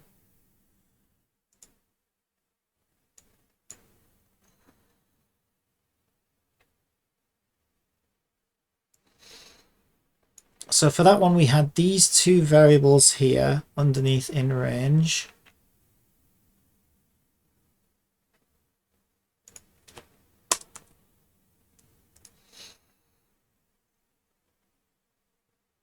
And we just put, I think we just put an overlying, yeah, if statement, which is if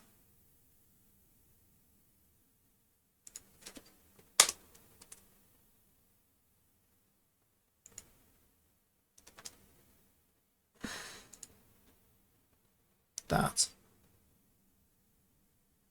and then we had an else.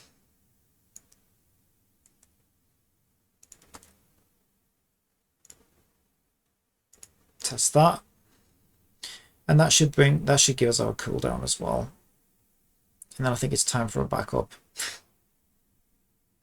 I love how you work on one thing and then it's like, that's why it feels like one step forward, two steps back. It's like, the thing that comes before this is actually not working properly. But this is good. Because this has forced me to like really make sure that this interaction system is working. Ah, why didn't that work? Okay, there's probably another line somewhere to actually start the cooldown count. That's the wrong script.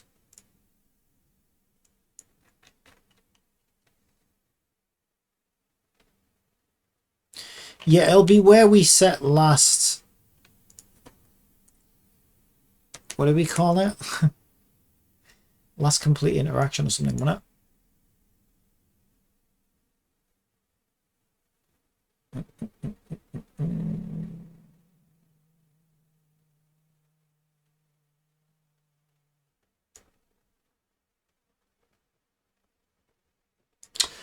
Oh my god, these are both the same script. I wonder what the fuck was going on. Okay, it's this one. I got too much code on my screen.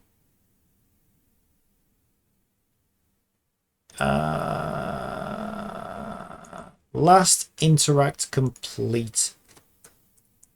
Last interact complete. Yeah, so that's our if statement. We definitely got that. Yeah, okay, we didn't get this. Oh yeah, of course we stick them. Yeah, we need to stick it on the ends of. So we need this on the ends of the completed interactions, otherwise it doesn't do anything.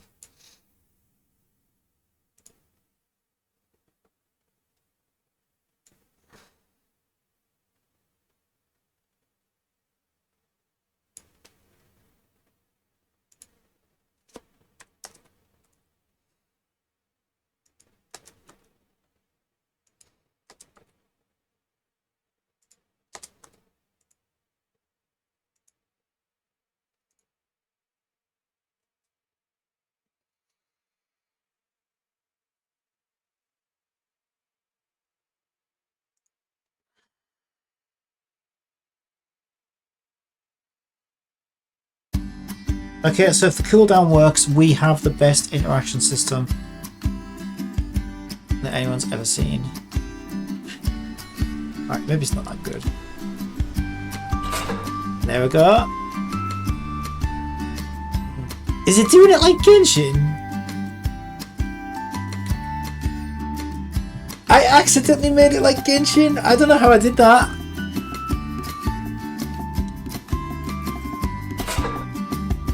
Oh no, don't do this to me.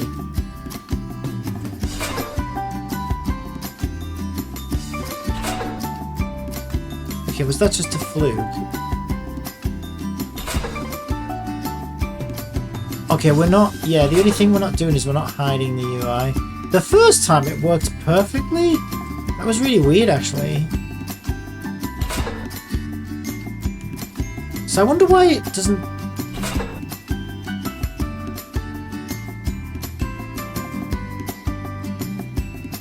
We could call hide all, couldn't we? So where we say else...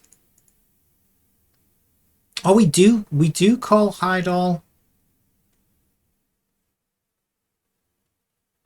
So something must be re-enabling the interactive object then.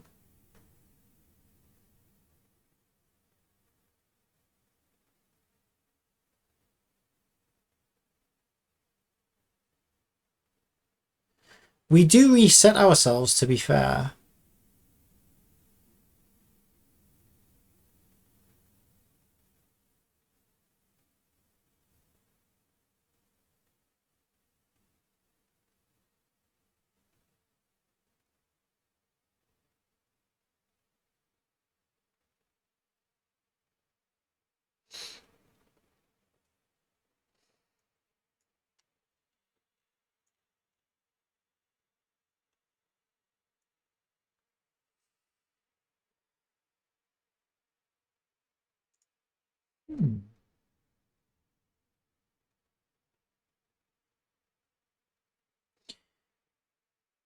I'm very confused right now.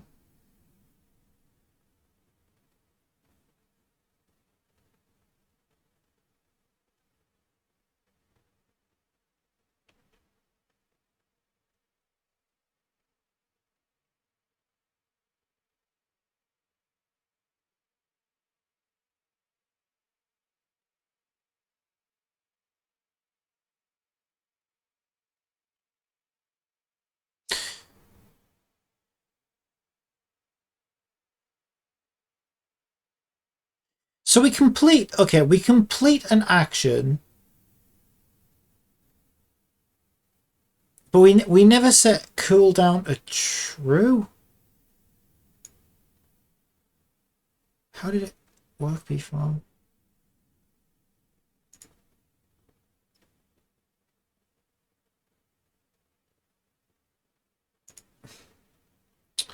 Oh my god, would you just let me in? Thank you. Where did we, okay, where did we set it to true before?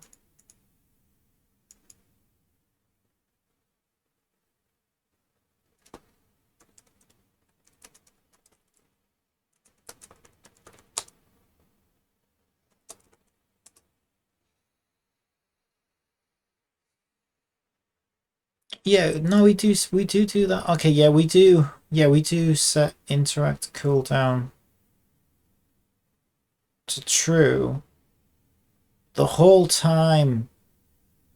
The whole time it hasn't quite been 2 seconds, and we also repeatedly call hide all. So I'm even more confused, because how is it that the UI is showing back up again then? It worked flawlessly the first time. But for some reason the second time it didn't, which is what's odd.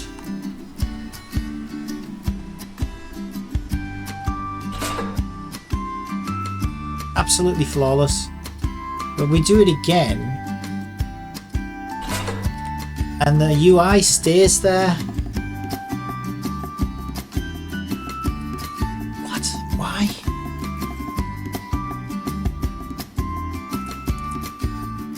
What's different about the first time versus the second time?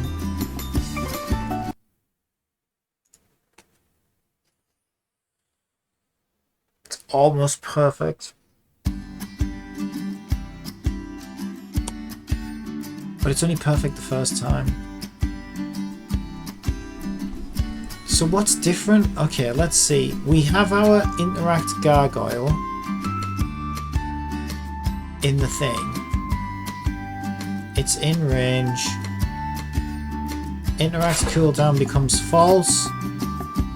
Check object is called. Okay, the cooldown's still active. That shouldn't be happening. Okay, the cooldown is still true. Okay, so our cooldown rule doesn't get reset.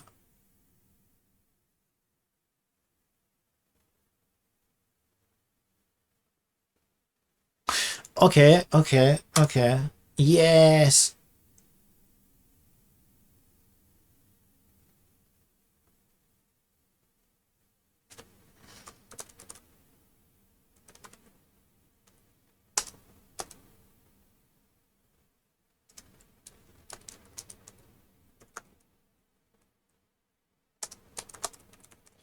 Okay, so if our cooldown is set to true, then it shouldn't be, because we meet this condition. So turn it off and set it to false. I think that's what was causing the different behavior the second time. Is it going to work like Genshin now then? It looks like it's going to... I don't even know how that's happening. I gotta be honest. Probably because it doesn't get... I wonder if Genshin's system works similar then? Because that's actually a happy accident. I wanted it to work like Genshin's system, but I would have gone about it a different way. It would have been a much more complicated way. Although actually thinking about it, no, it is kind of... Yeah, I suppose it is working that way now, isn't it? Because we tell it when to update. There you go. Cooldown. Deactivate itself. It works like Genshin. It works like Genshin. So it now only gives you the interaction back when you set it up as a new interaction. Oh, it's fucking perfect. It's actually perfect. Oh, it's so good. It's so perfect. So we could stand here all day if we wanted, and the UI is not going to come back. It doesn't even like, so it does. It's like a mixture of the two then. So it has got a 2-second cooldown, but after the 2-second cooldown is over, the reason it doesn't show back up again is because it's checking the object and it's saying, this is the same object I interacted with the last time. And plus the raycaster's like, oh, you don't need to update anyway. But it's easy to get back because you literally just turn around and face it again. And it resets the whole thing. It's exactly how I wanted it to work. But this time around I wasn't even attempting to get there. I was just attempting to get it to work with a standard 2-second cooldown. But yeah, I accidentally made it even better. And it works exactly like Genshin. And that actually kind of was an accident. Why is the light not casting on her? Oh, it is. Oh, it's because she's too close to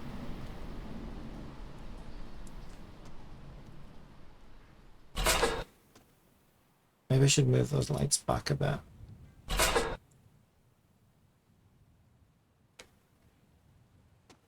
It's fine.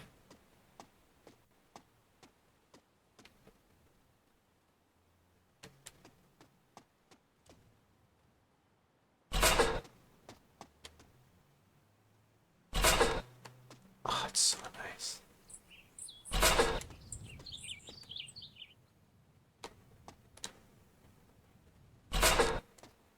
Oh, it's fucking perfect. Yeah, it's so accurate as well. It feels so good. It works exactly how I would want it to work. I'm not sure about the specularity on her hair. It's kind of weird.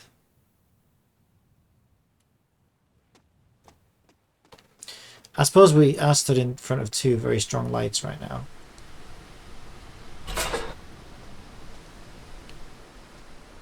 Yeah.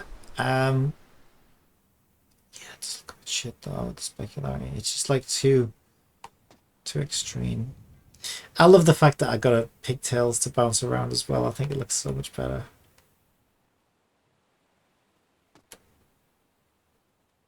It's so good. It's so good.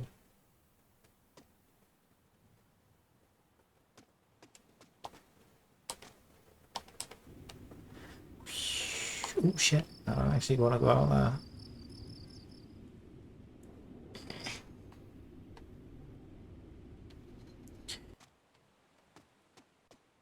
Okay, I think it's time for a backup because that is working so good. Okay, to be fair, again, I am actually, I mean, I did want to activate that one, but like I don't see that as a problem because like when I actually check, I'm like, oh yeah, I guess I am really facing that statue over there, to be honest. But I also feel like that's too, yeah, let me fine tune that while I'm here. Like I don't think you should be able to interact with a statue from this far away. So that number's still a little too high for my liking. That's an easy fix. I like the easy fixes. Yeah, that 2.6 probably wants to be... But I felt like 2 was too small before, but maybe that's just because my system was garbage and it wasn't working properly. We can... Okay, so we feel like 2.6 is too much. Let's just try 2 again. Last time I tried 2, I felt like it was too short.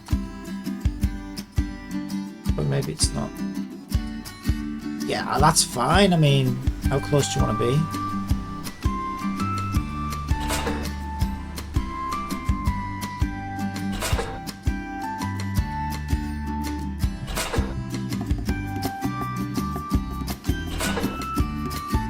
It's so good.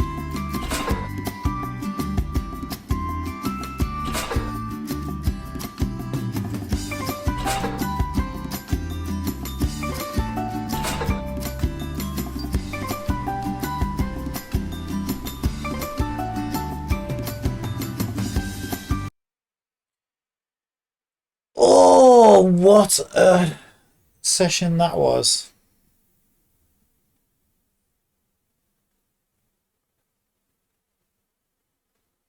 Oh, it feels good when it's all working properly though. Probably doesn't make a very fun stream. But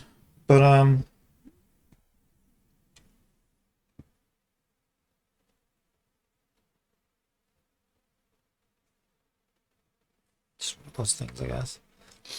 It needs doing. I mean, if I was playing a game and it was behaving like that, I would be like, oh my god, learn the code, learn the freaking code already. Yeah. So I mean, and I think I don't. Probably no one's watching this right now, but if any, I'm uploading these to YouTube. I think if anybody's listening to me right now, here's why. Right? It's like I am a whinging gamer. I am a grumpy gamer. I complain a lot when I'm playing games, but at the same time, I feel like I have a right to. Because when I do stuff, I do it right, and I think you can probably tell that from this. Yeah, I do try and take shortcuts sometimes, but I never settle for something that doesn't feel right or whatever. Do you know what I mean? Like some people might have fiddled with that and just said it's close enough, but not me. It's like no, this has to feel right. This has to work right.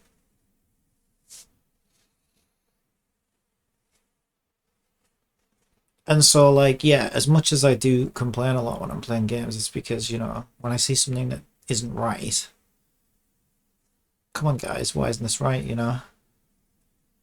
That's one of the things that's always impressed me so much about Genshin. Like, Genshin it gets everything right. Technically, it gets everything right.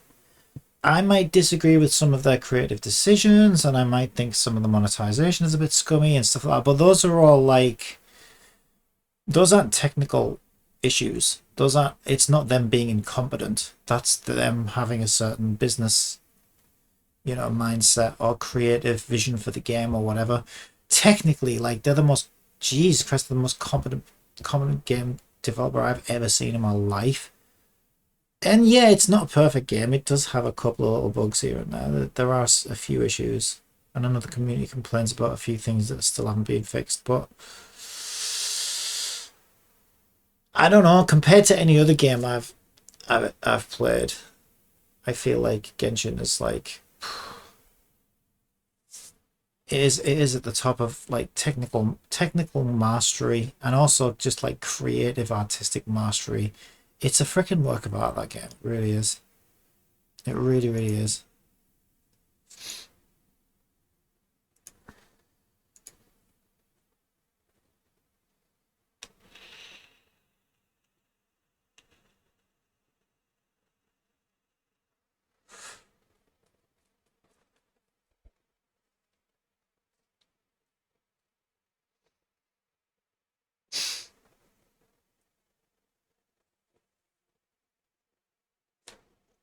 I'm just trying to figure out, like, did I expect, what is it, 3:15?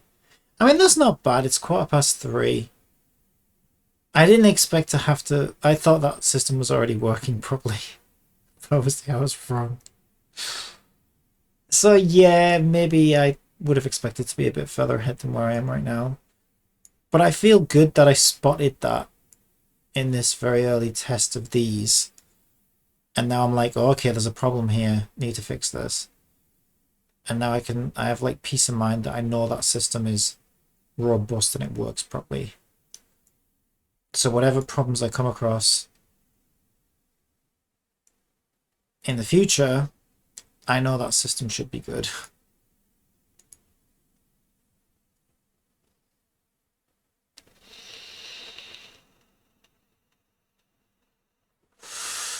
Yeah, because I think that's another problem is it is tempting to leave holes in things and be like, okay, I'll come back to that later, and then you just never get around to it. And then it's like an exponential issue. It's like suddenly you try and do something new and there's a new problem and you're like, oh, okay, well, is it the problem that I left in this or is it the problem that I left in that? Especially with like object-oriented stuff like this, it's like got to get those core systems tuned and working properly, you've got no chance.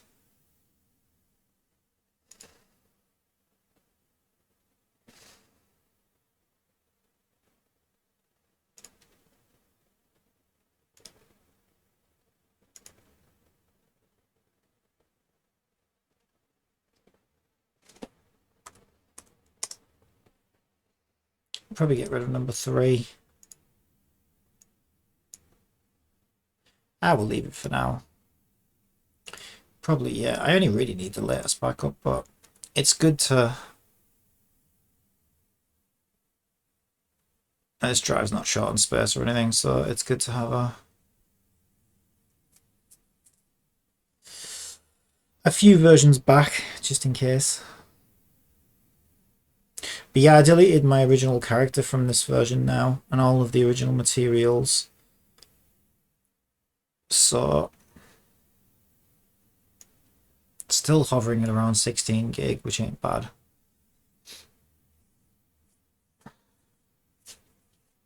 That wouldn't be anywhere near the size of the game. The game would be a lot smaller than that.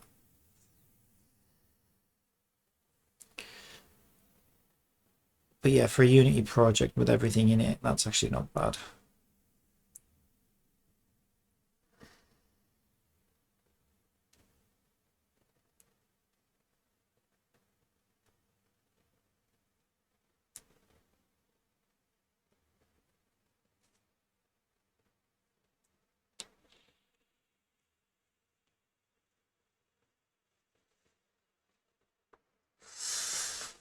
But yeah, it's been a weird one, this game. I spent hours last night changing the navigation waypoint system because it really bugs me that it renders on top of the player. And the only way to have the player render on top of the objective marker was to completely change the way my objective marker system worked. So I wrestled with ChatGPT for hours saying, can you please convert this system into a different system that uses a different method? And it took a lot of back and forth, a lot of code changes. It still didn't get it right. I still had to like fix a lot of issues that ChatGPT left me with just to get it working anywhere near as well as the original one was. And in doing so, I also realized that it just looked like shit. It doesn't render very well. It flickers. It's hard to read the text. And it was just awful. Not only that, but like, yeah, it wasn't even pointing to the right place. It was like when you got to the place, it was pretty accurate, but the further away you got from the place, the more off it was just being.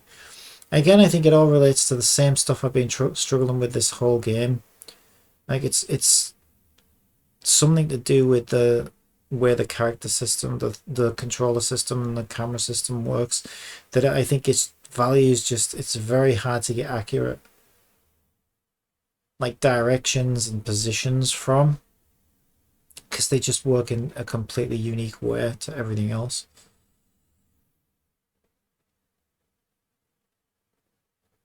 But not only that, yeah, I realized, like I said, I realized that it just looked like shit anywhere. It didn't look good. I was like, even if I hammered away at this for hours and hours and hours more and got it working exactly the way it was before, because like functionally it worked great in its original one.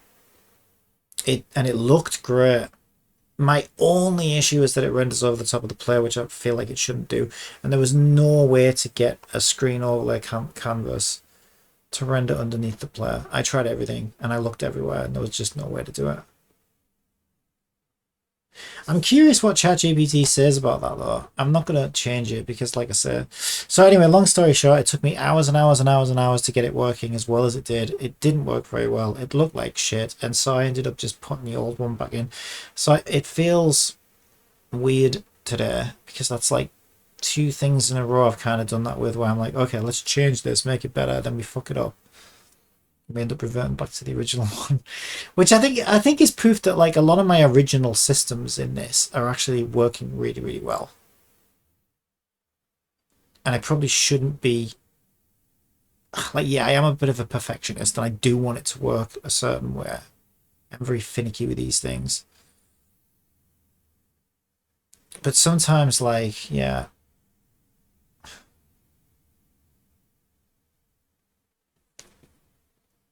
Yeah, sometimes, I don't know, sometimes I'm like wasting hours and hours and hours to try and get this one little thing to happen that probably doesn't even really matter in the grand scheme of things. And sometimes it's just really not worth the sacrifices you have to make for it. Yeah, and that was definitely true with the waypoint system. I'm curious what ChatGPT says.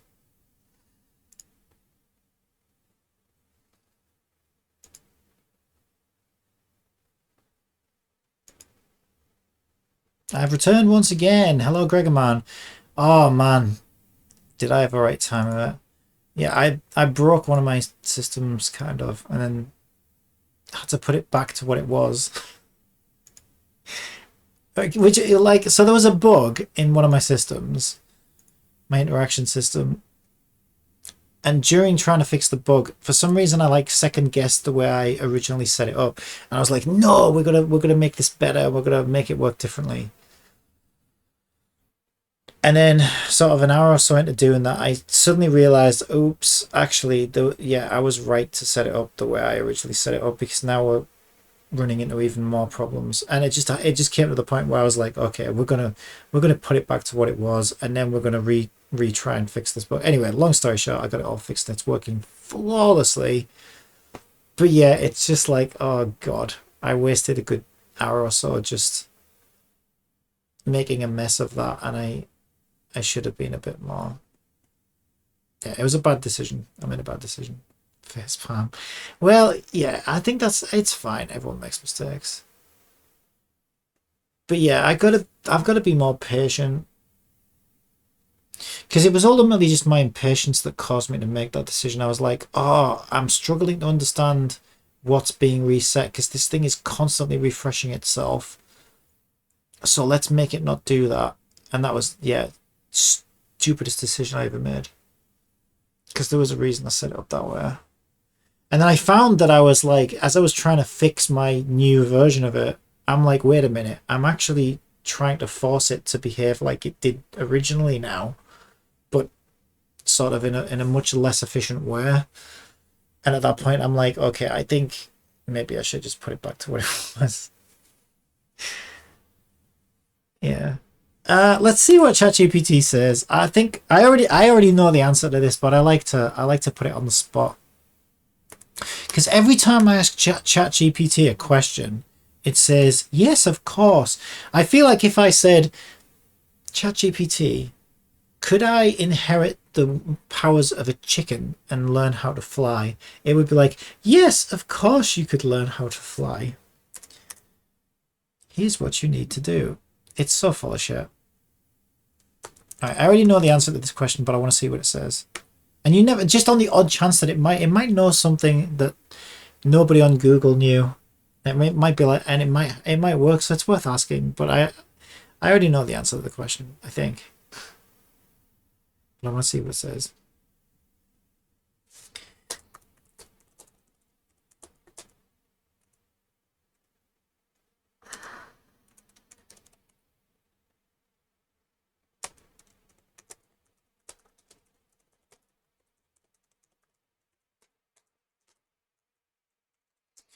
So the answer is no, apparently.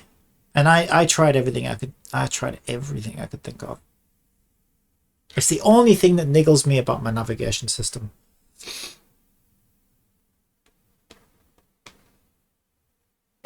But ChatGPT likes to say, of course, yes. And then it'll just make something up. This is what ChatGPT does, right? It says, I'm going to pretend I'm just ChatGPT now answering this question. Of course. Here's the code. Now, first of all, it gives you some like ridiculous explanation of how it would work. You simply need to use the magical camera fix method, and then it'll say something like, this uses a camera frustum It'll throw some weird shit at you like this. To override, and you get all that, and then it'll actually write some code, and it'll be nonsense. It'll be like stuff that doesn't even exist. So then it'll be like simply use this code, and then it'll say your cam dot magical overlay dot enable equals true, and you'll put this in your thing, and it'll just be like, I do not know what the fuck this is. Like Unity will be like, these things don't exist. What the fuck are you talking about? And then I'll tell it, this is the best part. And then I'll post the error message back at it, and it'll be like, well, of course it doesn't work, you dumb piece of shit. A camera doesn't even have that property. And then I'm like, wait a minute, you're the one who gave me the fucking code. But it'll try and make me sound stupid for thinking that it would work. This is what it does. It gaslights me.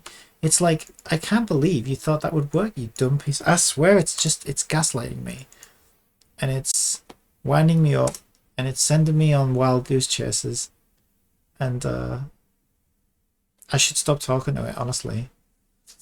Yes, see, I told you! What did I tell you? That's not true. Wrong. Tried it. Yeah, so you clear flags, depth only, you set a layer, you only render that layer, right? So I've done that with my player, and I still use that. I use that for a special lighting technique to light my player. Then create a new canvas that will contain the overlay elements set to render mode of the canvas to screen space overlay.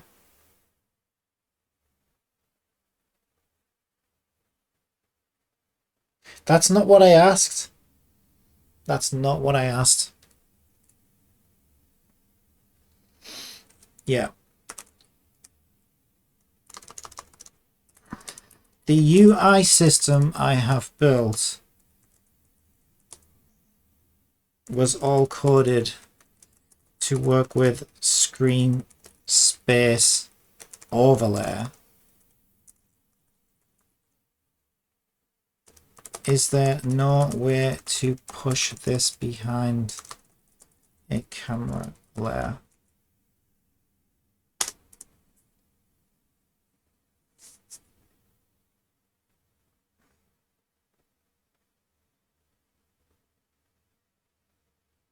It's just giving me the same crap again. It's such a liar. It's such a liar. Set the culling mask of the camera to include, yeah, okay, yeah, that's the same stuff I've done. Set the rendering path of the camera to forward or vertex lit. Ah, okay. Okay. I mean, it's probably full of shit, but it's worth having a look at, I guess. Because I'm using deferred right now because my terrain system made me use it. It made me do it, Your Honor.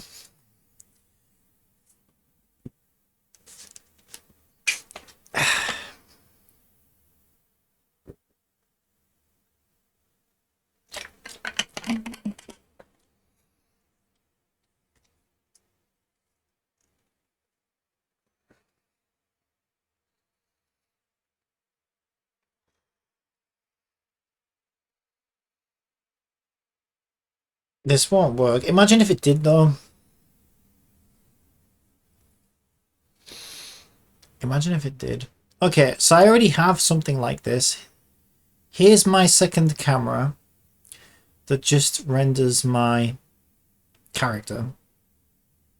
And the reason I have this is because I render my character separately on a separate camera because I light her with a special light that only lights her.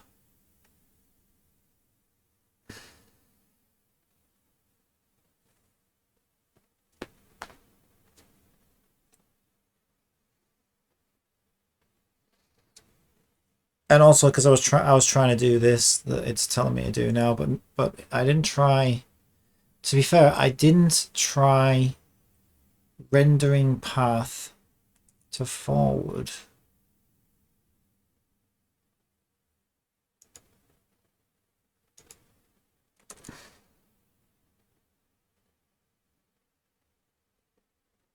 or vertex lit.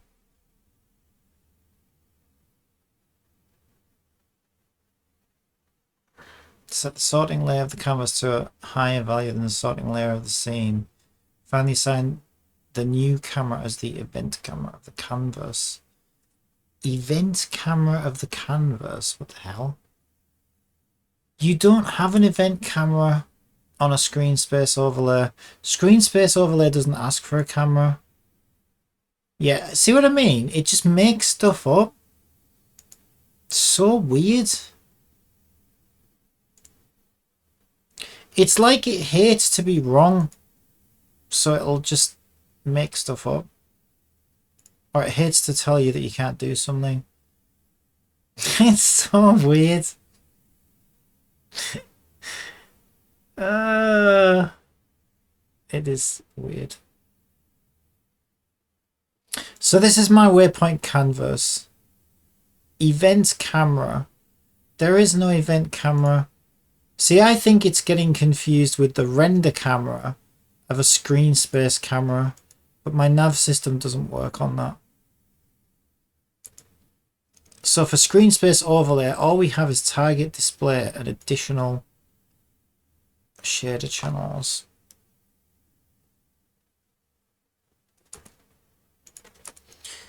Where do I set the event camera of the canvas? My screen space overlay only has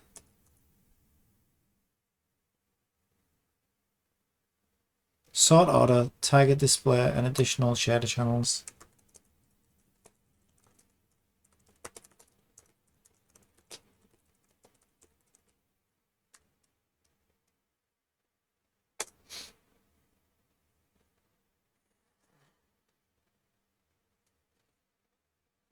She's making shit up. It's like one of those compulsive liars, you know, like you do see people like that who are like that sometimes, but like rather than just admit that they're wrong, like, you know, they end up in the most fantastical of places. It like starts with like, I don't know, I saw Michael Jackson while I went to the shop the other day.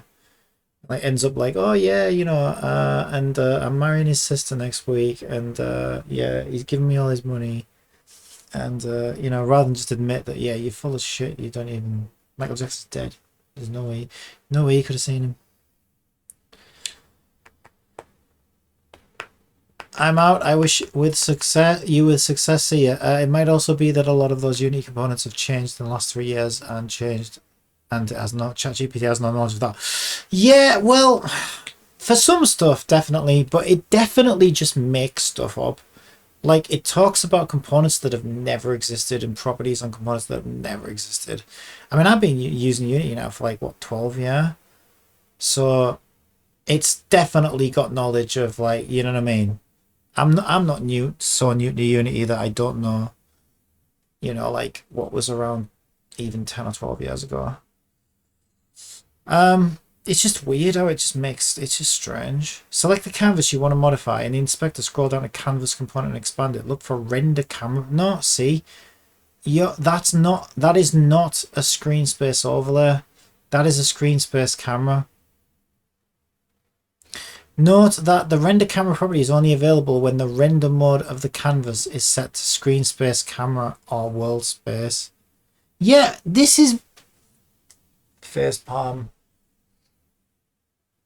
In this case, you can simply add a new camera to the scene and position it to render the elements you want behind the UI, and then set the camera's depth, culling mask, and other settings as needed. Like, it's so wrong. It couldn't be more wrong if it tried. And with this, for example, like, this has never been the case. It's not like cameras suddenly changed in Unity or whatever in the last few years and you used to be able to do this. You've never been able to do this with screen space overlay. Because some of the replies I was reading on Google were like from fucking 10 and 12 years ago. People have been saying it all along. And some of them were like asked within the last couple of years. So it's just, I just don't know where it gets this shit from or why it says it. It's just weird. Let me just spin you a web of lies. So odd.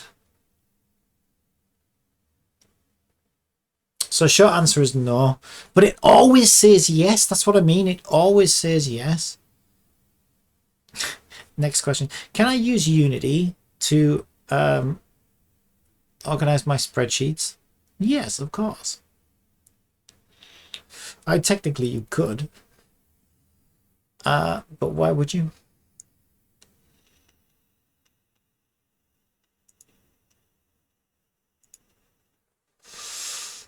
Yeah, ChatGPT, you're a strange one.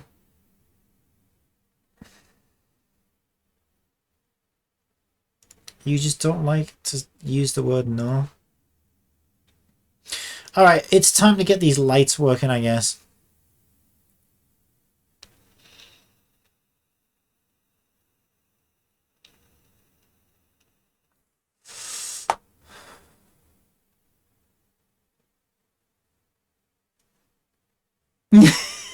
I actually just put in, can I use Unity to organize my spreadsheets? And it said this. Unity is primarily a game engine used for developing interactive 2D, 3D games, and while it does have some data management features, it is not designed specifically for organizing spreadsheets. However, Unity does support the import of spreadsheets data in several formats. Yeah, well, that's true. CSV, yeah, certainly. TSV and Excel files, which can be used to create and manage data-driven content in your game or application. Let's see if it says the same thing to me. I feel like that's a lot more of an honest answer than what I would get.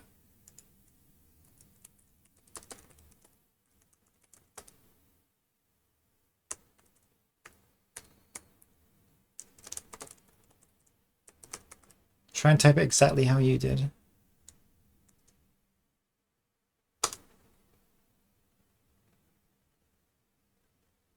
Ah, the exact same answer.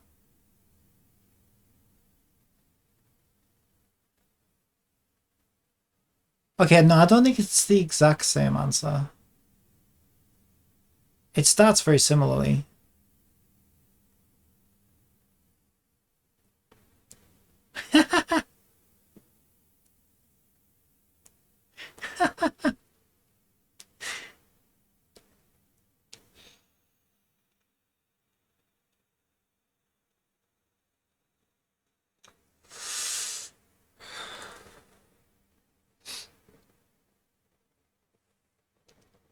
Where's my button manager thing? Where is it? I got so much shit in here. Oh, I put it in cave room, I think. Did I? Interactive gargoyle. It's what everyone wants for Christmas.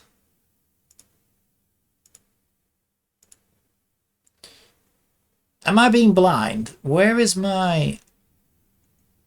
Where is my...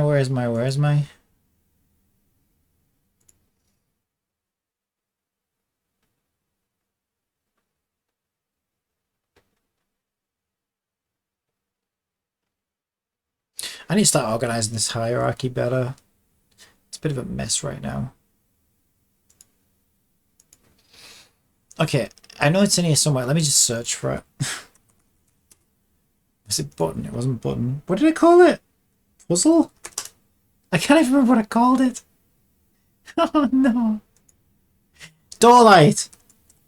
Door lights. Door lights. There it is. Where actually is it though? It was right.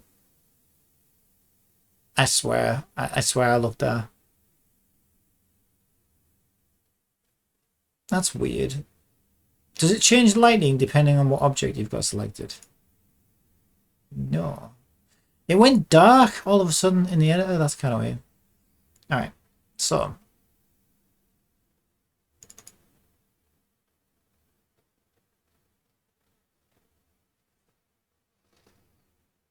I mean, first things first. Are my bools actually being set?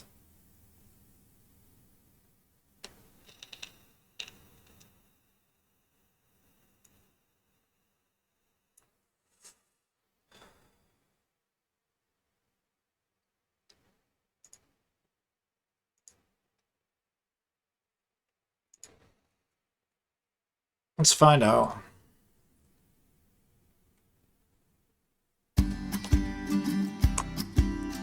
Whee! Good job we don't have fall damage, isn't it?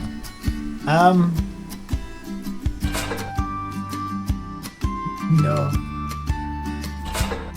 Why didn't that work? I want to know right now. What is your problem with me?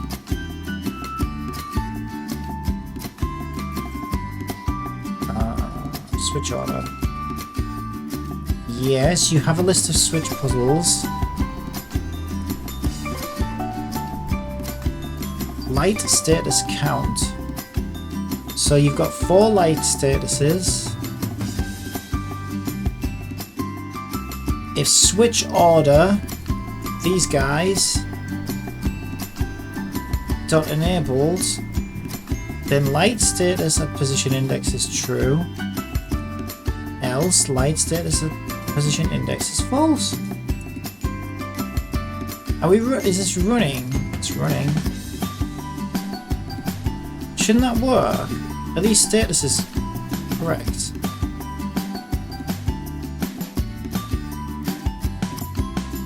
Enabled. Enabled. I don't understand. So green and yellow are enabled.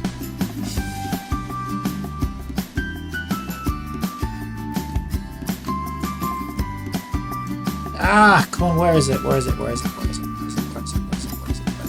is it? Where is it? Switch. Whip. That shouldn't matter though. The puzzle switch object is inactive. Or could it be that it's not inactive? No, because if I activate it, it inverts the thing. Oh my god, why can I never find this object in my scene? It's a pet, it's a child. There it is, door lights. Jesus. Alright,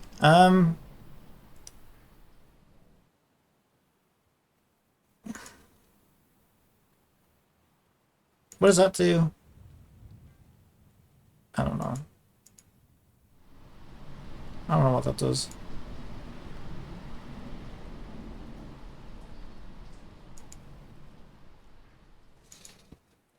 I don't understand why that's not working. I need the toilet.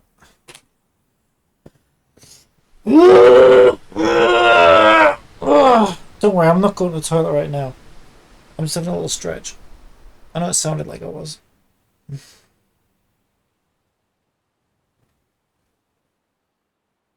Alright, let's go sort that out.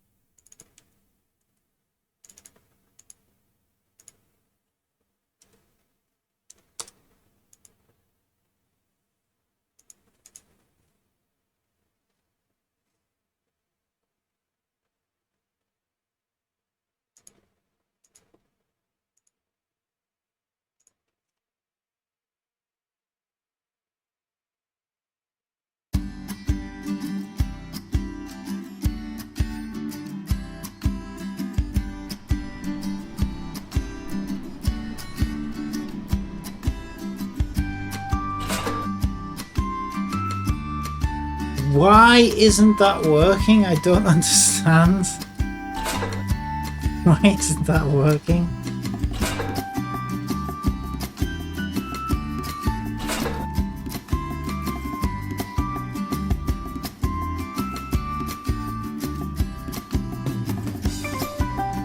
I mean, these are bool values from position 0 to 3.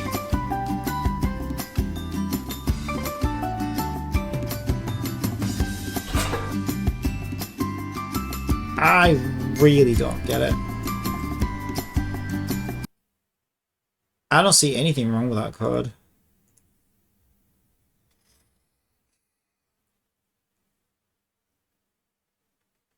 Reset switching index to 0, so start from the top of the list.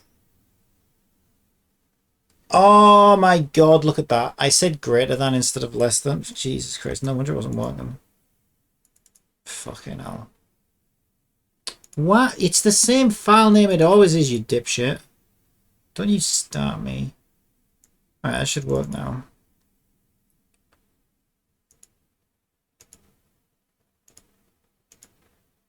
Oh my god. It's gonna be one of those days.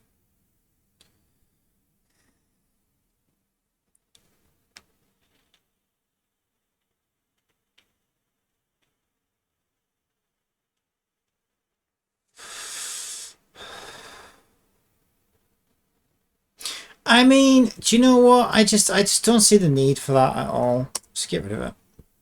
We'll just query it directly.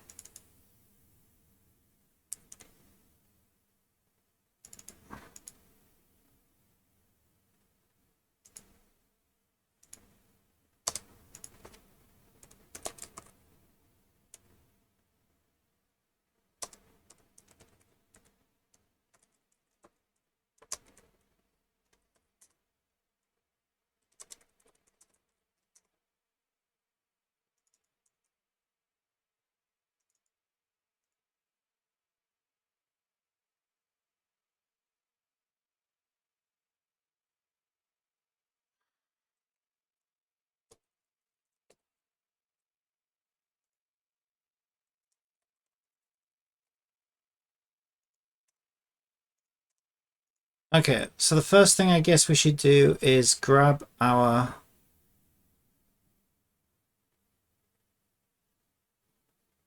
light order, which should be the renderer position switch index. Material equals, what do we call it? Off on mats.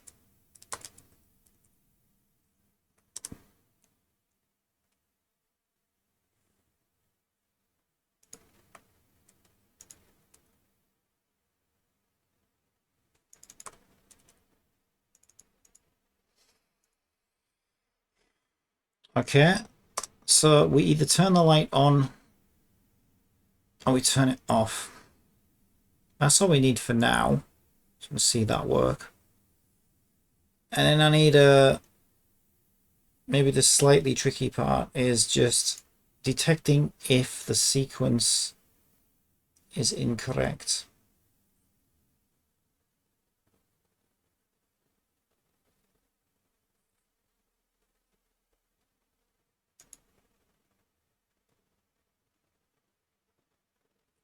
Current sequence. How do we do that? Actually, that's a good way of doing it, actually. What a good idea. We'll do a public list of integers. Player sequence. What a great idea. And then we'll say well, this is kind of weird, right? Because this doesn't tell us whether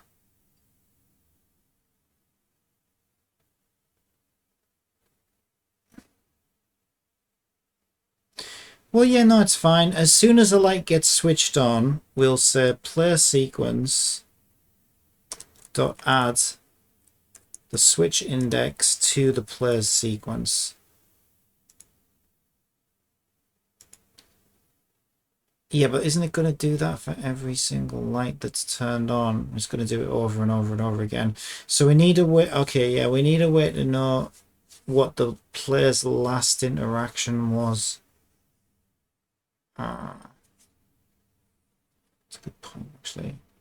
Because we won't know what order the player did shit in, will we?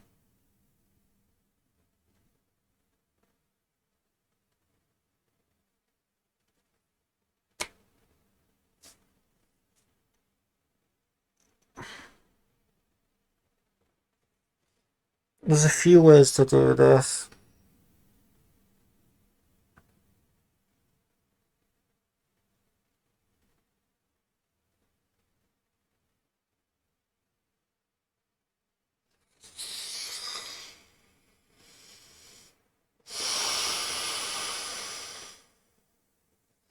See, the problem is, okay, the problem is this update function is looking at the gargoyles to see which lights should be turned on depending on the gargoyle statuses. That's an easy problem to solve. The problem is we don't know, it's difficult to know what order the player switched the lights on in. So the way I was going to do it there, which is to say, okay, add, I suppose we could simply say,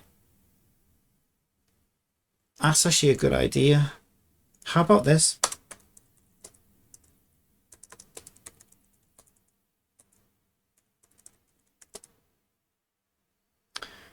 So we need to get the current sequence and dump it into a string, right? So we'll say int index equals 0 while index is less than player sequence dot count string, not string, check sequence. It's going to complain if I don't set it to something. Check sequence, for fuck's sake, check, give me it, thank you, equals check sequence plus player sequence at position index dot toString.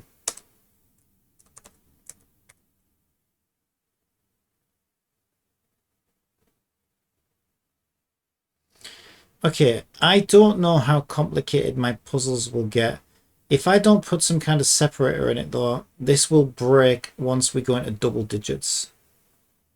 Unless I put a separator sequence in it.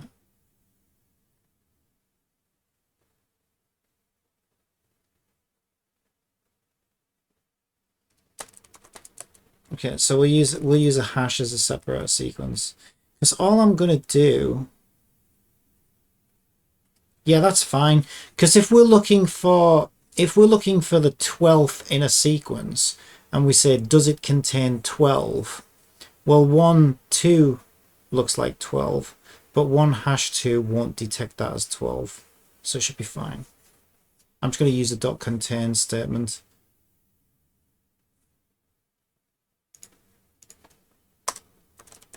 Yeah, so basically we're running a sanity check. What we're doing is we're dumping all the previous sequence that the players made, which we're keeping track of, into a string so that we can say here, because we don't want to keep repeating the same number into the sequence over and over again. If check sequence, I want to say it does not contain, how do I do that? Okay, I know what to do. If check sequence contains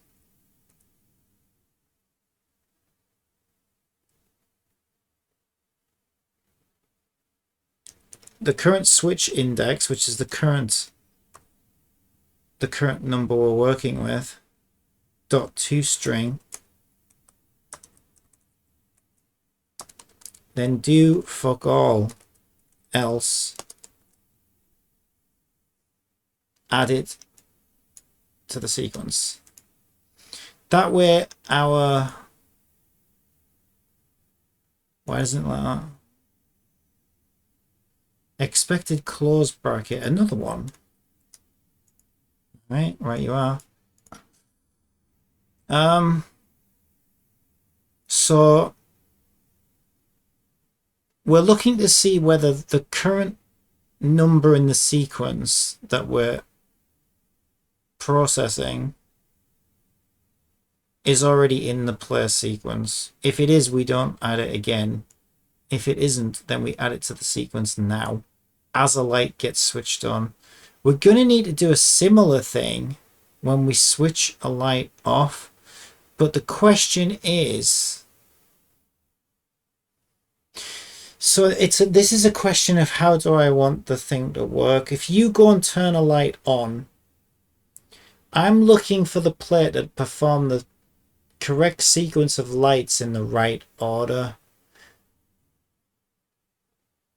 The only situation... Okay, the only situation I can think of is... Because if the way I want it to work is if the player turns a light on out of sequence, they all switch off automatically. So if the player has switched the first light on, for example... Now, I don't know why on earth they would do this, but let's say they went and turned the first light back off again because maybe they were unsure. They were like, oh, I think that's wrong, actually. Let me try switching this off. Do I want to... I feel like that should be a valid move, but I suppose on the first light, that's because you're clearing the light manually, right? What about on the second light? So I'm asking myself a philosophical question now. If the player gets the first two lights in the sequence correct, but then for whatever reason they decide to turn the second light off to try another light, I feel like the game should let them do that and then trip all the lights out when they enter the wrong color in the sequence. So I should allow for a player to remove a light out of the sequence, but I don't want them to be able to remove a light out of the sequence out of order. So in other words, they can play the sequence forward or they can delete the sequence backwards, but they're not allowed to take the first, because plus it's just going to be fucking hard to code for. Or am I going too far with that? Do we only need to check the correct sequence? If a player switches a light off, should we treat it as a clear the entire sequence? This is hard, even this is hard to code for, because what we're saying is go through each and every light, and if you find an off light, now we have to figure out whether we're clearing the sequence or not. We would only clear the sequence if the player requested the light to be turned off. So what we would have to do is say, hang on a minute, was this light in the player's existing sequence? Yeah, I think that's what we need to do. I think that's the easiest way of doing it. And it also makes the most sense logically, is to say,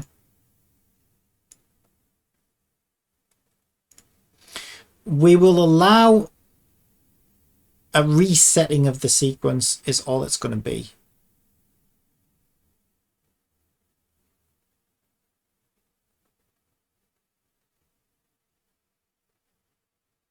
And I'm actually going to leave it like this. If you're turning a light off that was in your sequence, so this time it's the other way around. Do nothing if you don't find the light in the sequence, because it's probably that the player just hasn't turned that light on yet. But if you do find the light on in the sequence, we're just going to clear it. And when we clear the sequence, we're probably going to need...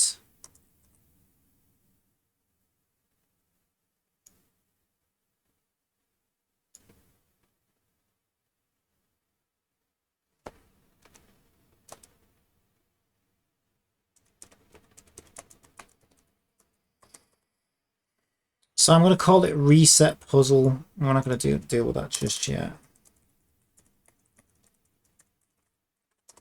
So our first set of qualifiers to trigger a resetting of the puzzle is if the player switches off a light that they previously turned on, and it doesn't matter which light it is.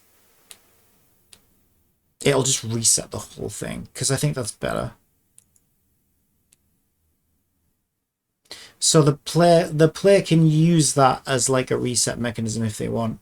I don't see why they would want to, because they're going to clearly see that they're making progress, you know what I mean, by seeing the lights come on. So I can't think of a reason why a player would do that, but we need to code for it anyway.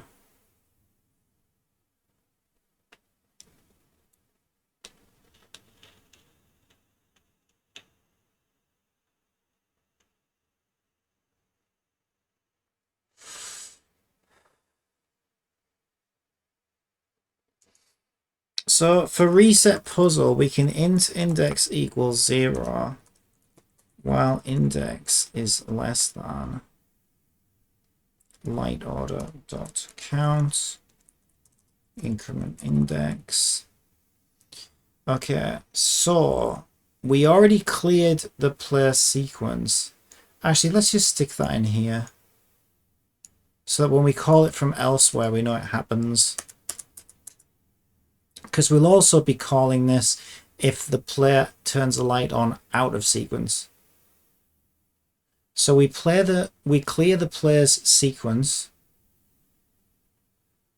and now we want to, not in there though,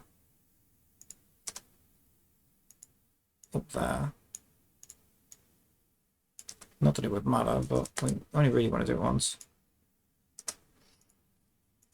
Now we have to turn every single light to off.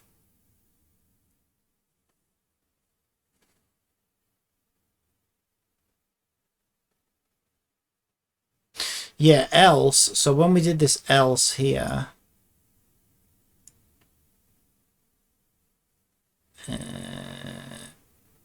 oh no, because we do it up here. Yeah, we're doing that regardless anyway.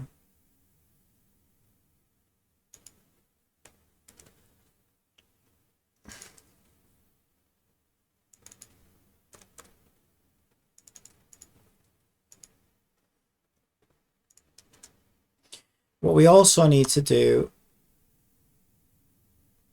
is because, okay, this one acts differently from this one. So this one is reading the gargoyles to see what state they're in. This one needs to tell the gargoyles, no, fuck you, the player fucked up, and you're going to all turn yourselves off. So for this clear one, we need to look at switch order, also at position index dot enabled equals false. So that,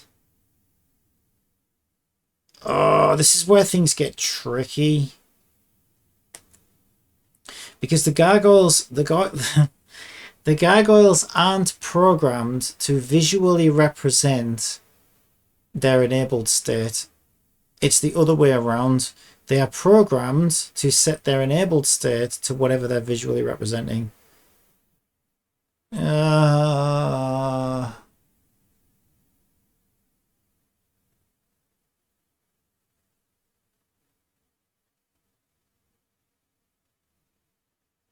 Okay, I think I know how to get around that. Here's what we do.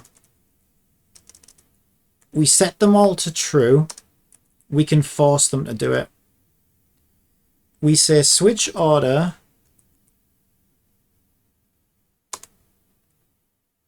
at position index dot game object dot set active to true, because what that will do is it will fool them into thinking that they're all on and the player has interacted with them, which will cause them to turn themselves to off, I think.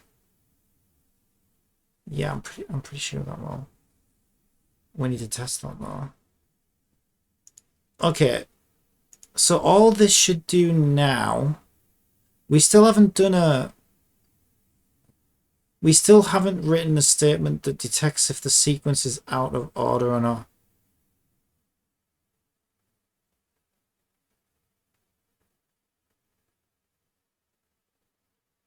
Let me just test what we've got so far, because this is getting a bit complicated.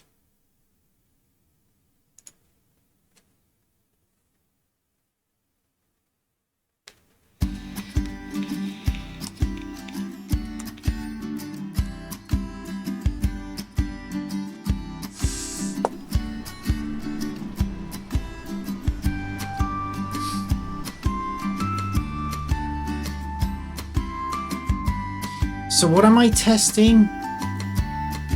First thing is just, do the lights come on? Yes. Now this won't let me fail yet. Yeah, because we haven't programmed that far yet. But it should let me turn the lights on and off. And if I turn a light off, it should reset all of them. So if I turn this green one off, yeah, now let's do the blue one. Okay, it's working as expected. So yeah, if this works as well as I think it does, it should turn them all off. Oh, it's working perfectly. Yeah, now I just need to check the sequence to see if it's being performed correctly. I don't know, I need to figure out. There's two ways I can do that.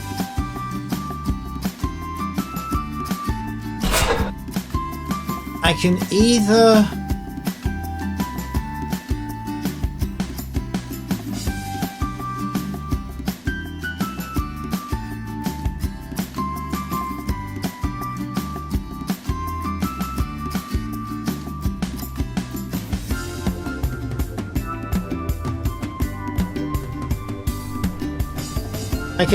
reset the puzzle when a wrong move is being made, which is kind of how Genshin does it, I think. Or I could reset the puzzle after 4 inputs have been made.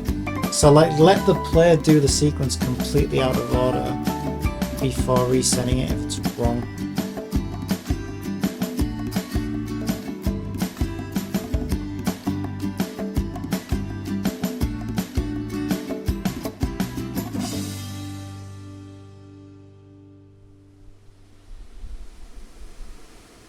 Battery ran out.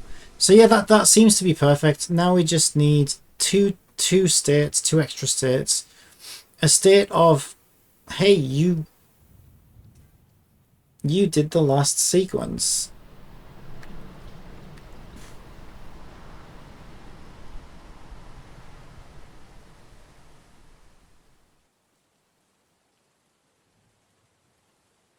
I'm also thinking about how it's going to work when that happens, because like, okay, like I need to think about this from a design perspective.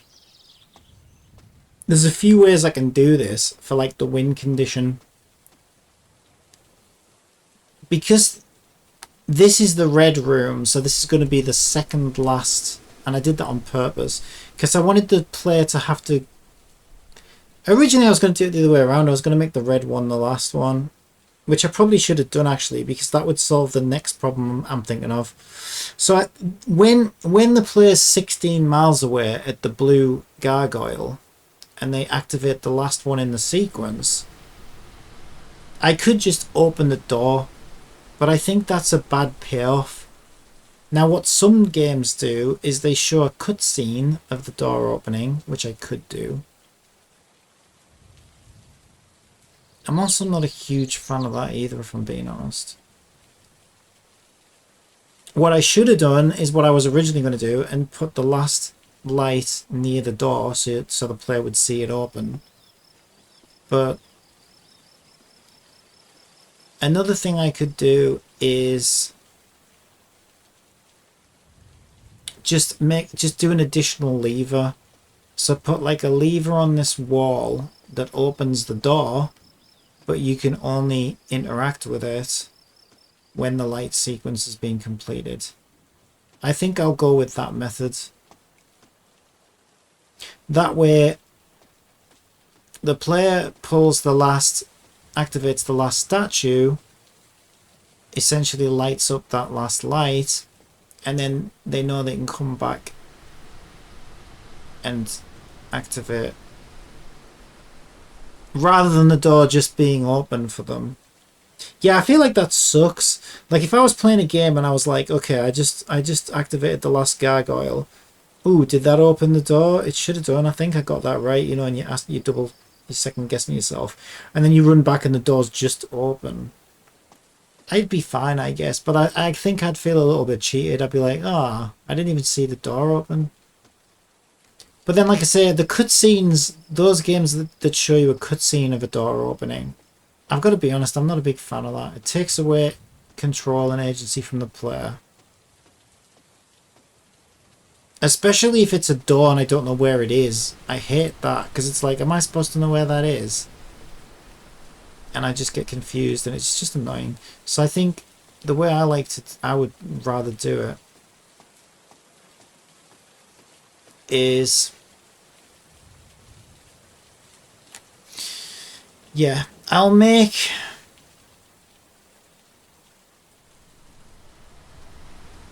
I could make this multi-layered, you know. I could make it so that 2 more gargoyles pop up either side of the door. And then like 2 more lights appear or something above that. You know what? I really like that. Do like a cyan and a magenta light above the yellow and the red. And there is no cyan or magenta statue.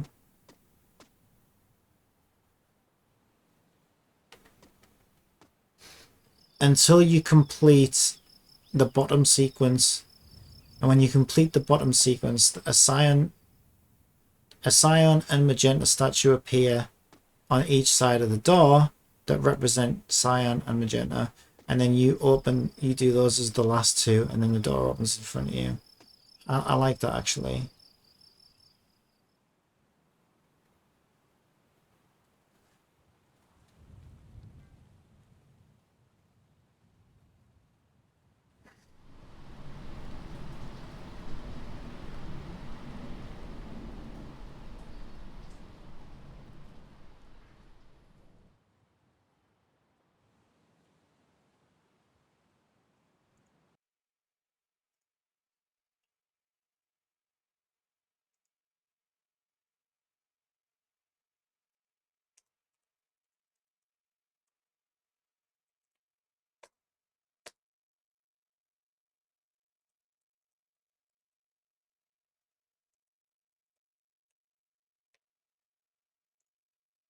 Okay, so we'll have a game object that we activate when the player is successful.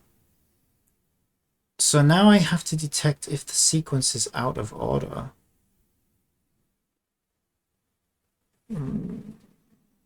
That'll be fun.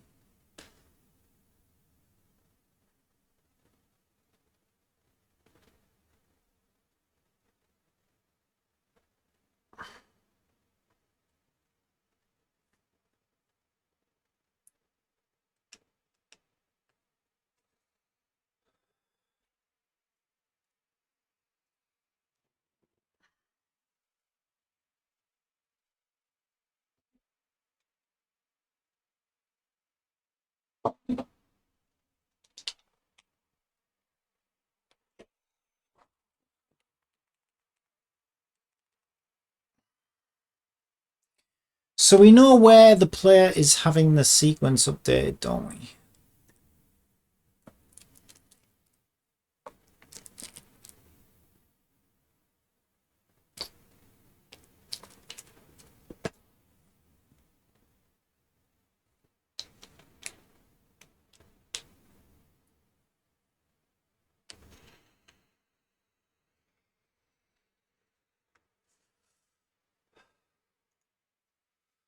It's literally right here.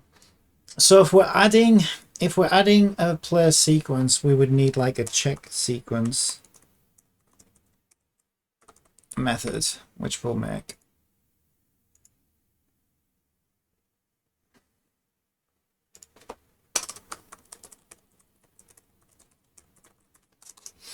Okay. Oh, we use check sequence in something else.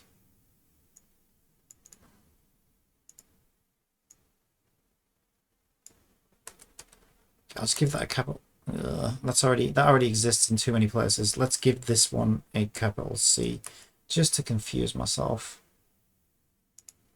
Yeah, I know.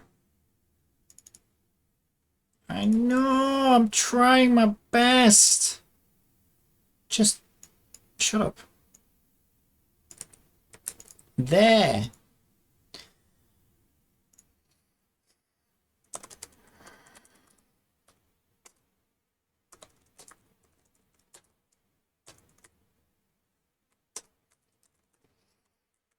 This one's pretty easy, actually.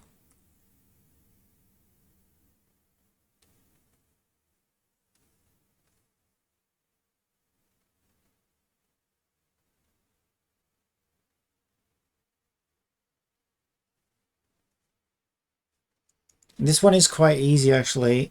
This is what I do, is I just say, if player sequence at position index is the same as any of the orders is fine.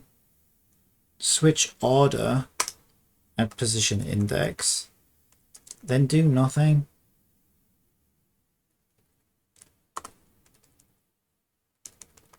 What is your problem?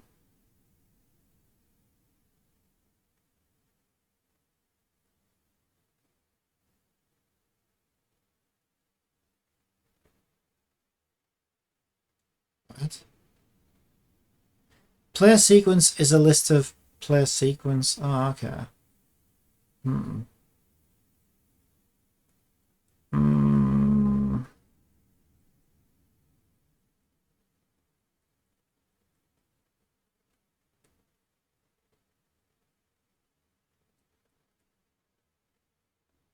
Wait a minute, I just realized something. I'm thinking about this all wrong. This is not the way object orientation normally works. But in this case, because we're setting the puzzle up in a certain order, I think the sequence is always going to be 0, 1, 2, 3, 4, 5 if the player's gotten it right. Because we're checking the index here and we're adding that index to the sequence, so that the sequence should always be, if it's correct that is, the sequence should always start at 0 and then go 1, 2, 3. And anything out of sequence is going to not follow that logic.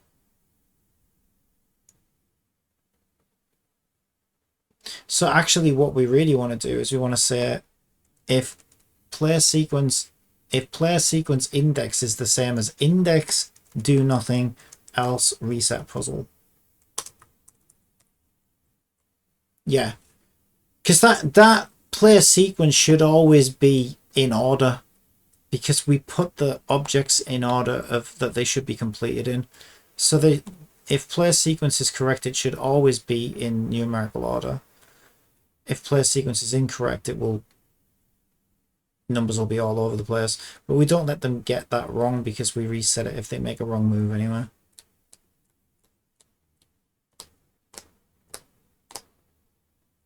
Yeah. So all this is doing is it's just looking to see if it can reset the puzzle and fail the player.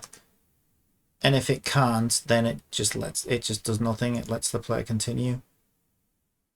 We could also put here though, when we come out of here,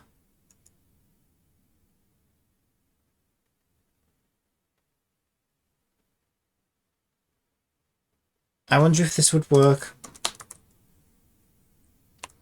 If player sequence count is the same as switch order.count, then that must mean the player's completed the puzzle.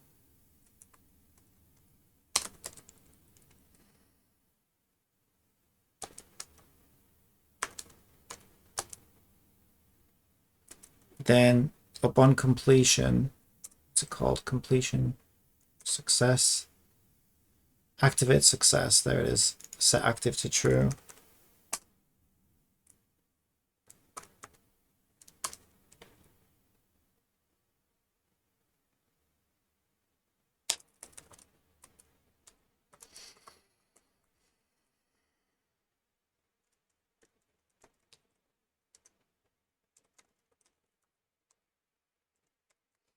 So I'll do puzzle complete, and we'll do a debug.log in here that says puzzle reset, so that I can see when those two conditions are being met. All right, I think that's it. I think this should be good.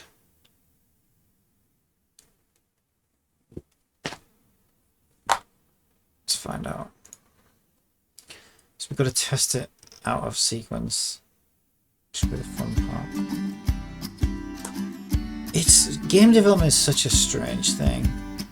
Because like I think you spend 90% of your time doing as much wrong as you can, if that makes sense. Like even me debugging this now, I'm gonna test the shit out of it in every combination I can think of. Yeah, I reckon like 99.999% of players are never gonna ever meet those conditions. But you have to like account for them. It's so strange. So if we try and start with blue now, does it just reset? It should do. Yep. And if I try and start with this one, yeah, it doesn't like it. If I start with this one, okay, so far so good. It's working great. Oh, that's wrong. Oh, so we know this one's the first one. I'm going to do it as many times as I can wrong. So what about blue next? Oh, it's not blue. So we know this one's the first one. It's got to be this one. It's got to be. Oh, you bastard. Alright, so we know this one's right. Is it this one? Oh, good. Then it's got to be this one, right? Oh, you bastard. Oh, shit the bed. What was it again? This one? It appears to be working. That must be what it's like to watch me playing a video game. That's basically what I do. I'd be a great beta tester. Yeah, honestly, to be fair, that should have happened. So we know it worked. Because we got a null reference because I didn't set an object because we don't have one yet. There you go, puzzle completed. The lights are lit up, looking beautiful. It works perfectly. I'm so pleased. So what I'll do is I'll make it so that we're going to add a cyan. Or maybe I should do cyan, magenta. What other colours are there in the rainbow? Do black and white. You can't really light the black though.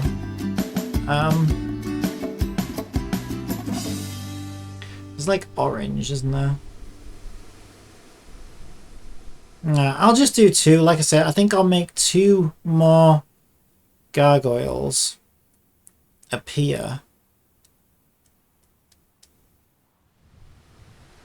next to the door at this stage. One will be cyan, one will be magenta. They'll be opposites of the light where the lights are.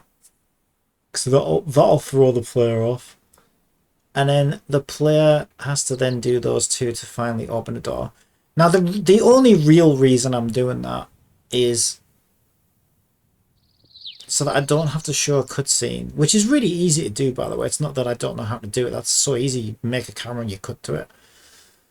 I just don't like them in video games. I don't really like cutscenes that like show you doors opening and stuff like that. I think it's cheesy. I think it's shit. I'd much rather have full control of my character and see it happen in front of me as I'm controlling my character. I just think that feels a lot better. And so it's just an excuse to get the player back in front of the door, basically. But I think that's better than doing a shitty little cutscene.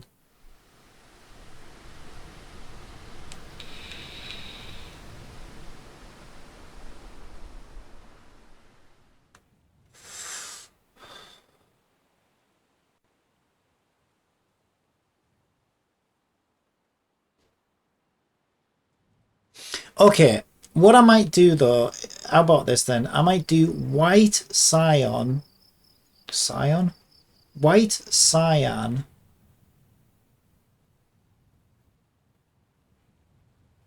white cyan, what was I going to say? White, cyan, orange, and magenta. And then make two of them. Or we could really mix it up, you know. Let's make it go backwards this time. And then the question is, do we want to reset the whole puzzle on them? Well, if I was going to do that, I would code the mechanics into this puzzle, right? Yeah, should I be a bit mean?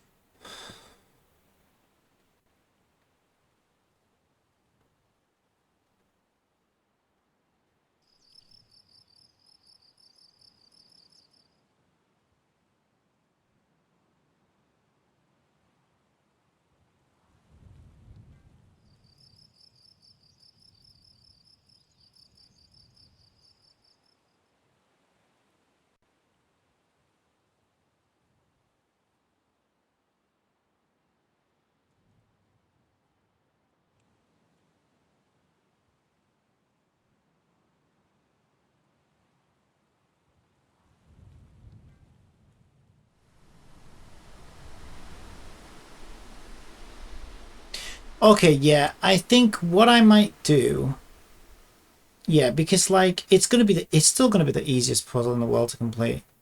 I think what I might do then is we'll do white, cyan, whatever, magenta.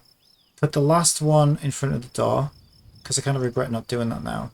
And we'll just draw little arrows that show the route that these lights need to go in. And we'll set it all up on this puzzle system so that if you make a mistake anywhere along the way, it all just resets. So as long as you're not an idiot, or just completely unobservant like me, you shouldn't really struggle too much.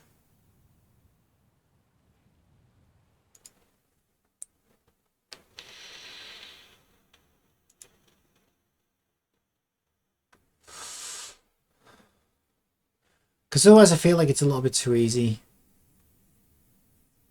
It's still too easy, but it's not. See, it's not about difficulty, is it? It's just about like sending the player on tasks and stuff. I don't think many games are difficult. I mean, you know, the most difficult games are just somewhat challenging. You know, it's about timing and you know, mainly it's just timing the mechanics correctly and stuff like that. Now I hate those games. They frustrate me, and I'm not very good at them. But if I can take my time, like normally, you know, no game's difficult. It's just yeah, I don't want to be too tedious either, but I think this will be fine. 8 switches.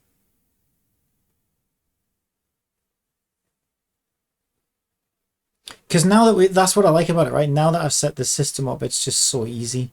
That's what I love, right? So as painful as some of this is to get it all working, like I'm doing this properly. I'm making it object oriented.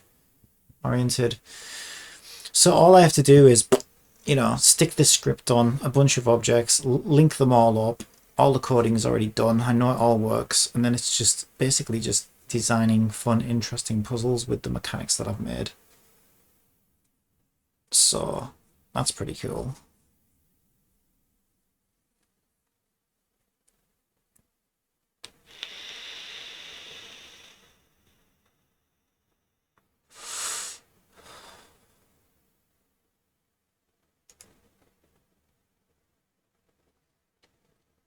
So we want 4 more, don't we?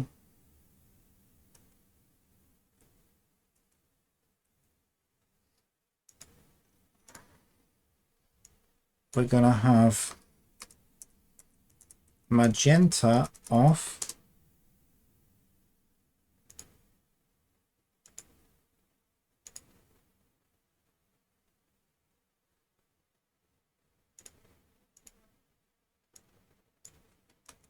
Cyan off.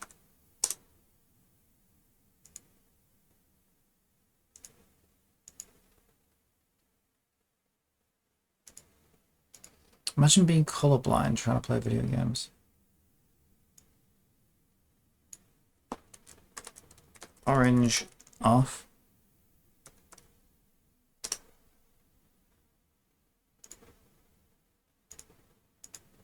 Looks like a brown. That'd be fine. And the last one, white. I will make white the last one. White off. Okay. Now let's do all of these to on. Oh, I need to put the lights up so we can see what the ons look like, because they do look a bit. Okay, so let's dupe these lights, which are just actually called cubes. Can I? Actually not. What are those? I actually did call them door lights. Good for me. Good for me.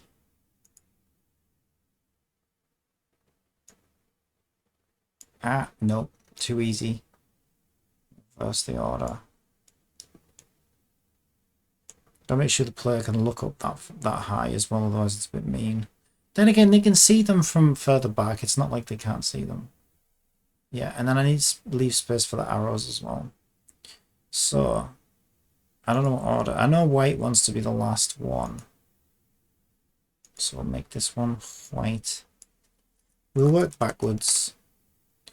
So white wants white on. So you can see I forgot to turn it to white as well. There's white off. Just looks like that normally. And then we want to make this one emission. Give it some strength. Ooh. Yeah, lovely. Lovely. Alright.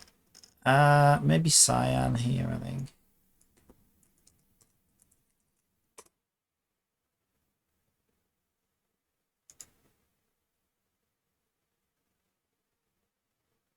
Oh, we don't have a cyan on yet. We didn't do it yet. Where's my cyan off? There it is. Cyan on. Change. Where is it? Yeah, and I'll just make it a system where, like, they'll get harder, obviously, in different ones, but basically there'll be like an arrow that starts at 1, and it'll show you a path you need to take with the lights. And that's pretty cool.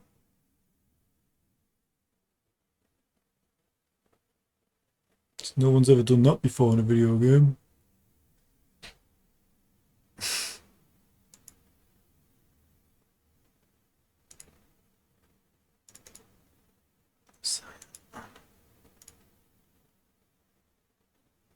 Yeah, in the other one we actually made it. We actually made the core layer as well. I don't think it matters.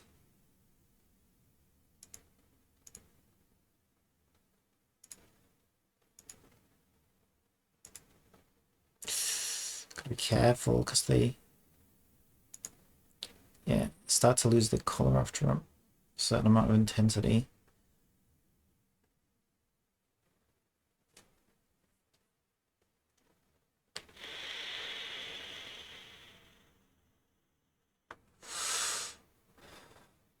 So we got orange and magenta. I think I'm going to do magenta and then orange. I just think it'd look better.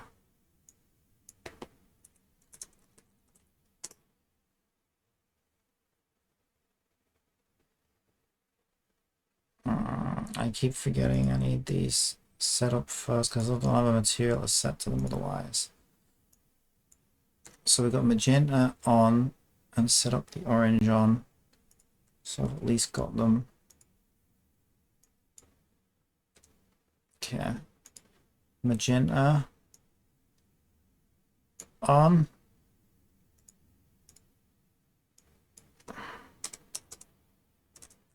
Orange.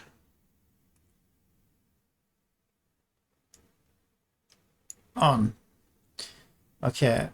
Magenta on.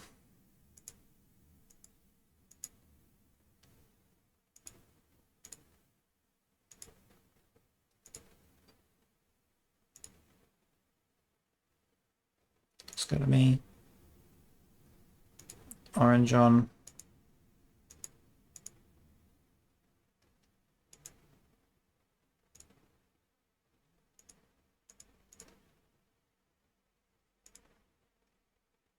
Looks too much like yellow.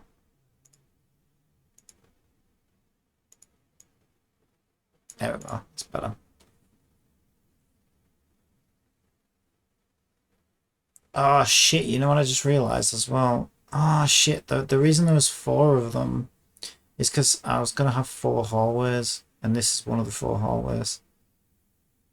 And the clue is going to be the colour of the tiles, not the actual statues themselves.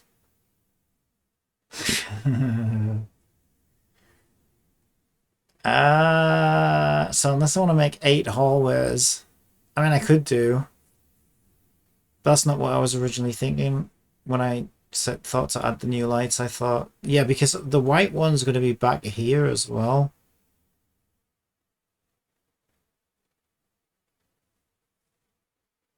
I hate doing this as well because it means I've got to... No, wait a minute. That's actually perfect. What I can do, I'll keep the 4 hallways and I'll make it so that each hallway has 2 halves of floor tiles in 2 separate colors. That's what I'll do. So this hallway is red, for example. So this one needs to be red and white because I want the player to end on white. So I just need to make sure one half of the floor is red and one half of the floor is white. If I really wanted to make the puzzle a little bit more difficult, I suppose I could swap the statues so that they're on opposing floor tiles. That's not a bad idea. So you know you need to be in the room with that color floor tile, but you need to activate the opposite statue to activate that color.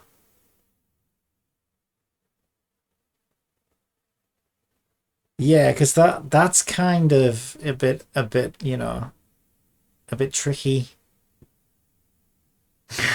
Do I want to be that mean? I think that's good though. Or do I just want to make it blatantly obvious, you know, that red is red, orange is orange? No, I kind of like that now that I've, because it's like two colored floor tiles per hall, and that's just so that I don't have to make 8 hallways. I only have to make 4. But then I'll just do 2 separate colored tiles for each floor, each hall. But rather than make red, red, and white, white, I'll make white, red, and red, white. So as a player, you need to find the hallway with the color that you need to light up, and then you need to go and activate the other statue on that floor tile, like on the other color's floor tile.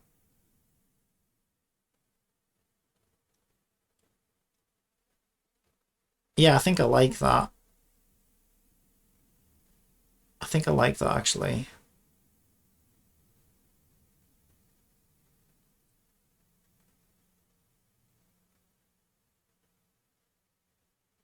Yeah, even though I do like that, and it doesn't sound that bad as a puzzle, like once you understand how it works. But admittedly, I also know that that would frustrate the fuck out of me. I'd be like, that's so stupid. It would make me so mad because it would that wouldn't be obvious to me. I'd be like, well, what? I'd just be trying random lighting, and I'd be getting really annoyed. I'd be like, it'd take me fucking ages to find the solution. I mean, what I'd do if it was a popular game is I'd look it up and just fucking follow a guide.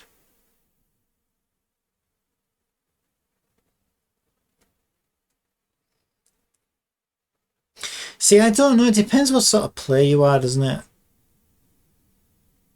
Some players probably like those kinds of little head scratchers. But I've got to admit, I don't really. I would have more fun with the game if it was blatantly obvious.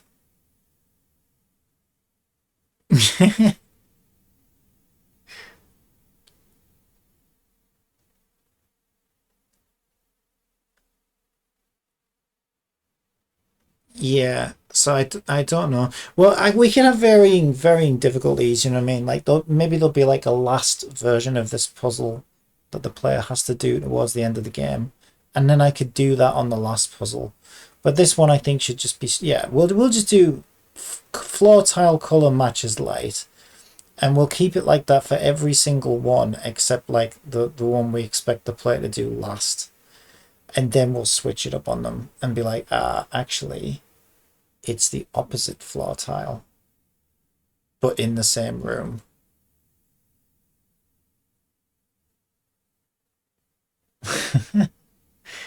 Yeah, I think we can do whatever we want. That's what's so great about the system, right? And you just link it up however I want. All right, so we'll keep things simple for now and make it so that floor tile matches light color. Okay, so we need to tell our system the order. So these now all need to read 8, not 48. Okay. I need to look at my own solution. So orange, magenta, cyan, white.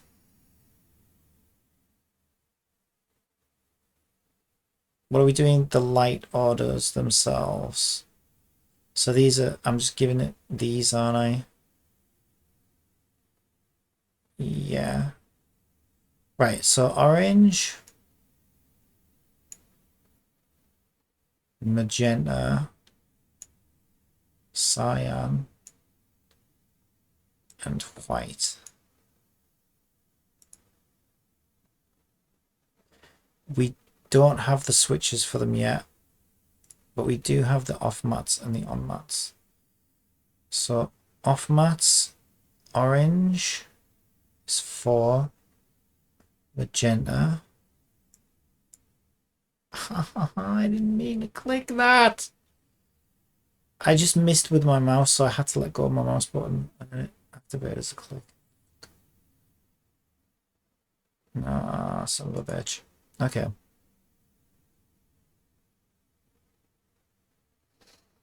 Orange. Magenta, isn't it, next? Magenta. Cyan. White. And on mats.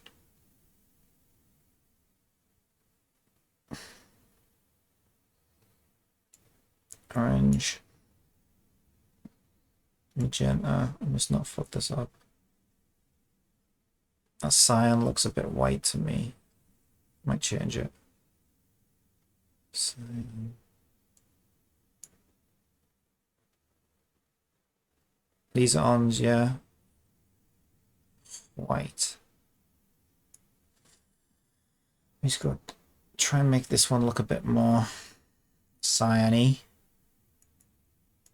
Yeah, much better.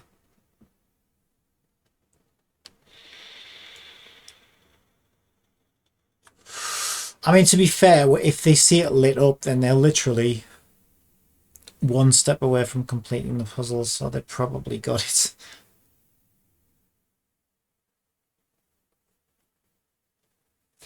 Okay. Beautiful. So now we just need corresponding statues. So take our 4 gargoyles. This is fun. Just to confuse myself, I'll put these ones in front of the other ones.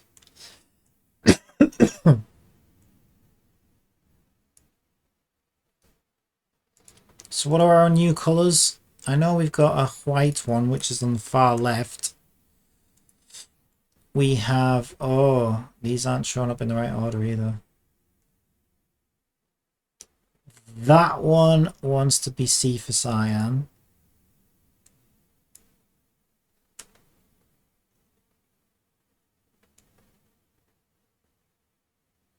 Magenta is that one.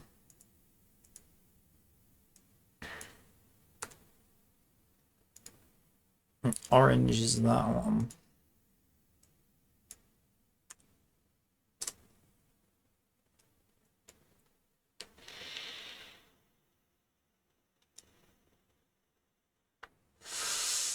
Alrighty, so what needs to change? Nothing. These work on their own, don't they? Yeah, I just need to make sure that I tell the door lights which statues are which. So next in the sequence is orange. So this is element 4. Oh, we have to give it the puzzle switch. So there's oranges. And then the puzzle switch for magenta.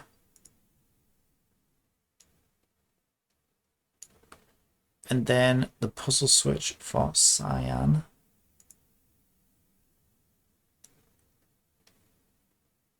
And then the puzzle switch for white.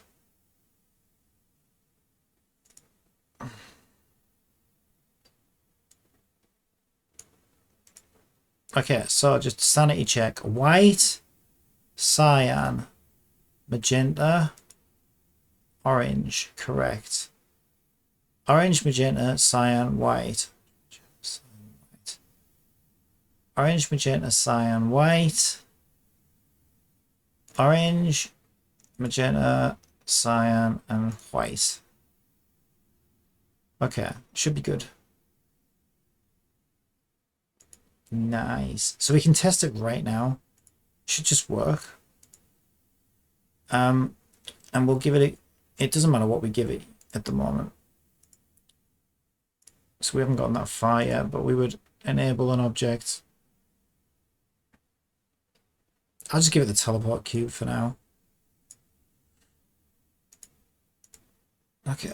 An object to enable when the puzzle is complete. Okay, let's test it. So the ones at the back are actually like the ones... I know what I'm doing.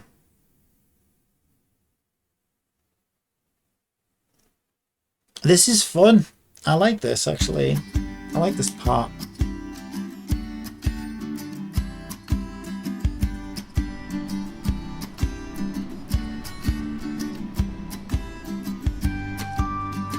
Okay. That looks like green to me. Oh, it is green. Okay, it doesn't like that. As it shouldn't. Okay, it didn't like that one, as it shouldn't. Didn't like that one, as it shouldn't. Yeah, so it won't let me do these out of order.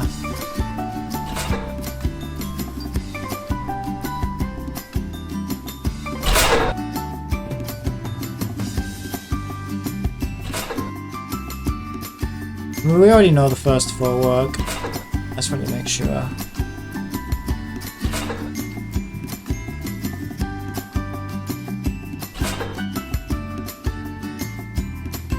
Now we actually start from the right, don't we? Yeah. Okay, good. Yeah, it should be fine. And the last one. Watching our console for a message that we completed the puzzle. Puzzle complete! Excellent. So that's where we can animate the door opening. Beautiful! It's a lot of light. Haha, it's so fun. Yeah, I need to be careful as well though, like if the player did that after completing the puzzle. Again, I have no idea why. But maybe we should stop them from being able to do that. It wouldn't matter because as soon as puzzle is completed, the door would open. So yeah, the player could go and do that and it just wouldn't do anything. It would just switch all the statues off. But it wouldn't like close the door or anything, so it'd be fine. Once that door's open, the door's open.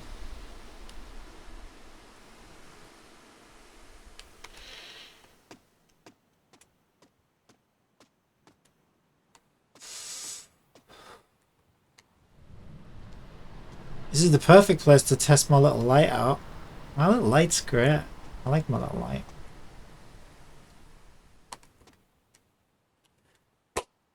Okay, moment of truth. So it all seems to be working fine. That is a great little puzzle mechanic. It's basic, but you know, it does the trick.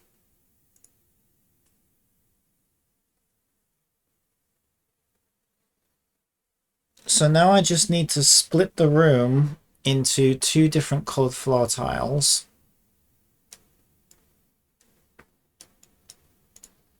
In order to set this up. So we will duplicate that. We'll call this floor 1. Duplicate it and call it floor 2.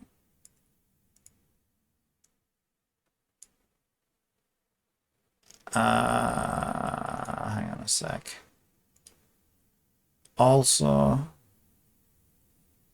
well, this one's going to be different anyway because this is the chamber that you drop down into. So it needs to have either a smaller roof or no roof. Either way, we are unpacking this prefab and we want the scale to be 0.5 in which dimension? Z.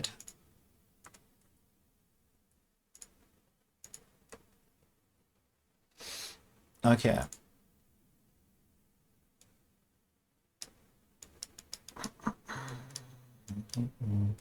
I kind of screws the tile pattern up. Where we can fix that. We can fix that.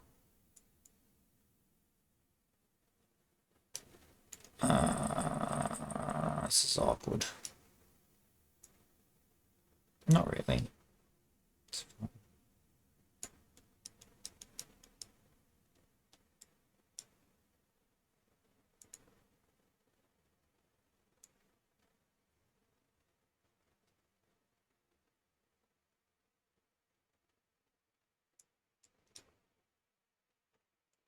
Does that look good? I think that looks pretty good. We'll know when we're in there. I think that's fine. Yeah, we can fix the floor tile pattern actually.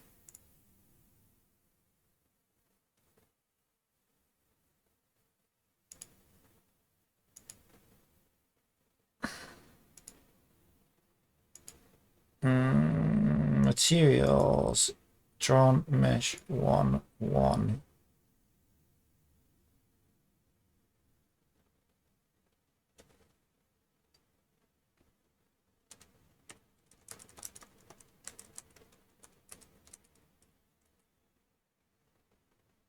Okay, we need to make this one white because it's nearest the door. And like I said, for this one, I'm going to make it so that it's, yeah, maybe a little bit darker, so it's a little bit spookier. And there is a way. How do I do it again? Tiling 0.5.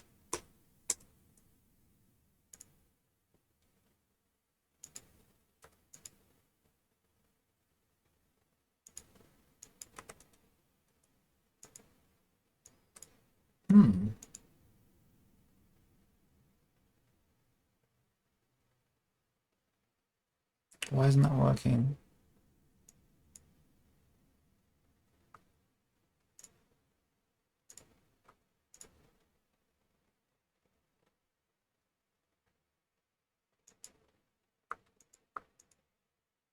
This is how it's supposed to change it. Why is that not working?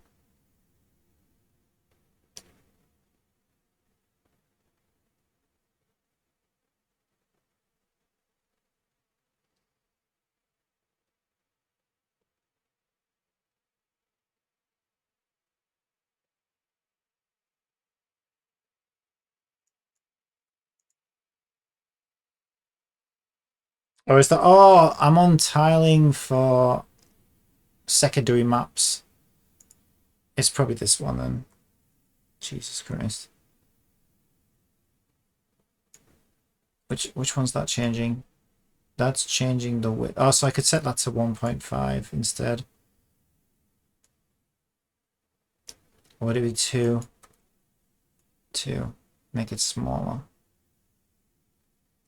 Or I could do 0.5 and make the tiles big. I quite like the big tiles actually. So I'll do 1 there and 0.5 there. Yeah, that makes them big. I like the big ones because they're kind of the same size as the statue as well. I feel like you can fit a statue exactly in those tiles. Looking down at them, they're not actually square. That's more square.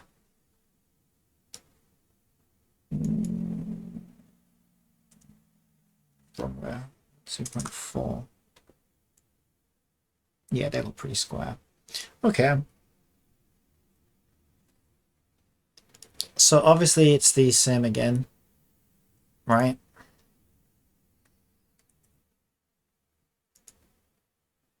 Go and set all the floor tile colors that we need. Now, it's red. And this one wants to be red. There we go. Oh wow, this is looking very video gamey now.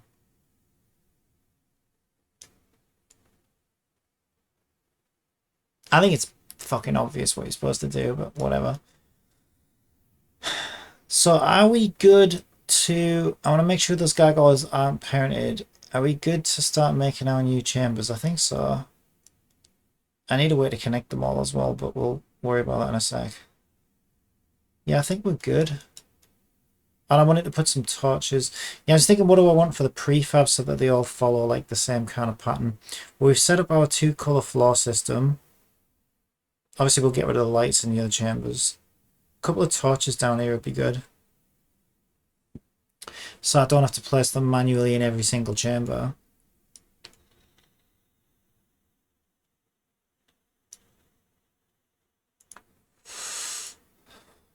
Yeah, so we have torches in that cave that leads us here, but we don't have a torch asset. That's just a torch on its own. So let's see. Downloadable.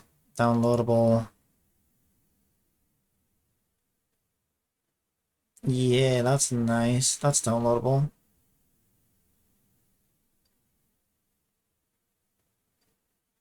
Yeah, I do like that actually. Let's get that.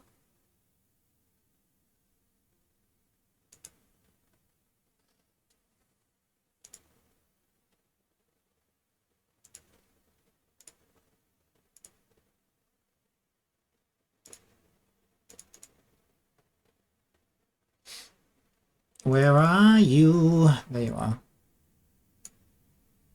Oi, get in there. Get in there. Now, I don't know how many different things we're going to have, but I'm calling this cave room for now, so we'll call it the cave room torch. So I think I already have a torch. Well, no, I had the fire, but not the torch to stick it on, which is why I downloaded this right now. So if we go into my import folder and look at our torch, cave room torch. There it is. Uh, uh, uh, uh, uh, uh.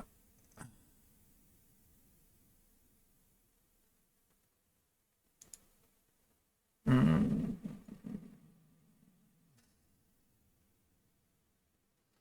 See, the cave room's in 2 halves right now. It's got a bottom half and a top half. So I need to make it taller to glide into, and the top half is literally just the bottom half flipped upside down with the roof off. But I don't know whether they're all going to be that tall. If to do that with all of them, or just the entrance tomb. I might just do that on the entrance tomb. So I should probably parent it to this because this is the bottom half, I think. Let me check that actually. Well, that's where I put the floors. Yeah, that's where the floors were. So this must be the bottom half.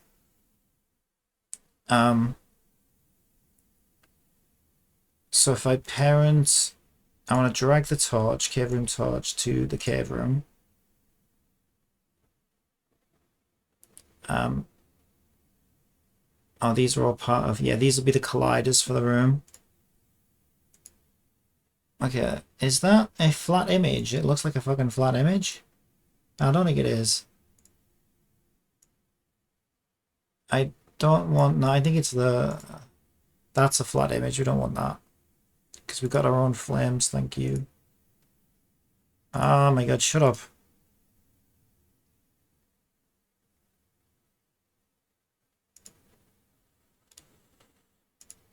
There we go. Let's stick our own flame on it. Alright.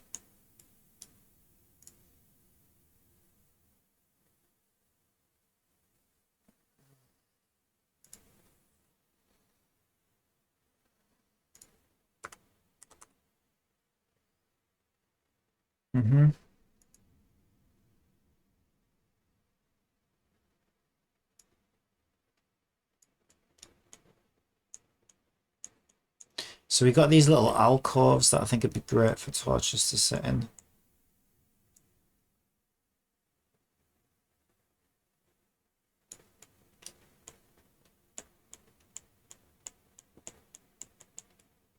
A little bit higher up.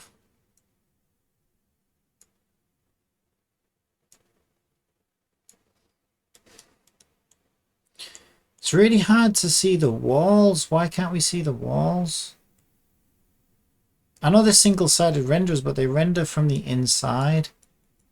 So why am I not seeing this wall? It's kind of weird. It's very ghosty.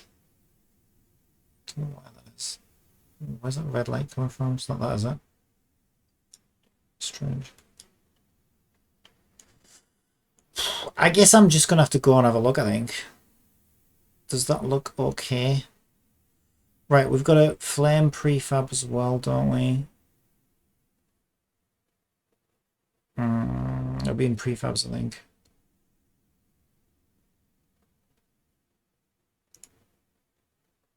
Yeah.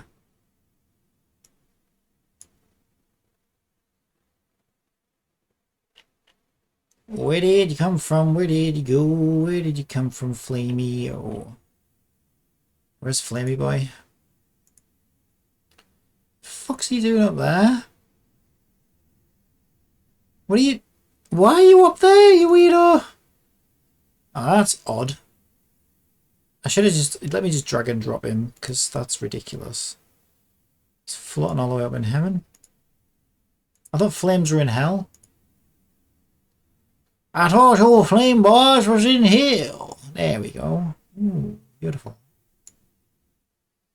And they already have a, these already have a script on them that aligns themselves with the player camera. Right, we have a little placement cube here so that we can see where it's supposed to go. It's very hard to tell visually otherwise. There we go. I just kind of want to put that roughly where the flame wants to be. Beautiful. Make that invisible.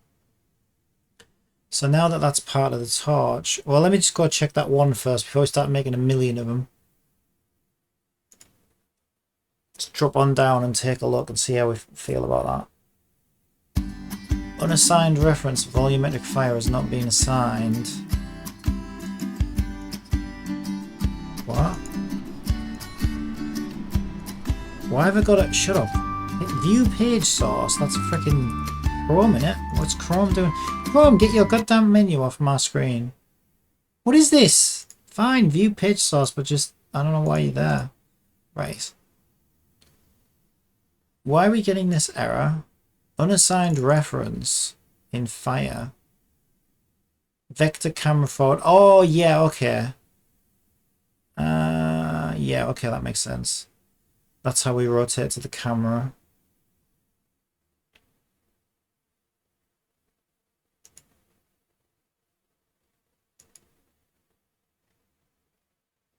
Track object. That's the camera.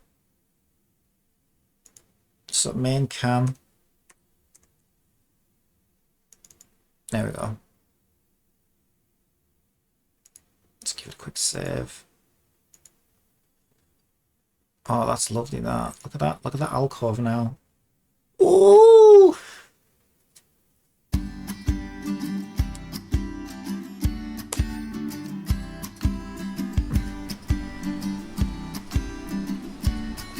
Oof, it's a lot of smoke. Yeah, the smoke looks a little odd, actually. Off. So does the flame. Okay, we need to move that flame.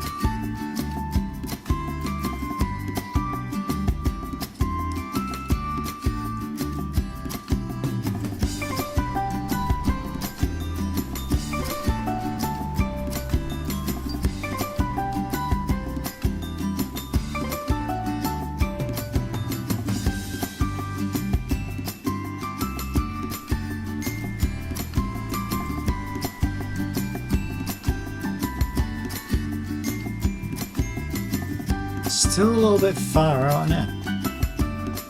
It's alright from that side. Great from that side.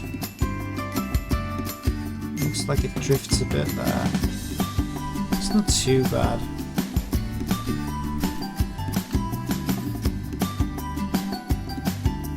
Yeah, they're not going to be exact. Cameras give such weird values. Oh, people would be glad I gave them a light in this game. Yeah, I think that's... I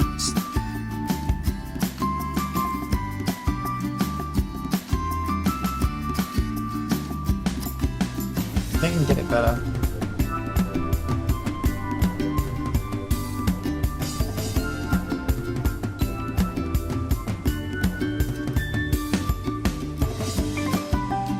Yeah, I think it's better.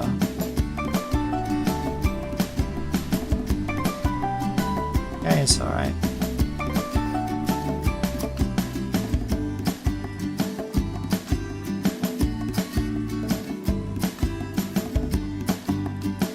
Yeah, I'm just wondering how well is it, like, how easy is it to tell that that's a red floor? Because I have to admit the colours aren't as prominent as I thought they would be. I did make them kind of subtle colours, but I'm just thinking I might need to make the colours more prominent because the lighting does suck in here, at the moment at least. So I either need to put better lighting in here or make the colours more prominent. Now I like the darkness because you've got your own torch anywhere. I like the darkness because it's kind of creepy.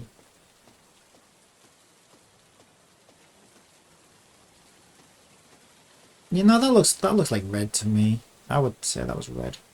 The opposite's red. Yeah, I think we're good. I think we're good. So more torches now.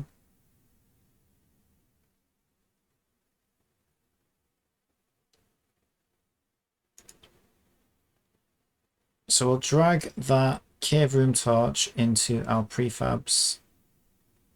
Just do that. And let's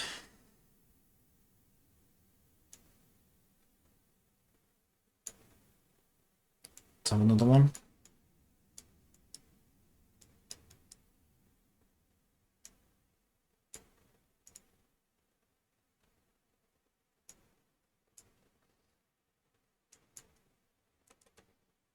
For that side. Where did you come from? Where did you go? Where did you come from? I don't know why I'm saying that. Why not? Why the frick not? Oh, not through the wall, laddie. Not through the wall, laddie. You have to be careful in these old places.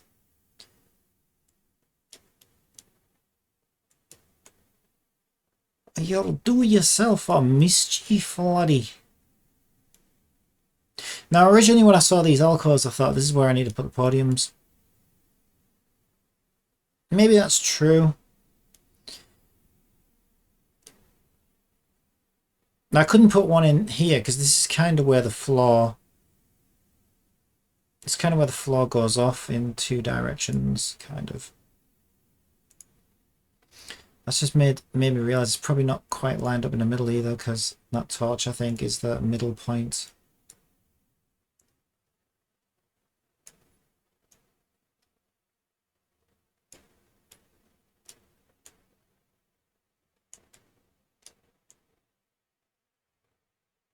Good enough. Yeah, so it would have to be like in the alcoves that are part of the actual floor color. Yeah, I think that's probably a good idea.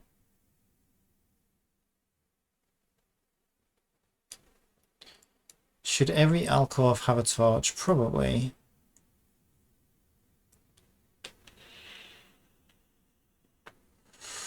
But this is the height I've set the torch at.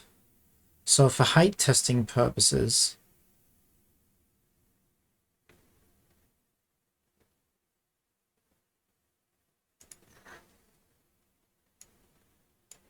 that's better. We're sort of sticking into the wall a little bit.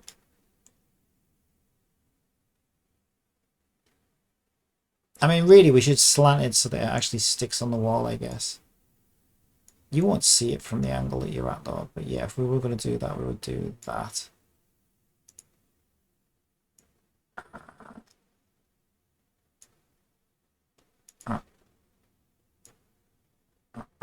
There we go. Now it's stuck on the wall. if you want to get technical. Yeah, no, that's probably better actually, because it keeps the flame away from the wall, and the flame looks so much better when it's not at the wall. I feel like it might need to be higher up though, because once we grab one of these... Right, be careful about which ones I'm grabbing. I have labelled them, so I should know which ones they are. O for orange. Oh, give us your transform already. I just want to see how high up the torch is if I stick one of these in it. Yeah, I feel like it's alright, I guess. Actually, that looks alright. I'm making a little bit high though. They're quite big torches then, aren't they?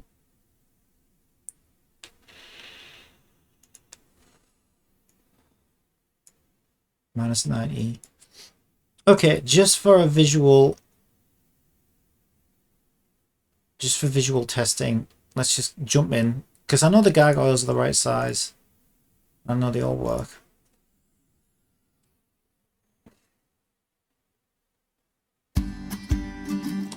So let's just jump into the cave.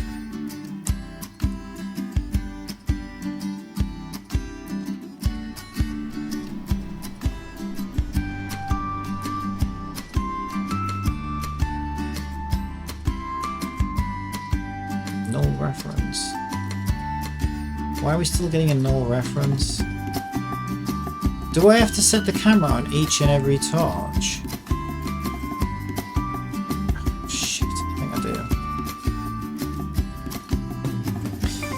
Yeah, I feel like the torch is too big.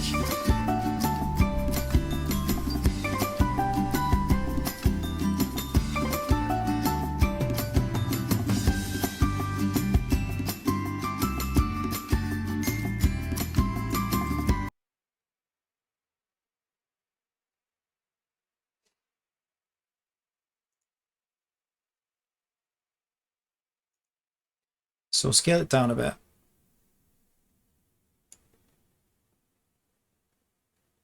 That's probably okay. Go and have a look. And the huge pain is that I have to set the camera on every single flame.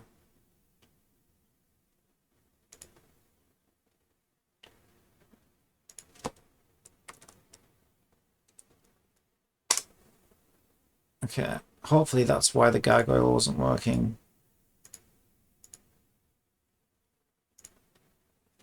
And there's no other reason why it wasn't working. Please. Please, no.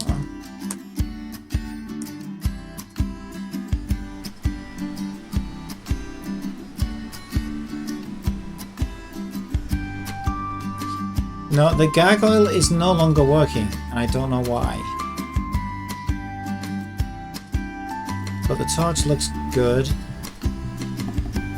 Although I will... Well, I mean, that's not where the gargoyle's gone anyway. This was just for testing purposes.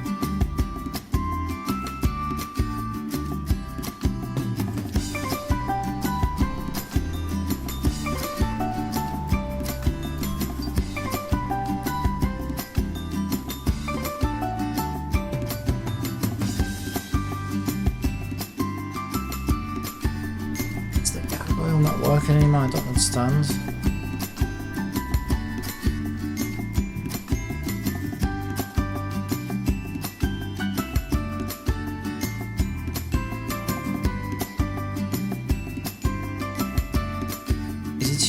Oh, I think I know why. There's a collider in front of that wall. I bet that's why. Let's probably test these things. He probably needs to come out a bit. Yeah, there we go. Yeah, there's an invisible wall here, and I know, it's so bad to use invisible walls. But it is what it is. It's not really much of an invisible wall, but let's just start walking now. Okay, yeah, I think that's fine, size-wise.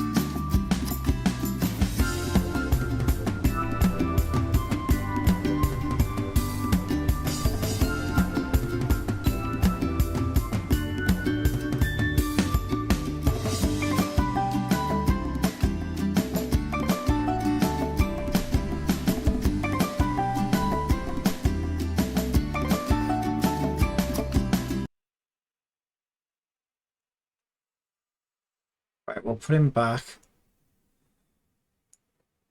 Because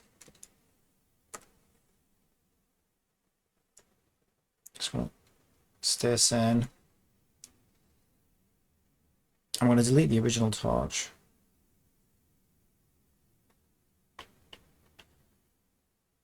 Because we didn't angle it at the wall and we didn't resize it. We'll find it. Torch, there it is. Actually, I don't think I'll need to set the camera if I just dupe it from here. So we dupe the torch from there. Drag it out. -90 it. Keep going. Keep going. Keep going. Keep going. Oh. Okay, make sure it's actually looking good. Nope.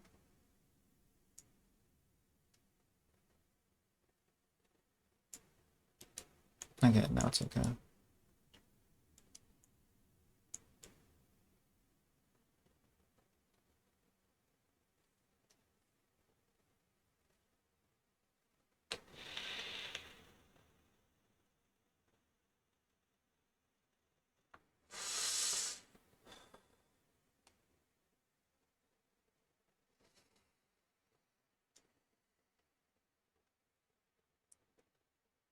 Alright, so now we should be able to dupe both of these. And just drag them this way. Lovely. Awesome. And do the same again.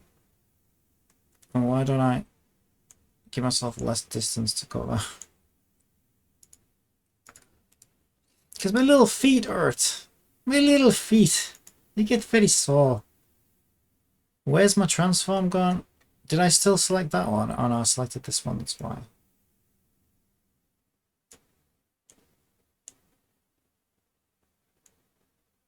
Alright.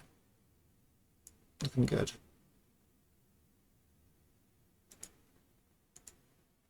Quick play test, just make sure it looks good, because I'm about to duplicate this room like 70 times.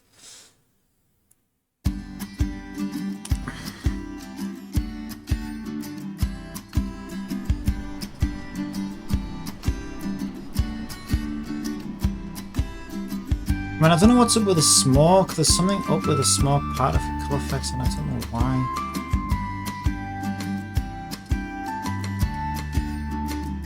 Yeah, I'm not sure what's going on there. And the flames aren't 100% lined up, but... yeah, why does the smoke look like that? We're getting like big square lines on it. Because it looked okay in the cave still, didn't it? Although I suppose we didn't really see that far above the flame in the cave. I wonder if it's always looked like that and we just don't really notice it in the cave because the roof's not high enough. It's okay from back here.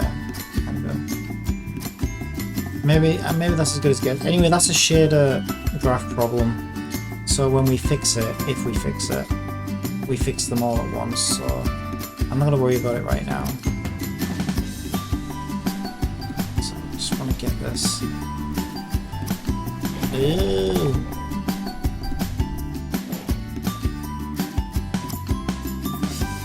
Just want to get this tune thing sorted. Yeah, no, I think that's fine. Wall looks red. There's some interesting lighting going on. More lights. More gargoyles. Or two halves of the floor with different colours. I need to draw some arrows to the light. Mind you, you're not going to see them, are you, really? Yeah, if I draw arrows on that wall, you ain't going to see them.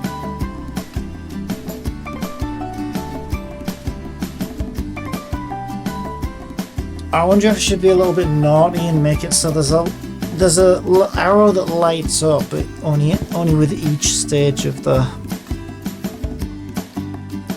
Like when the green light lights up, an arrow next to the green light lights up showing you which direction to go in. That makes it kind of fucking ridiculously easy though, doesn't it?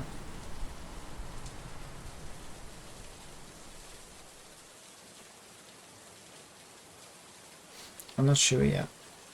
Because if I was originally just going to draw lines, like arrows on the wall, I mean, I could put a light up there so you can see the texture of the wall better. Because my torch doesn't really reach it.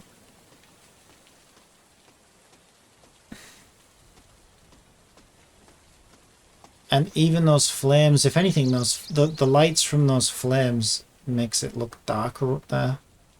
So if I drew arrows on that wall, I don't think you'd see them. But I could make them light up arrows. I do think I like that though. Is if you light the green light up, it lights up the next, like the arrow next to the green light, showing you which light needs to be next. But it's not much of a puzzle, is it really?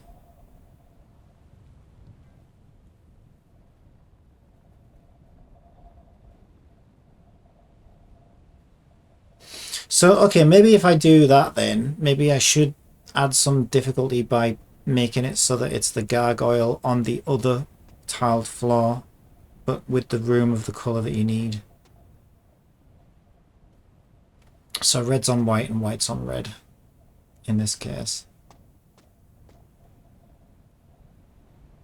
I mean, if I'm doing that, I need to know really. Then this side of the floor needs to be red, and this side of the floor needs to be white.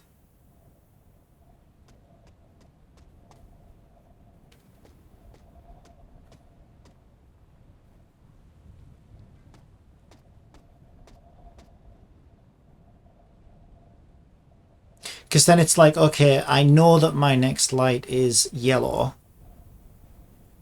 because I can see a yellow light up there. Colours are kind of hard to see as well in this lighting. Maybe I just, like I said, maybe I just shine a light up there. Because I like the idea of just having like what looks like hand-drawn arrows showing you which direction to go in. I mean, I suppose it doesn't really change it that much, does it? Whether you make the arrows light up or whether they're drawn on the wall, as long as you can see them, it still makes the puzzle insanely easy. Now it's just like a decision as to do I want to add difficulty by like obscuring which light belongs to which tile,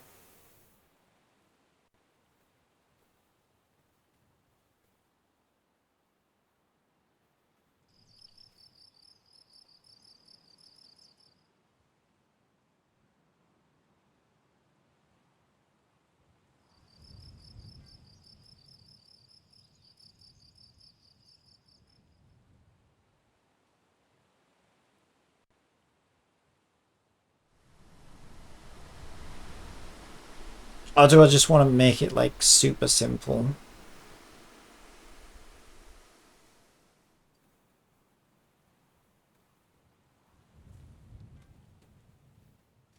I mean, you can't please everyone, like I say, like it depends what sort of player you are. You know, even if I did that and play tested it, I would imagine some players would say, oh, the puzzles were too easy.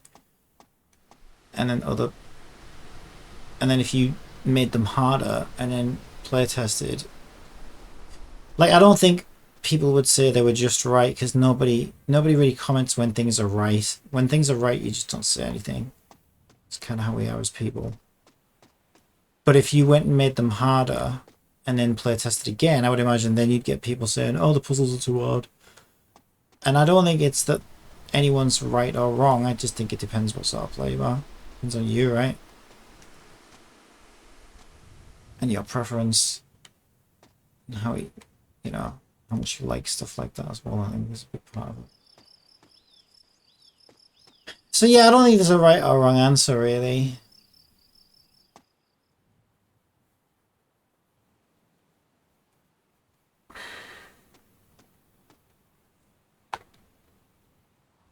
So I don't know, I just think my gut says make them all easy and then add a little bit of difficulty at the end of the game and throw some obscurity in there.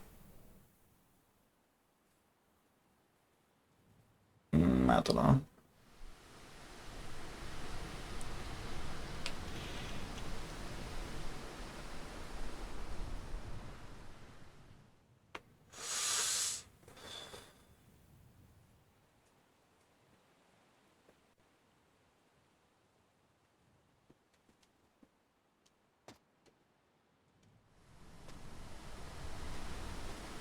Yeah, I mean, it reminds me of that puzzle in Genshin. Like, I think it's probably a good puzzle, but it breaks my brain and it just annoys me.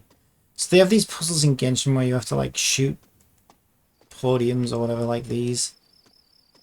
You have to light things up in the right order. But they make it so that you shoot one and it's connected to another one. And then you'll shoot one and maybe it switches two on. And like you know that you have to light them all up, but like you'll turn one on that you know turns the light on that you want, but then because it's connected to another light, it turns that one off. And it just I hate it. It drives me insane. My brain just can't figure that out. Like unless I was to sit there and actually write each one down, which I don't really want to do while I'm playing a video game. So I just always resort to just like shooting them randomly until I complete it. And sometimes I get lucky and I do it quite quickly, and other times it takes me fucking all day. Not all day, but you know what I mean? It takes me quite a while. And so obviously that's not really the sort of puzzle for me then, is it? Because it's just I find it more frustrating than enjoyable. So I think I never really get frustrated because something's too easy. I think I still enjoy it when it's easy. I think I'll go with easy. So yeah, I think maybe I want to just put a light up there so you can actually see what you're supposed to be doing.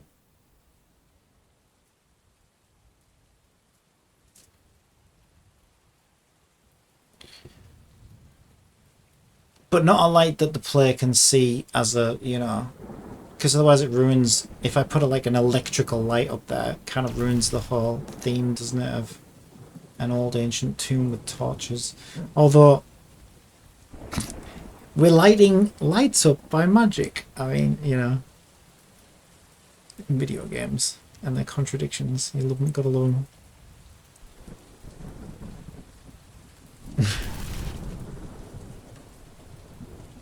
Oh, we got lightning. Got thunderstorms.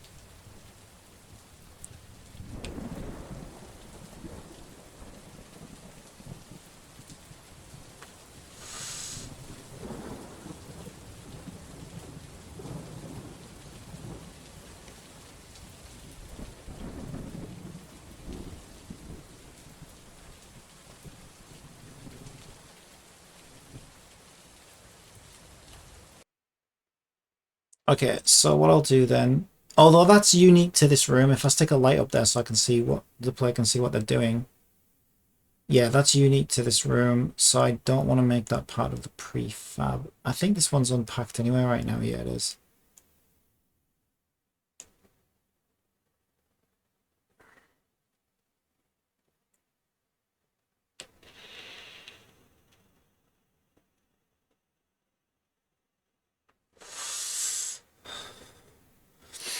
That's actually got me thinking, like, do I want to... I mean, I could be really nice, right?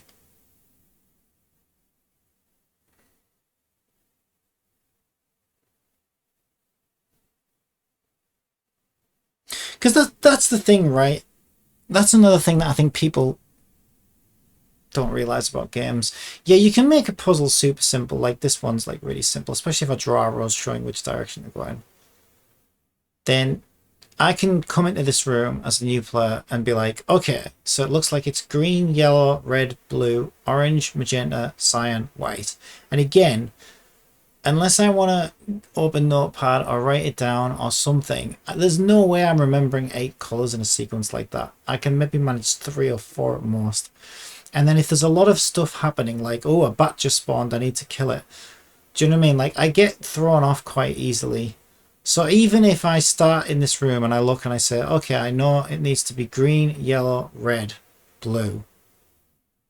Then I can go off, get distracted by flying bats, and also I don't know where anything is. So then I'm like, okay, which one's green? Where's green? It might take me a while to find green. And then I manage green. And then maybe I remember yellow. So what I'm saying is, like, I'm still going to need to come back, even if it's obvious what order they're supposed to be in. I'm still gonna be coming back to this room to check, okay, what was next? You know what I mean? And it's gonna take me time to complete it. And that's fun for me, no matter how easy it is.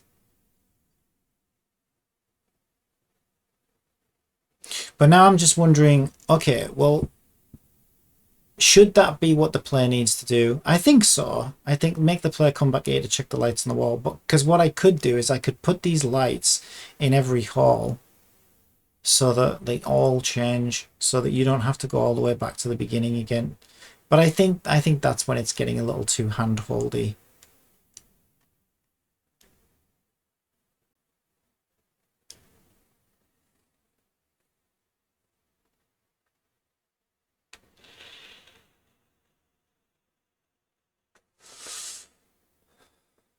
So yeah, when I make my other rooms, I think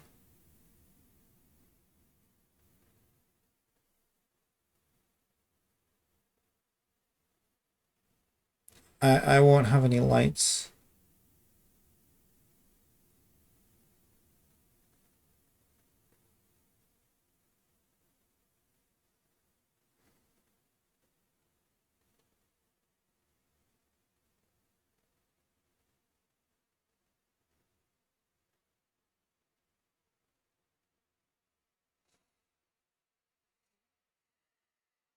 Okay. Are those gargoyles attached to the room? I don't think so. I think they're independent. Do I want to attach the ceiling? I noticed that texture's flickering as well. It's kind of hard to fix because what I cheated and I made the... Okay, what might fix it is making the upside down version of the room slightly larger or smaller. Like by just a fraction of enough so that it doesn't do Z-plane fighting. I can do it on this one because I know where this is right now. See the one I don't. Yeah, so these numbers here on scale, if I just adjust them slightly compared to the roofs, I'll just take the last digit off. That should be enough, I hope, to stop the Z-plane texture fighting that's happening. That's what's happening when you see a flickering texture.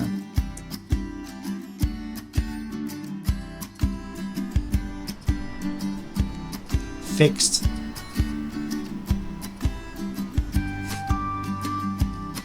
I like that I know stuff like that. That's such an easy fix as well. Yeah, you see it all the time in video games. People just like professional game devs. They have like flickering textures, and it's like, well, yeah, you've got two planes on the same Z, so it's rendering them both at once. So that's why it's flickering. There you go. I just fixed it so easily. So we're not getting a flickering texture okay now.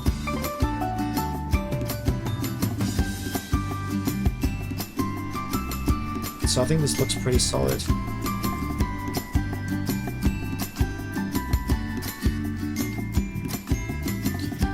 Right.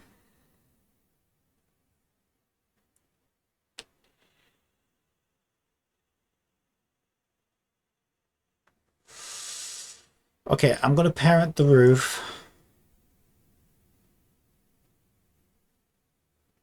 That's part of the roof. And then we actually have one called cave roof. No, that's a different thing altogether. I don't know what that is. It's got nothing to do with this.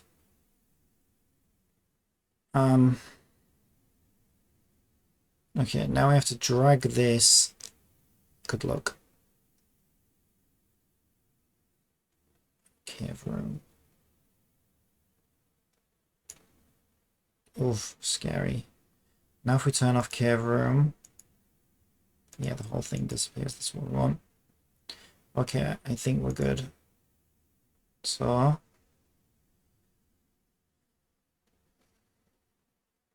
this is gonna get really messy. No, it's gonna be fine. It's gonna be fine. It's gonna be fine. It's gonna be fine. Duplicate that. Okay.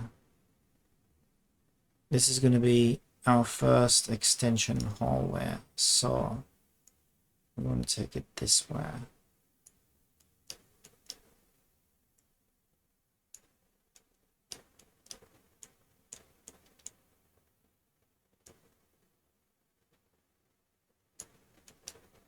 And because we only have 2 doors, what we're going to have to do is get a good view. We don't have any floater carriers there yet either.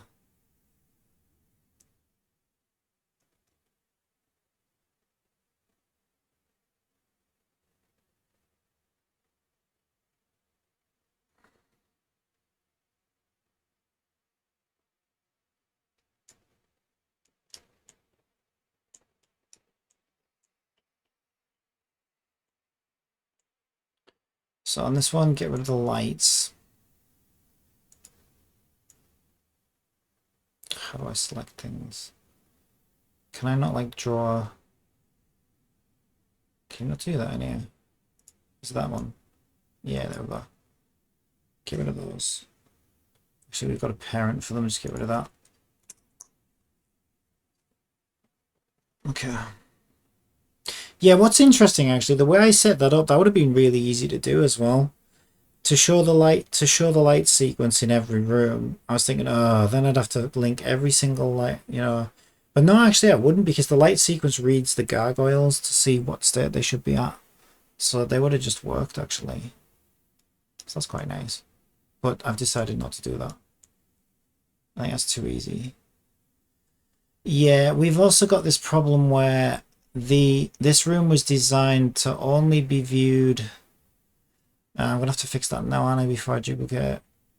Oh, we got the gargoyle statues as well. I didn't think they were parented, but it looks like they were. It's alright, let's get rid of them.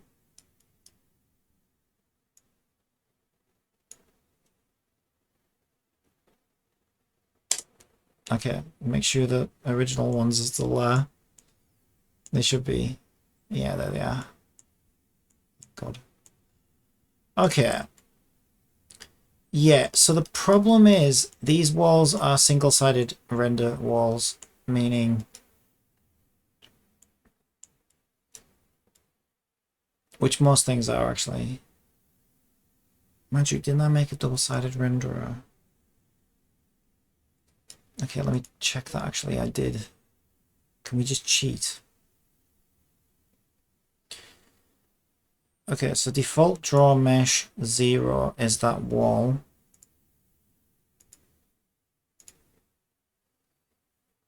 I did make a custom double-sided renderer for this project. There we go, problem solved. Nice. That should have also applied to the other side as well. Out here. Because the same material. Yep, okay. Did it also apply to the one on the other side? Actually, it's applied to all of them. Oh, that's so nice. Okay, that was an easy fix. I was worried I was going to have to... And I think I already set up the collision for the doors and everything. Pretty sure I did.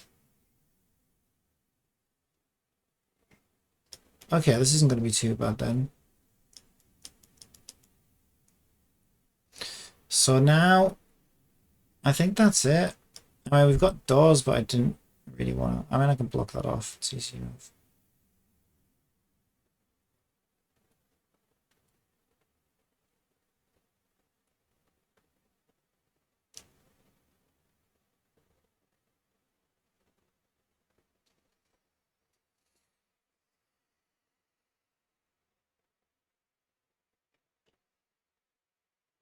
Okay, where are we right now?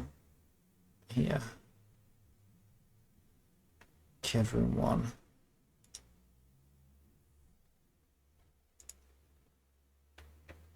Okay.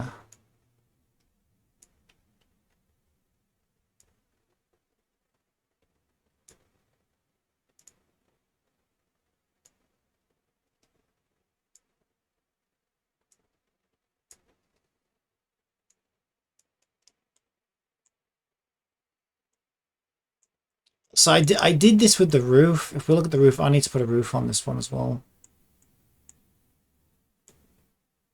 If we look at the roof, I actually... Yeah, let me just use the roof thing, actually. It's already the right color and everything.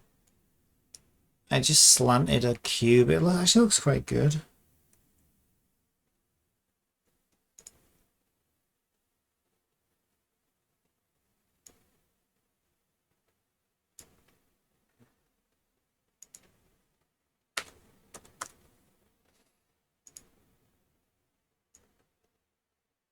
just to block that off. Should have a collider on it. Yeah, it's got a collider on it.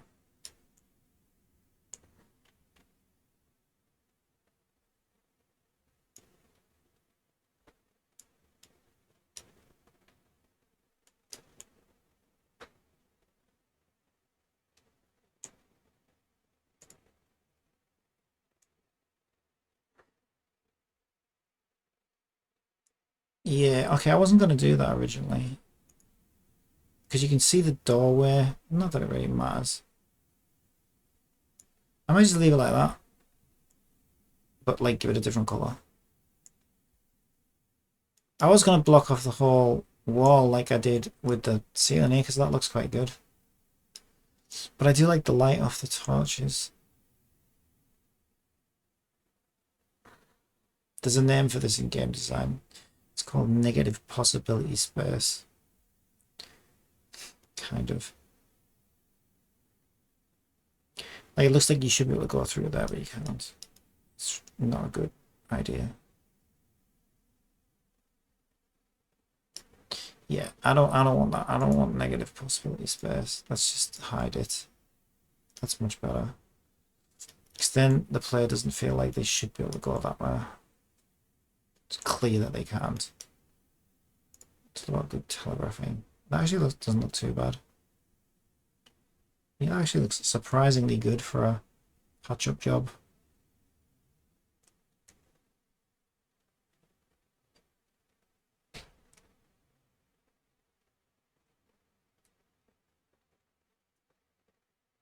Is that a gap there, though? I don't understand what I'm looking at. It's all part of the inside, isn't it? Yeah, because that's the alcove thing. Yeah, no, I think that looks good. If I'm unsure, I could just...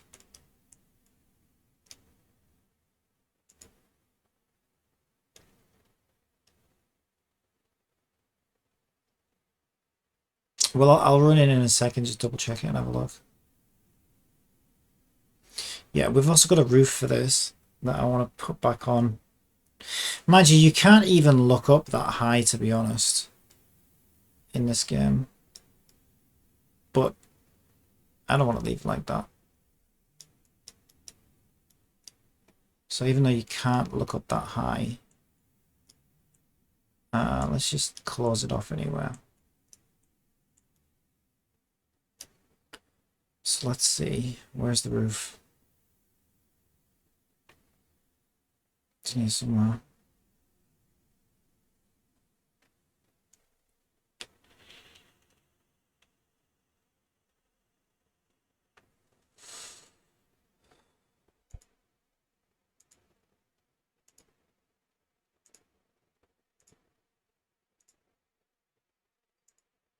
Ta-da! And now it just needs bringing up globally. Okay. I mean, yeah, it seems to go up that high. Like I say, you cannot look up that high. My camera's clamped. Okay, it's rendering the wrong side. That's because it's rotated the wrong way. Because it's upside down. Because that's the same room upside down.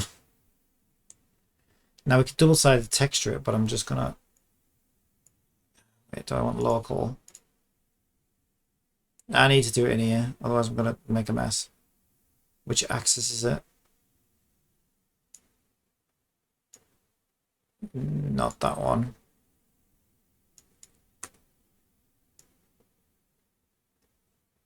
There it is. Ew, it's rotating around a weird. So set that to 180. Bring it back down. Why do I feel like that's not lined up now? It's not, is it? Oh yeah, it is. It's looked a bit off. Yeah, again, you can't even look up there, but I feel better putting it back in. Yeah, that does look slightly off to me. It's probably fine. Let's make it a bit bigger.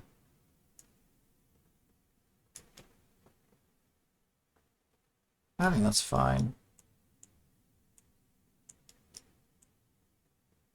It is actually floating above.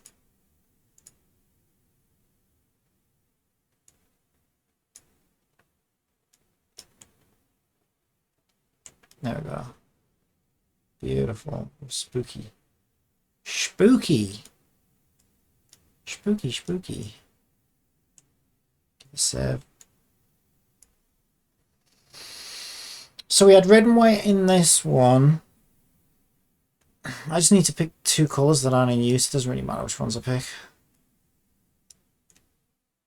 Red and white, eh? Let's do green and orange.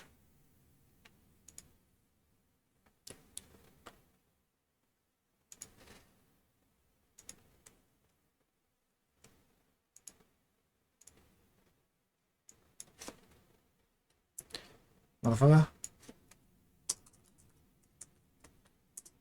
Okay.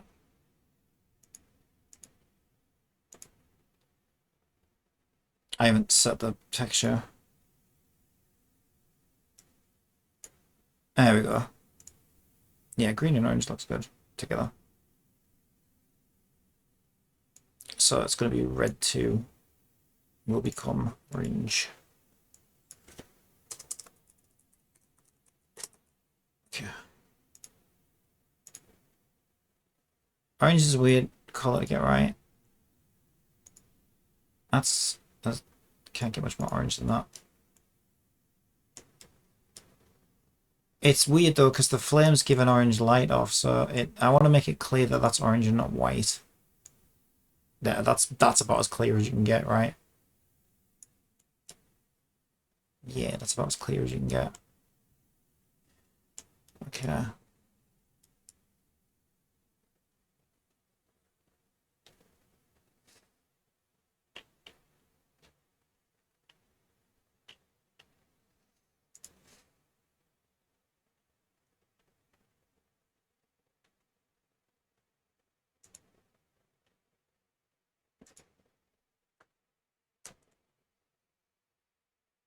So we want to rotate. These have really weird. No, they don't. Is that X? That's Y. Ew, it's got a no. It has got a weird. It has got a weird value, hasn't it? Ah, you motherfucker. Ah, balls. Okay, it's fine. We just need to get our calculator out. So if it's ugh, negative 35.812. So it's at 395 degrees, so 305.812, right? 90-degree rotation. 305.812 should be completely wrong, apparently. That's where did I go wrong? I'll just give us, okay, fine, just give us 35.812 plus 90, and we'll take it to negative 125.812.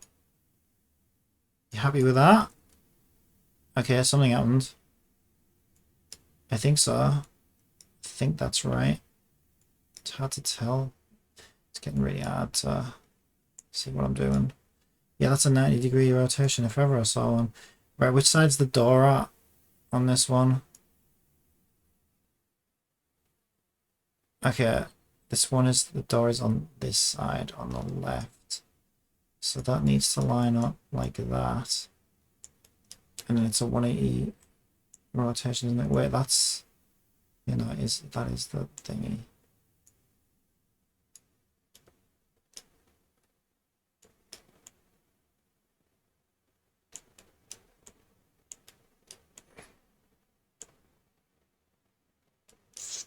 This dome's problematic. I maybe need a different solution for that.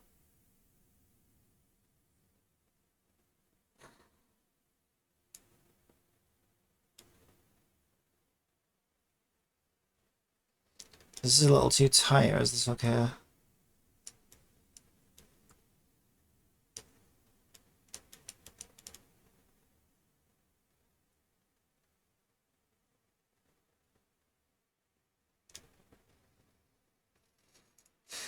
I think we need a bigger room that connects them all up, personally. Maybe not that big. At least that big.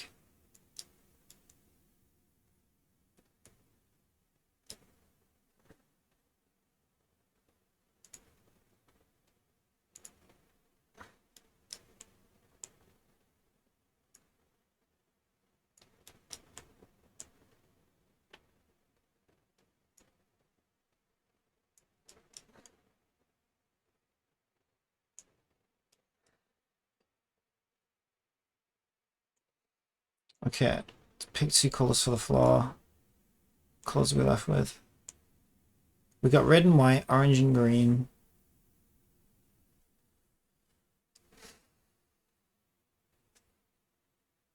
Magenta and yellow.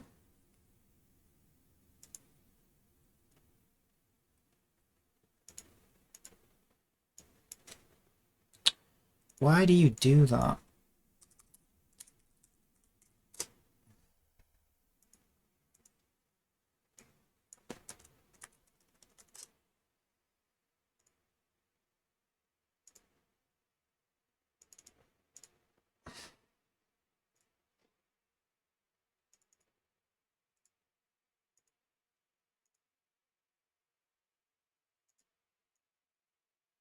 It's about as yellow as you can get.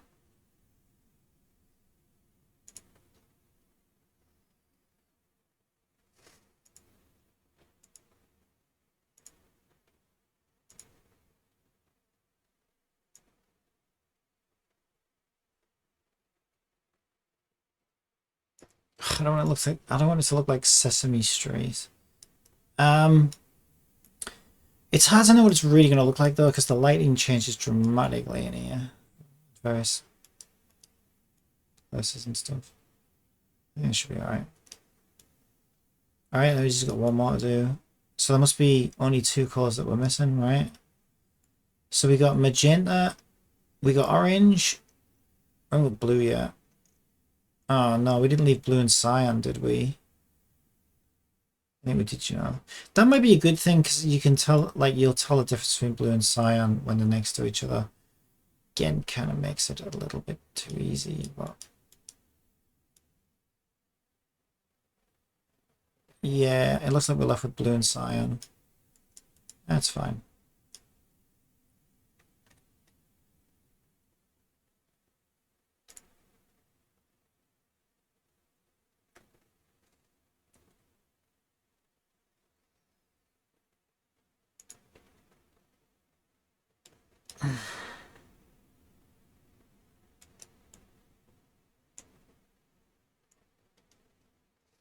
Okay, we want a 180-degree rotation. Oh, interestingly enough, this time it's given us 0, 0.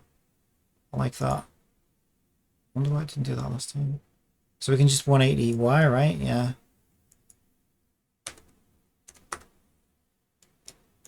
It probably has something to do with which object you duplicate and kind of treat it like a parent in somewhere. I don't know. Because aren't we at root level right now? Or are we actually attached to something? I don't even know. Doesn't really matter, I guess. What? What? Why can't we see the door then? Oh, did I? The door's up in the ceiling. I must have rotated it the wrong.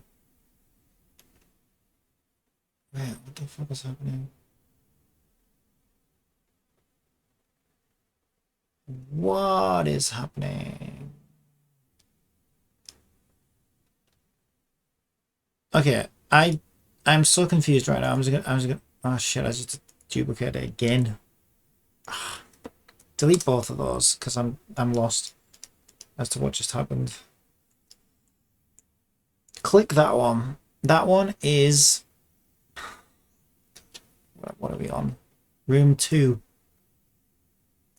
Yeah, I thought it was weird because I duplicated room 1, I think. That's probably why it got, but it dragged from there, so I'm really confused about what happened. Right, now our rotations are like making more sense like they did before. They're like really odd numbers. Just to make my life fun.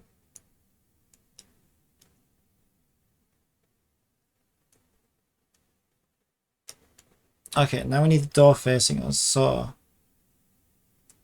180 degrees from minus 125.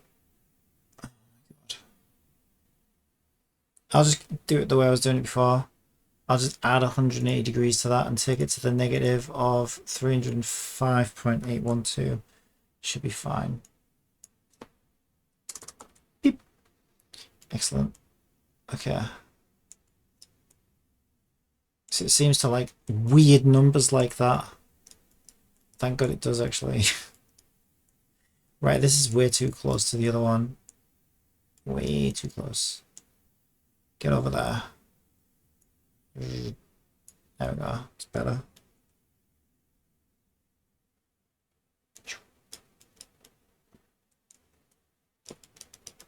Okay. I feel like this one's too close now.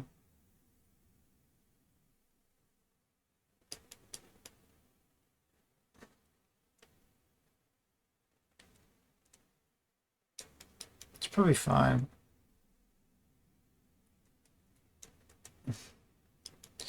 So it's cyan and blue, isn't it? In this one.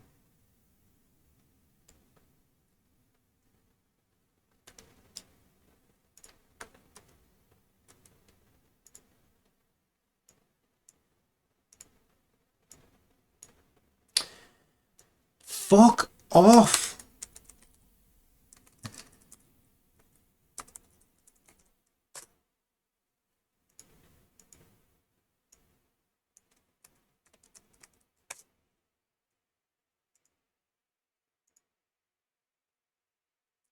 I don't like changing the color when I can't see it.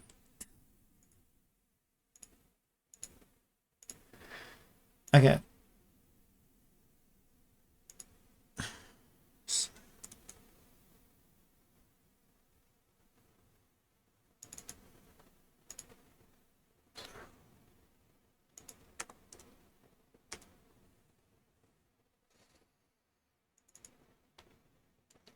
You know what?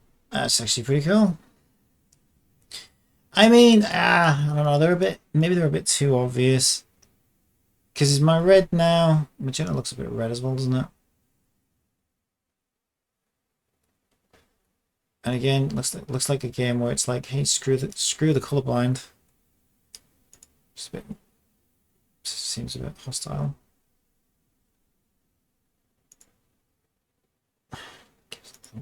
I made this one a bit more red then, because otherwise it doesn't match the others. But I think that's a bit, that's fine, I guess.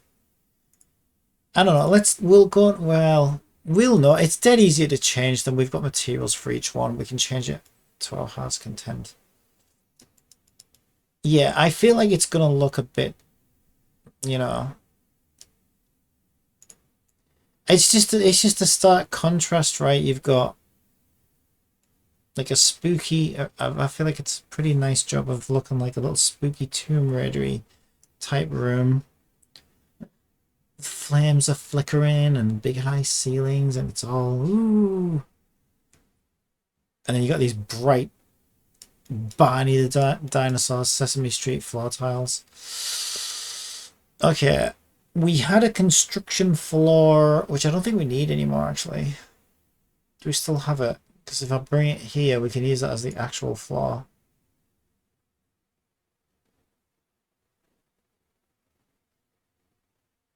I could search for it. There it is.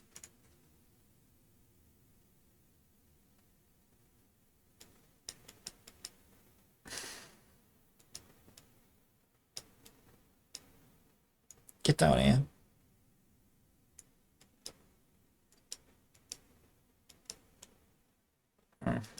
Get over here.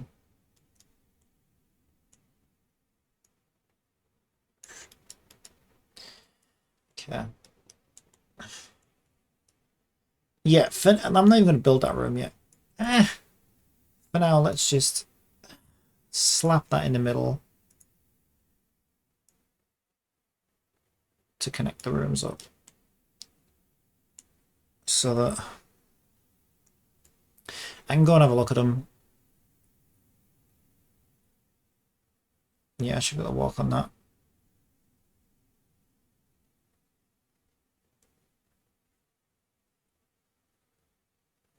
Has that got a weird rotation on it or something? Yeah.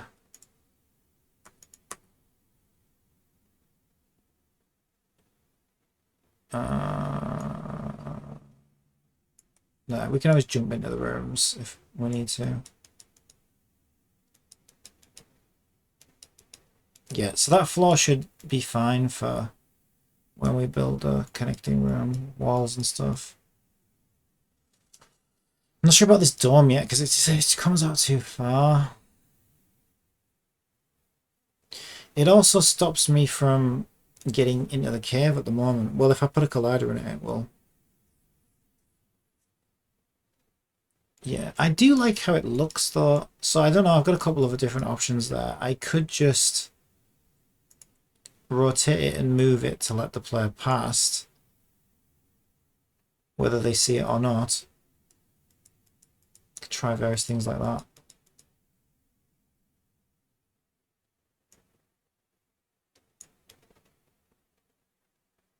Okay, that connects them up pretty well.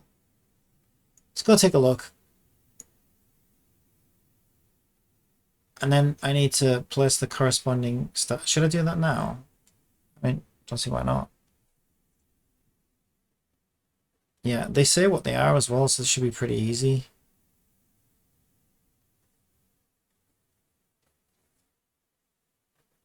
I think they're parented right now to... There they are. One of the rooms. Okay, what I need to do then is... Let's just collapse all these. So we can see cave room. We've got cave room 1, 2, 3, and there should be a cave room at the top. Just collapse, collapse, collapse, collapse. Okay.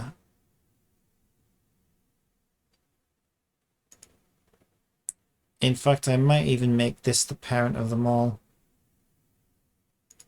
It's a connecting floor, why not? So we'll call this cave room puzzle 1. And then if we parent that and drag that down here somewhere so I can get to it.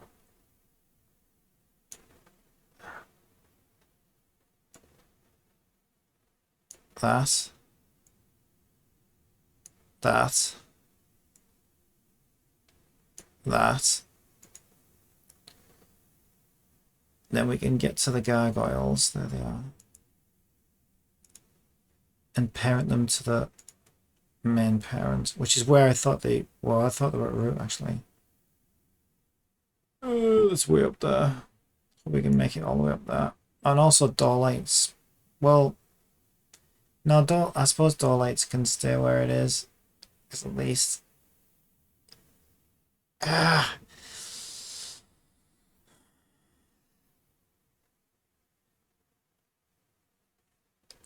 Door lights are part of the first room.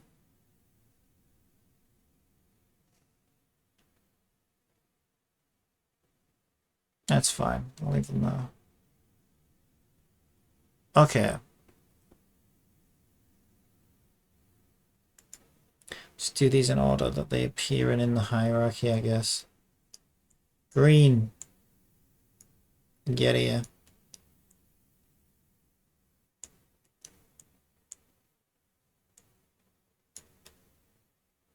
That's cyan, isn't it? It's cyan. I thought that was green for a sec. That's green. I'll stick you on a green tile for now. Yellow.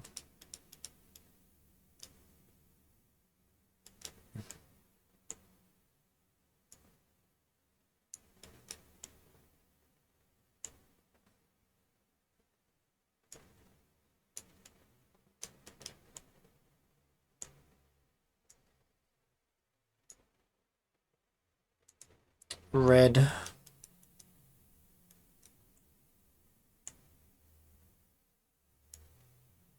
Isn't that same room? Yeah. Why is it?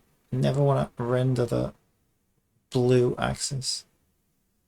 Ever. Show yourself. There you go. You'll be alright there for now. Blue.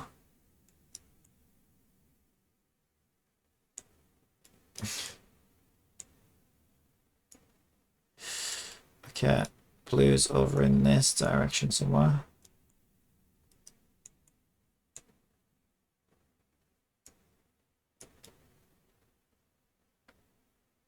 Where? What? Okay, see, I don't know what I'm looking at. Yeah, I see the sign floor, so I think it's more this way. Okay, I'm really lost right now.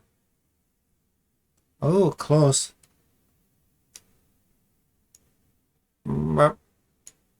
And white. Actually, leave him where he is. He's already on the right floor tile. Magenta.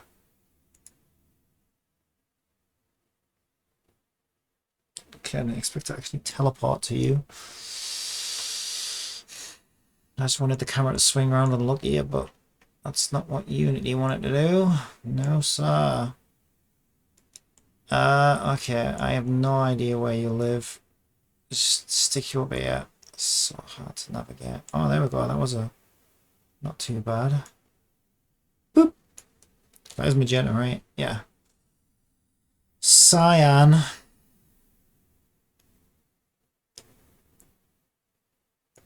It is in there. This way and this way. Oh, what a guess. And orange is the last one. Thank God. And they're still not even where they want to be yet, but we're getting there. Orange.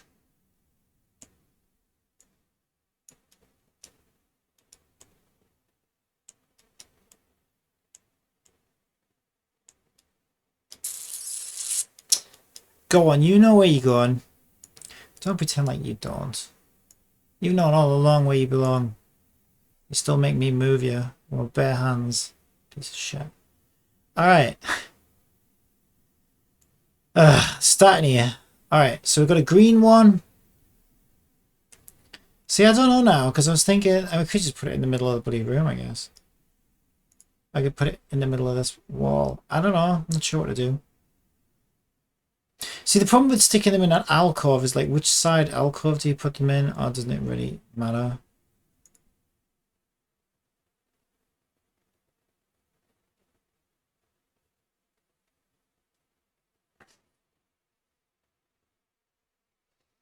Well, it doesn't really, like, as far as the puzzle's concerned, it really doesn't matter. Because as far as the puzzle's concerned,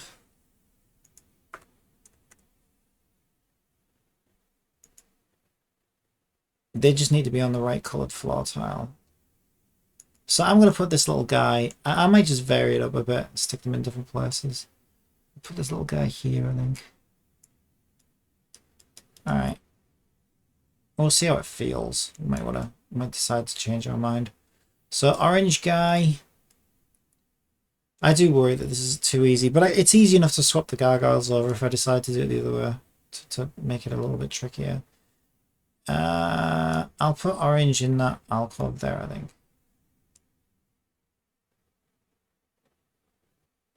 So that'll be a 90, won't it? Nope. 270. Yep. Don't stick him too far in the alcove because we learned that the collider gets in the way and we can't interact with him. But I think that should be fine about there. Has he squished down? He looks like he's been squished down. No, I don't think he has. It's just my imagination. Alright. So there's that one. That's our main entrance, so we'll do that last. Alright, we've got a... I was going to call him Pink, but I don't think he'd be happy with me if I called him that. Alright, Matt. Get over there. Stick you in that alcove, I guess. Somebody there. I think you'll be alright there. Don't let you too far back. Alright.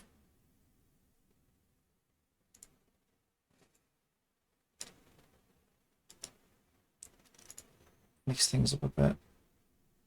Turn you. Fucking piece of shit. What am I on now? The floor. I don't want to be on the floor. No! Ah! I want yellow gaggle! Fuck you. 180.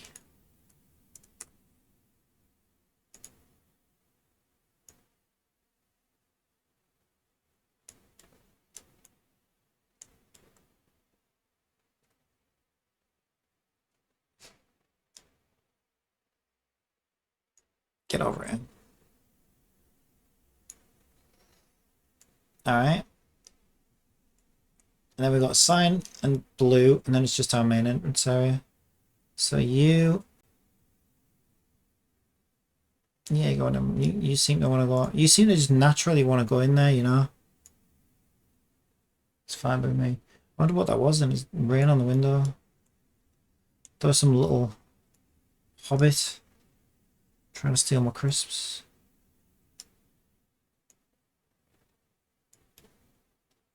Oh, you look lovely there. You do like it there, don't you?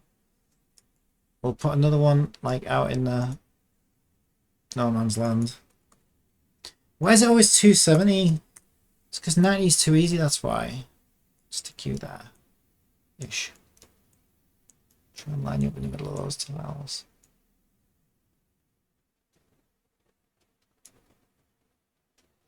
Yeah, I have to be careful though, because I think that might also... No, it can't be because there was a door there.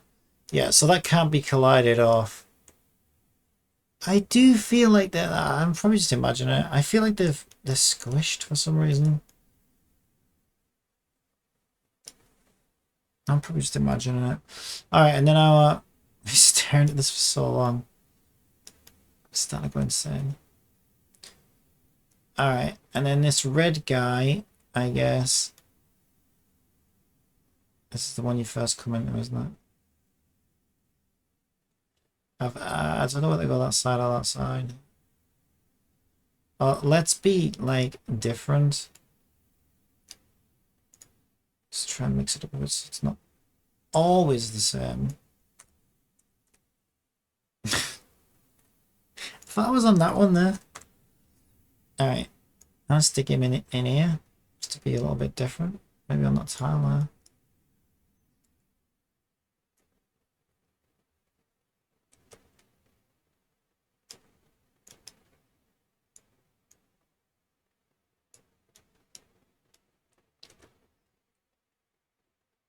Because he's the first one. You're probably going to swoop down here. Oh, we want our pit of spikes as well, don't we?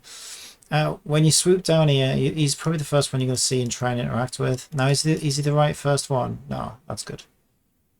And then white is our last one. This one will open the door. If we ever get one. I'll wait for the joiner to show up. And I think I'll just stick him like here next to the door. Between them two tiles. Or do I want to put it in an alcove? That's fine, I'll just stick him there, I think. I mean, I might even just shift him right in front of the door, because the whole point of him is he's just going to let the player...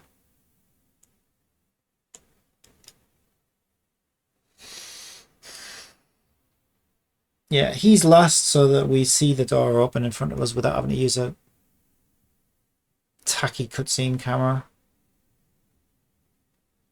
I thought I fixed that flickering texture. Oh, you know what? I fixed the flickering texture on all of the child rooms, but not this one, I think. No, sure I did, because I remember testing it and then being really proud of myself. Well, it's flickering in the editor. I'm pretty sure it doesn't flicker in game. Alright, are we ready to test it then? I think we are, aren't we?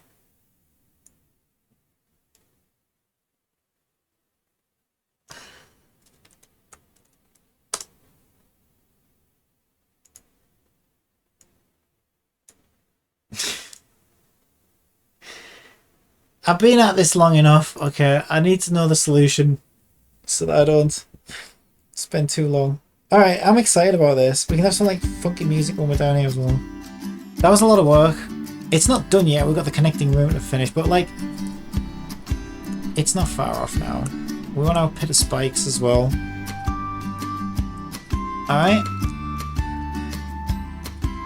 So the player might decide to try this one. Let's get a nice view. Nice big view.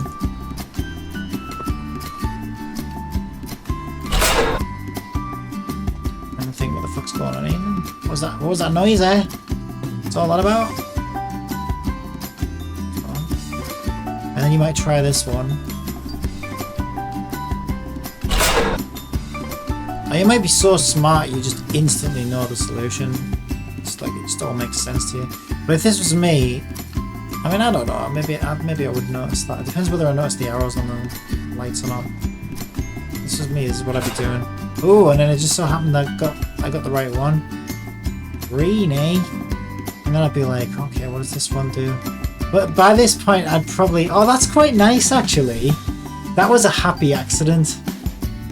That looks like good game design to me. And it wasn't. It was fucking accident. It just so happens when you get the right first one, the first thing you see when you turn around is that the green light's gone on over there. Happy accident.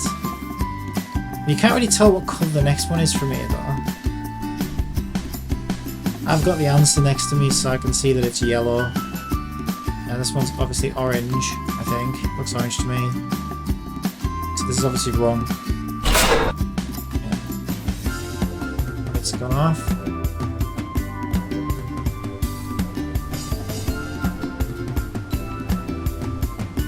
So go back to this one. And by now you're probably like, okay, so I have to get the lights in the right order, right? So what's the next one? So it's, and then I'd look at that and I'd think, well, it's either white or yellow if they're like connected to each other. Can't really tell that that's yellow, to be honest. Yeah, I'm gonna stick a light up there and we'll draw some arrows as well. So it's gonna be insanely easy because I wanted to spend all of my life coding this so that people could just blaze through it in no time at all. Right, so I'm looking for a yellow floor. There it is.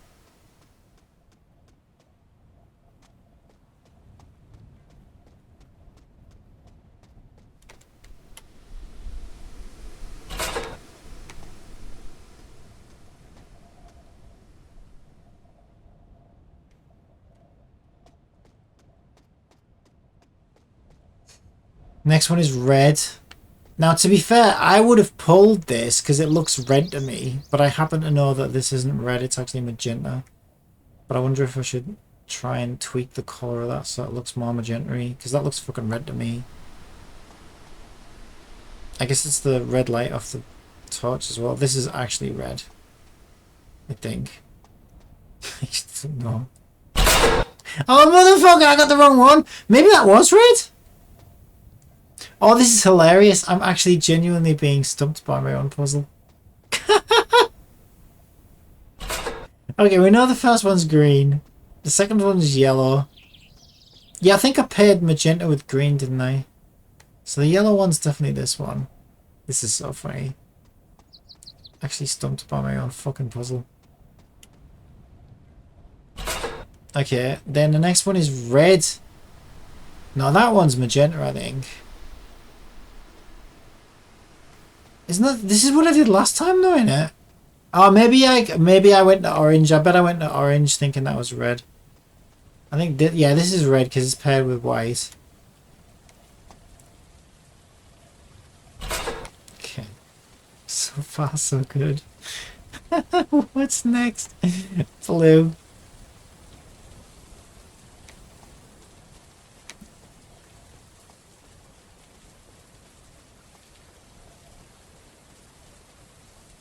And then I'll probably make it so that bats spawn and shit every time you turn one of these on. Deal with them. Alright, next is orange. That's red. orange and green in it, and that one's green, so I'm pretty sure this is orange. Thank God. I wasn't sure. Some of these colours do look very similar. Okay, well, I've got a torch. I'm an idiot. I can probably see the colours better with my torch. Oh, you stupid boy. Oh, look at how much easier you can see the colours with your torch. Oh, this is the best puzzle ever. Because the flames kind of obscure the colours a little bit, but then as soon as you turn your torch on, you can just sort of check it. Oh, that's another happy accident, kind of. Wait, don't just pull any lever. Where are we up to? Oh, jeez, I legitimately forgot where we're up to. Let's check. I've done orange. Okay. Magenta. Those are the blues. That's not that one. It's got to be in here. It's got to be this one. Yay. See, that looks red, but then you turn your torch on and it's like, oh, it's not quite red. But that's because of the red flickery flame lights. Oh, I like that then. Because, like, there is a solution, right? So it's like, if your complaint is, oh, all the colours look the same. Oh, there's too many things look like red. Well, then, it's like, well, no, you just turn your torch on, you dumbass. And then you can see it properly. Alright, it's this one. See, this is how long it's taken me to complete this puzzle without spawning any bats. So then the last one's going to be the one at the entrance, isn't it? So we can see the door open. It's this way, I think. Yeah, there it is. And then there we go, I would have completed it. Puzzle complete. So, door will open. Can't miss it. Alright, that works as expected. That was so funny as well when I'm like, okay, everything... I got confused by my own puzzle. But to be fair, and again, this... I actually love how that turned out, right? Because, yeah, the puzzle's easy as fuck. Like, you can do it with no brain. But the fun part is going to be like, you know, exploring the place, dodging the spikes when you fall down. We'll spawn some bats each time you know, pull a lever, and then finding out which floors are which and where they are. And then also, yeah, there was a kind of added surprise there that the lights changed, kind of add red to the colours so intensely, because that's pretty much the only light down here, that it becomes hard to tell the difference between magenta, orange, and red. Maybe even yellow. Yellow kind of looks orangey. But if you, as soon as you turn your torch on, because your torch is a pure white light, it makes it much more clear what colours the actual floors are. So that was quite a nice, happy little accident that I wasn't expecting. Even that kind of looks... It's hard for me to tell. I think that's orange, isn't it? No, that's the red one, isn't it? As I mean, that does kind of look orangey. That's actually the red one.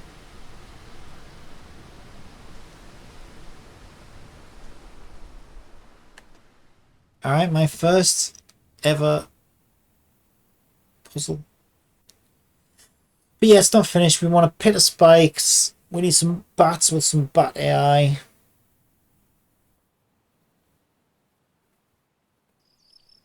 Stick a door on that opens up.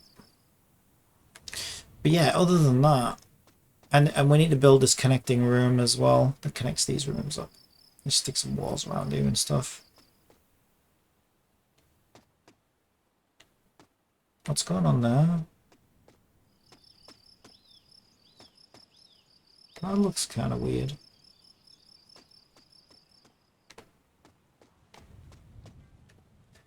That's all right, I can hide all this. Yeah. So even though I made that a double-sided texture,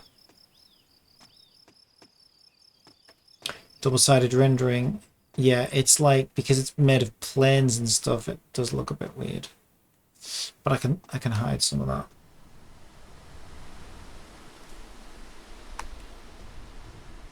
I haven't had enough pain. Let's reset this puzzle, shall we?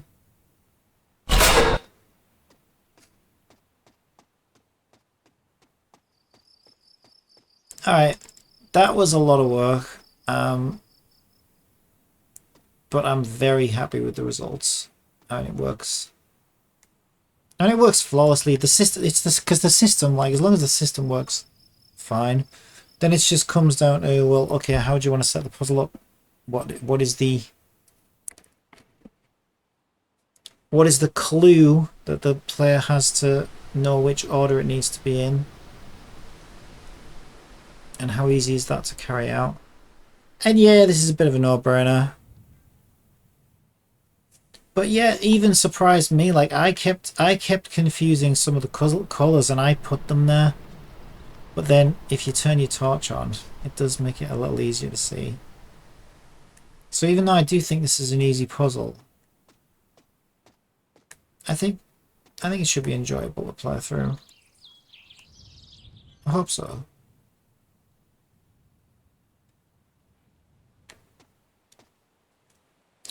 Alright, I'm going to get some food and leave it there. So I will see you in the next one. Bye.